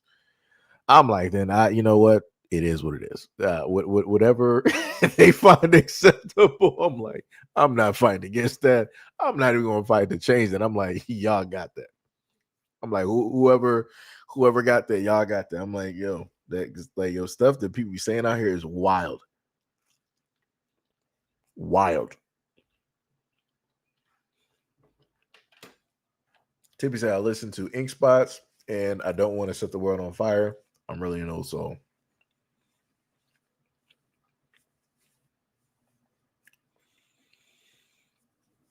And man, D Money said, where that guy stay at? You need me to pull up. Shab said, LOL, I don't know where he stay at. I was out shopping and he hollered at me and then came running across the street for my number. I was like, no, sir. It's like when I read the comment and Sham at the end says, no, sir. I imagine Sham with like some groceries doing like the Heisman as the dude is like, oh man, Jesus Christ. Oh my goodness. Oh yeah, that shit is funny to me. I swear to goodness. That's all I see. As soon as she said no, sir, I just see her with like the grocery bags doing like the Heisman as the dude is running up. Man, let me tell you. Let me tell you.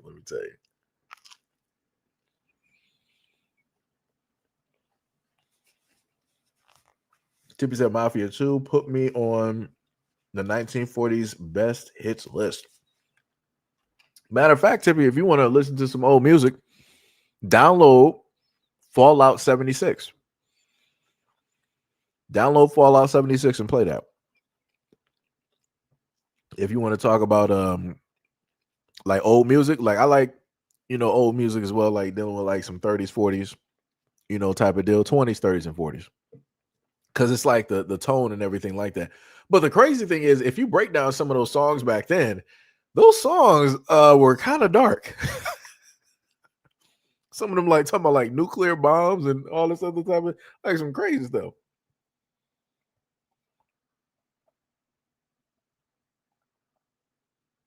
Sham was like, I was like, let me get home. That's wild. Mm-mm-mm.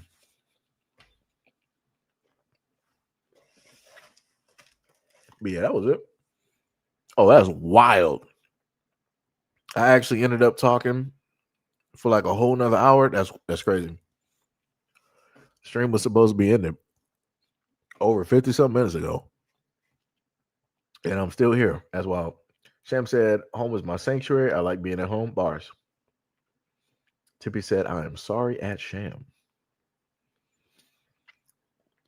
But yeah. But like I said, yeah, Sham, we're gonna have to get you like like some Batman tasers, or something like that. Like I said, I don't trust none of these young dudes out here. I'm just gonna be real. I don't like, especially if it like when it deals with like women. It's like, yeah, nah. If they trying to like ask for like a number and all that stuff, nah. Like I told y'all before, I used to be at the point in time where I would want to, growing up, well, if my mom was there, um, or yeah, also like just because like I would sit up there and like me and my friends, like we would sit up there and help like some of the women. Like if we were at the store and it was like a woman with like bags and she was carrying them and didn't have like a cart, it was like, yo, you need help with your bags, to your car or whatnot or whatever. Like I said, that was dope.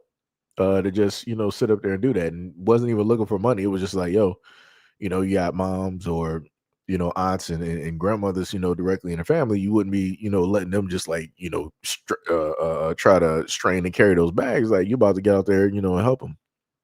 But it's like now it's like it's different, because of the climate and because you got how you got the few out here acting, mess it up for the rest. And I know for a fact that if I decided that I wanted to sit up there and try to help, a woman with like her bags, it's going to be a very hesitant moment. And like I said, I can't blame her for that. It's it's a lot of stuff going on out here. It's a lot of stories out here. So it's like, I don't even feel bad about it.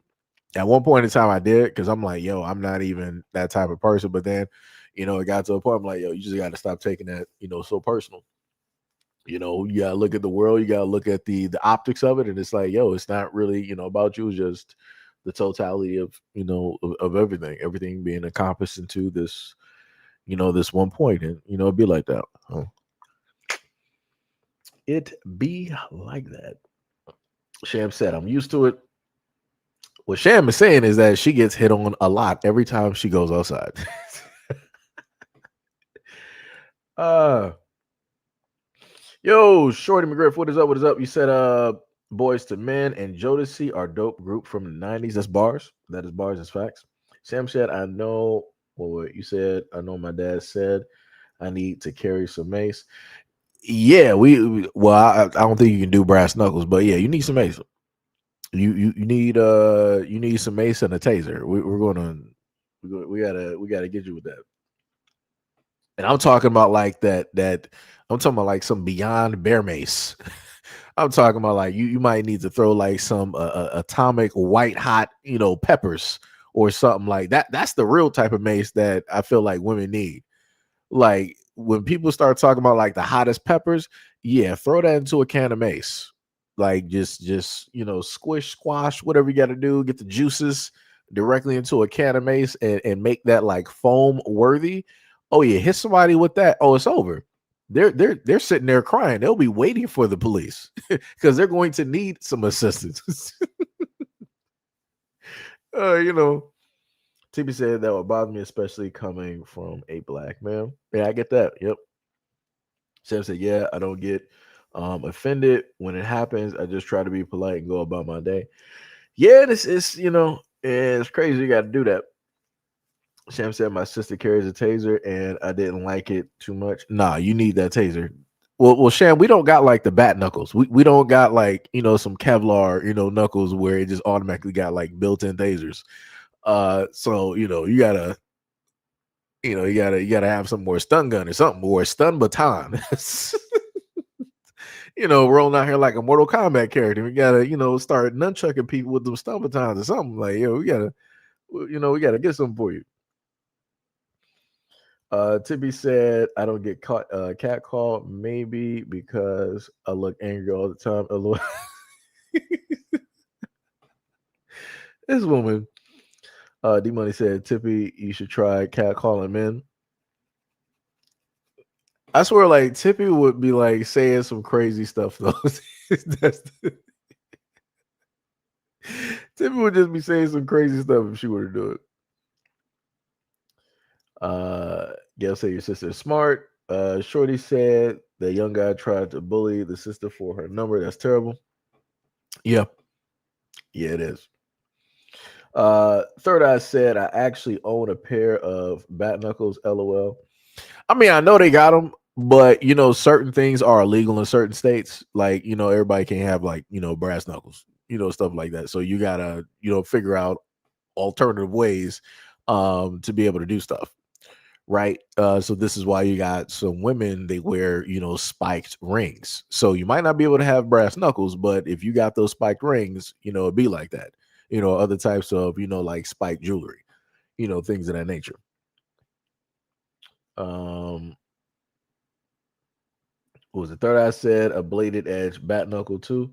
Oh, that's dope. That is actually pretty dope. Actually pretty dope. Yeah, I wasn't trying to keep y'all here for like 4 hours. That was pretty much the duration of you know what it is that I had to cover because we already, you know, already got my food basically here. I've been slowly sitting up there like munching on that as I've been talking to y'all. What did Tippy say? Tippy said, "Nope, I'm not wired to approach men. I'm trying to be feminine." Oh my goodness! I swear, Tippy is hilarious. Tippy is hilarious. Swear to goodness. So let me see what we got so far. We actually live stream did pretty well. Did pretty well. We had a nice amount of people actually pull up to the scene. What's the average duration? All right, yeah, average duration is about what I expect. About what I expect. It's not bad. Technically, was it a lot on the other side? Let me see some. I don't think it would be. If I check it real quick, let me see.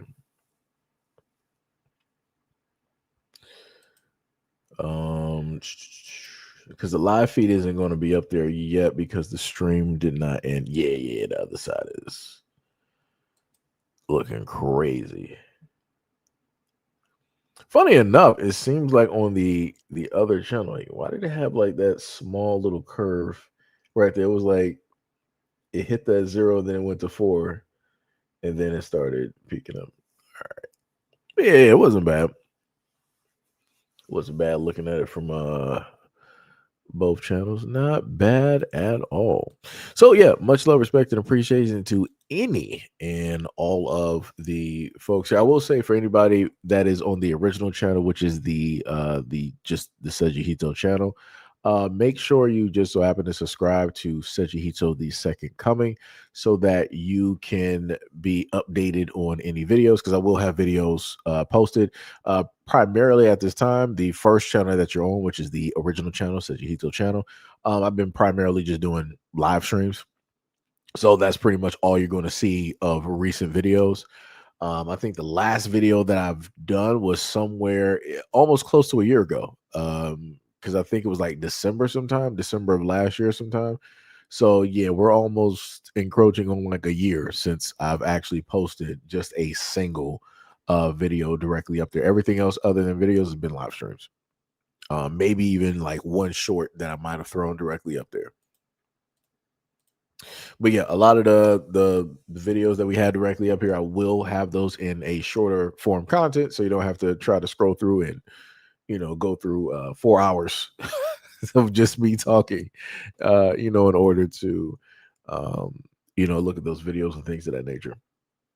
Sham said, "LOL, Tippy, don't lie, you be cat calling Ronan." Oh, you talking about you talking about wrestling? D Money said, "Cat calling man doesn't take away from your femininity." Gail said, "Tippy don't look so angry." Yeah, she don't. Third Eye said, "If a woman approaches me, I'm going to assume she has rabies." LOL, this man. Tippy said, "What should I say? Hi, you work out? Can I feel your arms?"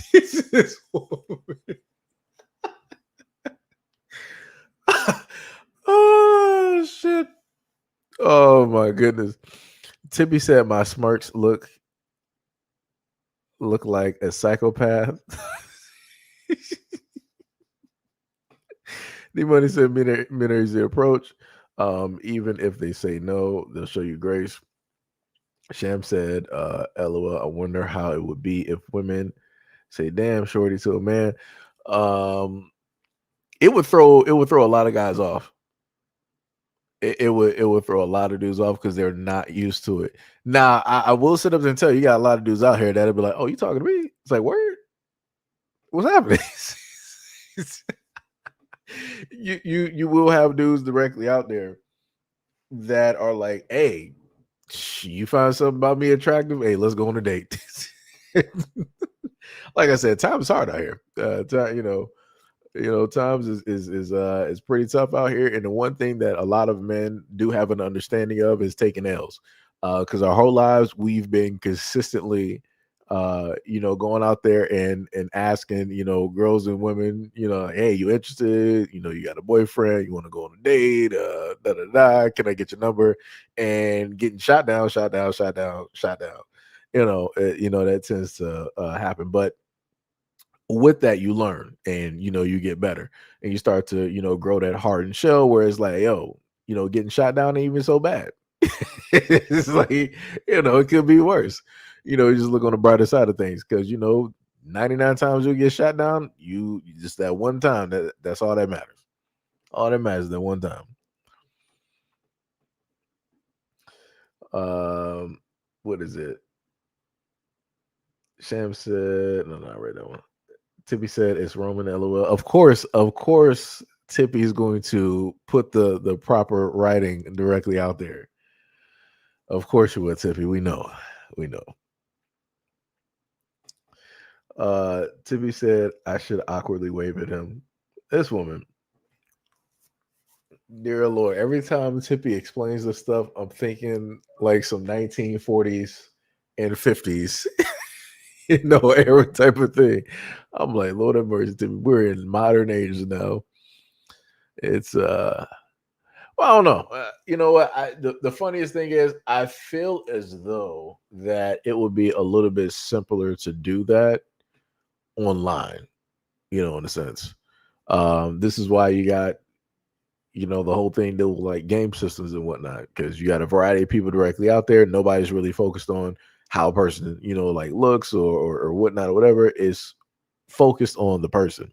It's focused on just getting to know that person, listening to the voice, and and stuff like that. So, yeah, because back in my days, when we used to have these phone chat lines, I used to really get some numbers back then. I was hot stuff, as they would say. The young kids. I had some moxie,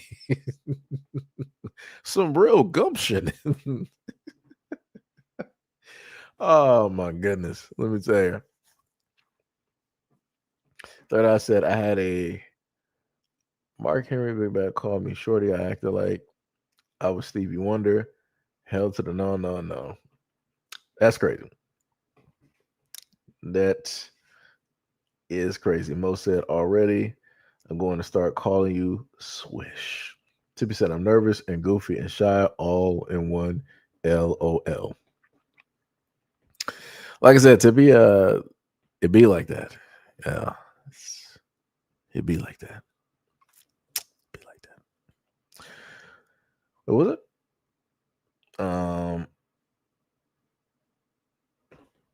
Yeah, that's facts. Looking at what Gail said, she said it's some that will appreciate that, and the ones that do are the ones for you. That is bars, 100% bars, straight bars, 100%. Gail does not miss, except for when Gail likes to say that I have a white wife. That's the moment in time that Gail be missing out here. I'm like, I don't know where that I don't know where that came from. I'm like, that is not the case. It's never been a case at all. Never been a case. Gail be Gail be really going after me on these streams. Let me tell you something. It's diabolical out here. Diabolical. Gail thought I forgot. Petridge Farm remembers. Yo, this man D Money was like, Seji, there's nothing wrong with having a white wife. For me, there is. I'm sorry. Like I said, I don't know what else to sit up and tell the people. That is just not my cup of tea. That's I'm sorry. I can't do that. Mm-mm. Not no. I done seen a variety of videos directly out here where people talking about how they just shower and bathe. Oh no.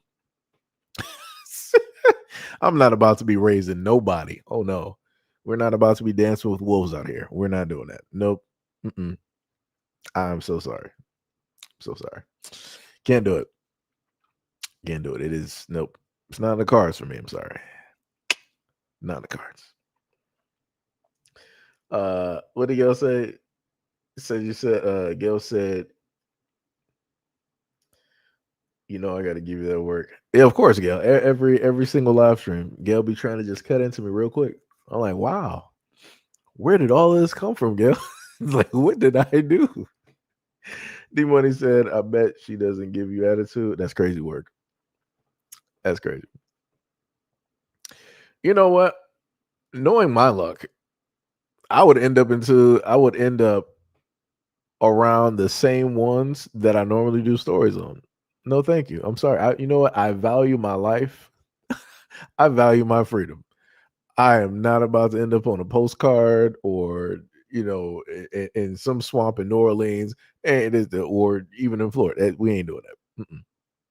Mm-mm. No. We ain't doing that. Like I said, I'll let other people want to go down those paths and those roads. You got it. I won't stop you. Do whatever you feel that you need to do. It's crazy work out here. It's crazy work out here.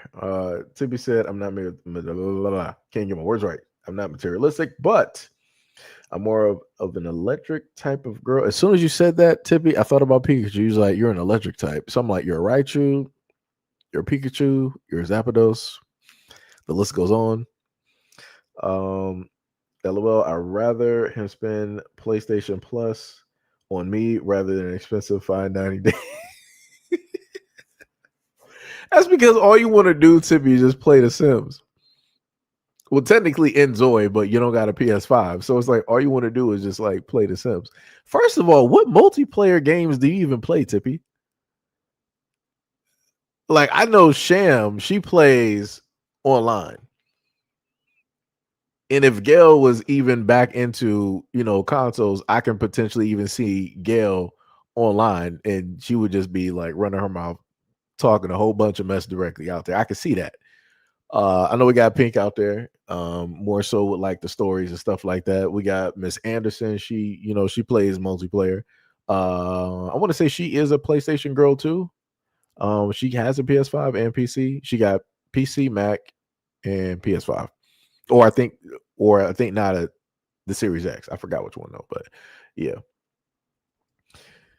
It's like I don't even wait. What did Timmy say? He said, take me to Mel's Diner or Nations. Huh? Crazy work. Gail up here laughing. This is diabolical. Let me tell you, be your own people. Be your own people out here. But yep, because I think because right now I think for PlayStation, I haven't had PS Plus in a while. It's probably been like a year plus. Because I think PS Plus per year is like $129. Woo! I mean, technically that's not that bad because dealing with Ultimate, I think I forgot what was I think Ultimate is like 300 or something. So it's like, yeah, it's right up there. It's right up there. It'd be like that though. Tippy Gail said my PlayStation is used for rewatching the original Color Purple. Dear God. That's the out of every movie, Gail. That's the only film that's what we doing. Jesus Christ, Gail. Oh my God. Sweet mother in Christ. Dear Lord. Timmy said Red Dead Redemption. I just downloaded that last night. I have Uncharted, but I will not buy PS Plus. I've been doing a solo boycott. Good lord. Timmy said it's not working. Timmy said all of y'all should follow me, but y'all gave in. D Money said, "Why the color purple?" Says you. Rabbit said, "You seen that picture of Erica Kirk and JD Vance? She looks like she's ready." Wait, I did see something on X real quick.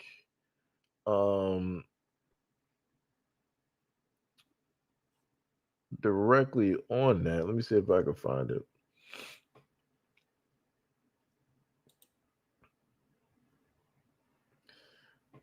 What's the let me see. Erica Kirk.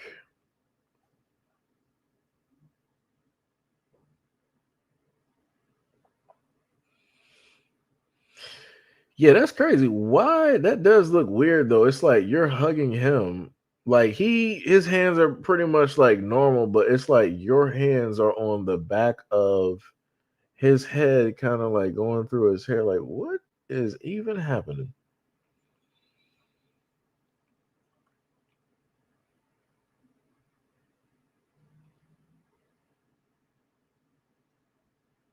Yeah, that's wild.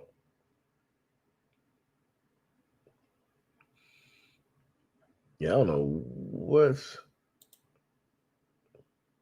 Oh, I'm wearing like some straight. Firstly, let me just sit up there and tell you. Never at a point in time. Maybe that was just like a still shot, but I am not about to have my hands directly on somebody's uh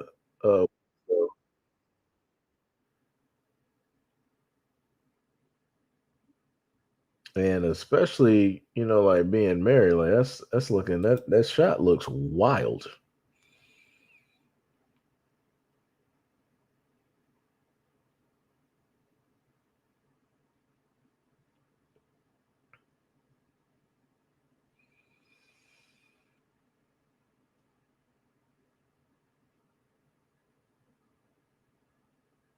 Eh, I mean, looking at the full clip, it technically don't seem as bad, but it's like ah,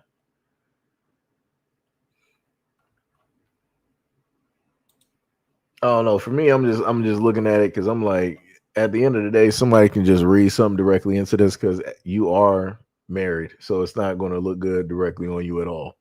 It's not gonna fare too well.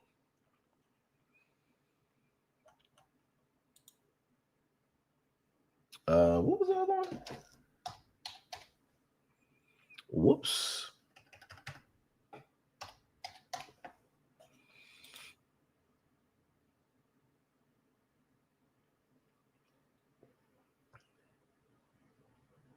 Is it what is it?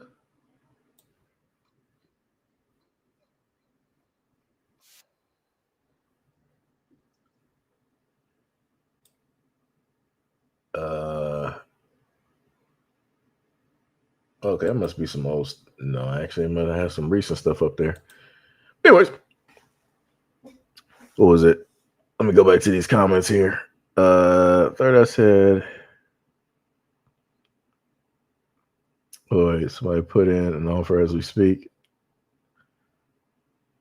That's crazy. Diabolical.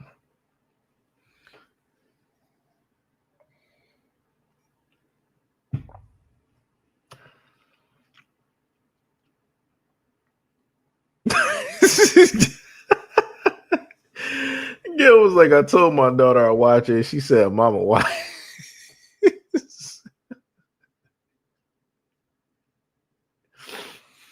See, I knew it. I knew it. See, Gail's daughter, smart, cause she already know that movie is nothing but trauma. It ain't nothing but trauma, and it ain't no parts of that of which they got black men in there as a positive. Ain't nothing in there. Anything about a black man is negative. It's like, see, she knows. She knows. She knows. D Money said JD is rumored to be getting a divorce. Ooh, that's crazy. And if that is the case, he's getting it. That'd be wild. During this time of the presidency, you're basically the vice president. You're gonna get it. Ooh, that's not gonna be. Oh boy. Yeah, I don't think. I think they would wait. I think what would have to happen is that politically speaking, they would have to wait because that's not going to be a good look. Especially when it deals with like the Republican Party and him always preaching the whole thing about the family and all this other type of stuff. They would more than likely have to live separately or something like that. But then when it deals with the public eye, they're going to be directly out there like nothing ever happened, like nothing's wrong, like everything is okay, basically putting together a great lie. That's what they're going to have to do. There would be no way in the world at this moment in time that they will be able to go for a divorce right now. That would be highlighted all over. That wouldn't be a good look. That'd be all bad for them. D Money says, every woman that I know watches that regularly. Man, talking about some Seji room. It's crazy work. Hack put up a link. JD Vance divorce rumors surface after big marriage admission. What's true and what is not? Huh. Oh boy. Where there is smoke, there may be an inferno. That's diabolical. You said JD Vance divorce rumors surface as big marriage admission. What's true and what's not? D Money said, I think they're trying to set up JD/Kirk and Kamala Newsom for 2028. Lord have mercy. I mean, I can see that basically working because it would, you got a lot of people that be like, "Oh my God, Kirk's wife is, going to be the vice president. She's the best woman for the." Again, people are caught up on like the emotions of the optics directly of it. But no matter how much people are caught up on it, um, I'm not sure how close a lot of those men are willing to basically put her close to the White House. I'm not too sure directly of that because one of their main concerns would be the fact that if she were even potentially able to get that close and even have a shot, let's say like JD Vance does, win 2028, and then for whatever reason he got to step down, that would put Erica Kirk directly up there, and that is a single white woman up there that would be the face of the United States. That is not, like I said, they can feel whatever they want to sit up there and feel, have sympathy and empathy, but they are not about to allow that to happen. They are not going to allow technically that image to be at the forefront or what they think or what they're going to allow to think people are going to see America as. They're not going to do that. I can tell you that one. Third Eye said PS5 2028. Hack said the White House saw her as too ethnic. Talking about Erica Kirk. Third Eye said, sorry, you meant the PS6 for 2028. Yeah, I think it's like 2028 or 2027. I know the Xbox is supposed to be slated for, I think it was 2026 or 2027? I think it's 2027. But yeah. This woman Gail's like, I don't even drink coffee at all. This woman. Hack said JD's wife. Oh, okay, I got you. You talking about the Indian woman? Yeah. Okay, I got you. Yeah. Oh, yeah. They're not letting that happen. Oh no. They're not about to allow an Indian woman nowhere close. That's not happening. They're not doing it. They would allow Erica Kirk in there before they allowed the Indian woman there, and then even with Erica Kirk, it would still come with limitations and boundaries. Like I said, it'd be a lot of stuff. That it'd be a lot of stuff. But yeah. But anyways, That's pretty much it. 4 hours and 22 minutes directly in this stream. Much love, respect, and appreciation. Shout out to all of the folks that came directly by. Much respect, love, and appreciation to all of my moderators directly in the chat that are here every single day. Technically, I extended this live stream just a little bit longer because Tippy said she missed out, and she came in here late, so technically you were still part of the live stream, along with I think a few other people that came in late. So, it's all good. It's all good. Probably still gotta hit that replay though. And I can tell you, for some of the people that just might have got here within the last hour and you didn't see what happened previously, when you watch a lot of those videos and you hear some of the stuff there, your jaw will probably hit the floor like mine did, because it's nothing but like straight ignorance. Ignorance, coming directly out of the mouth of one of the women that showcased. D Money says, Seji, who's the number one mod though? What you mean number one mod? I'm a little bit confused on that. We got ratings out here. I didn't know that. When did that start up? I mean, YouTube keeps track of stuff, by way of comments and stuff of that nature. But I would have to, look directly at their stats, at those stats on, how they decide to, sit up there and do that, things of that nature. So, yeah. But for me, I don't really have a number one, because the main thing is pretty much everybody here shows up, consistently in one way or another. You got some people that, either, donate by way of the channel, by way of the membership, or, the Patreon. You got other people that, pull directly up to the scene, that's here, directly in the live streams, and, they'll just, regulate that way, either, out there or in the shadows. And it was like something else I was going to sit up there and list as well too, and I forgot. But yeah, this man talking about some who's number one though. People try to set you up. D Money said, "Damn, what YouTube say? What do you say?" This man right here. Third Eye said, "Number one headband belongs to me." This man sat up there and went for some Afro Samurai right there. Yo, Afro. That's crazy. That's crazy. But yeah, much love, respect, and appreciation to everybody who took part. I will have some videos directly up there for you guys. I'm trying to see. Didn't I have something directly that I can start working on and uploading? I think I did. Oh, I didn't download that?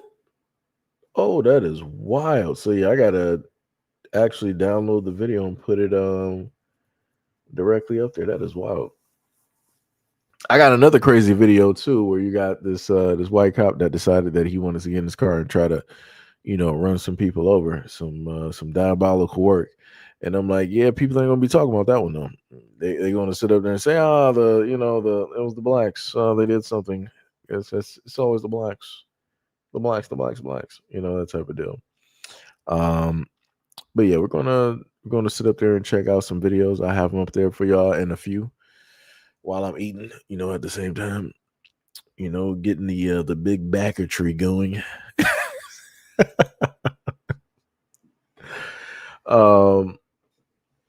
Wait, so brother, what?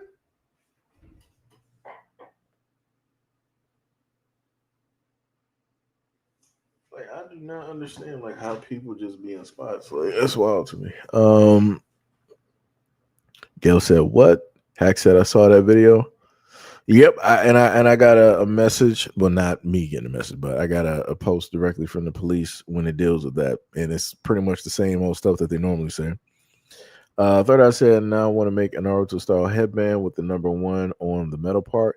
Yeah, the funny part is I always wanted the Itachi and the Village of, I think, the Mist headband. Those were like the main bands that I would sit up there and wear. Mo said in Baltimore. Was it in Baltimore? I'm trying to look. You got to give me a quick second because I got to get the paper. Not the paper. I'm sorry. I got to get the post. Yeah, it was from Baltimore. Yep, I got a statement from the Baltimore Police Department. Yep. So that is going to be the video that will be showcased in a bit. Currently, it is what is about 2:40. So yeah, I'll have that up. Yeah, hopefully it'll be up before like 3:30. Depending on which one I happen to put up. So that's what we'll do. Thought I said I'm sure it will have over a lot of go over a lot of people's heads. Haha, I see what I did here. Oh yeah, I see what you're saying. Go over. Yeah, I got you. Yeah, much love, respect, and appreciation. Y'all can have at it. Go catch up on some stuff, have some fun, play some video games, go get some Starbucks, order some food or whatnot. Get some big backetry in, just eat some good food. But peace out, and I will catch you guys in the next live stream.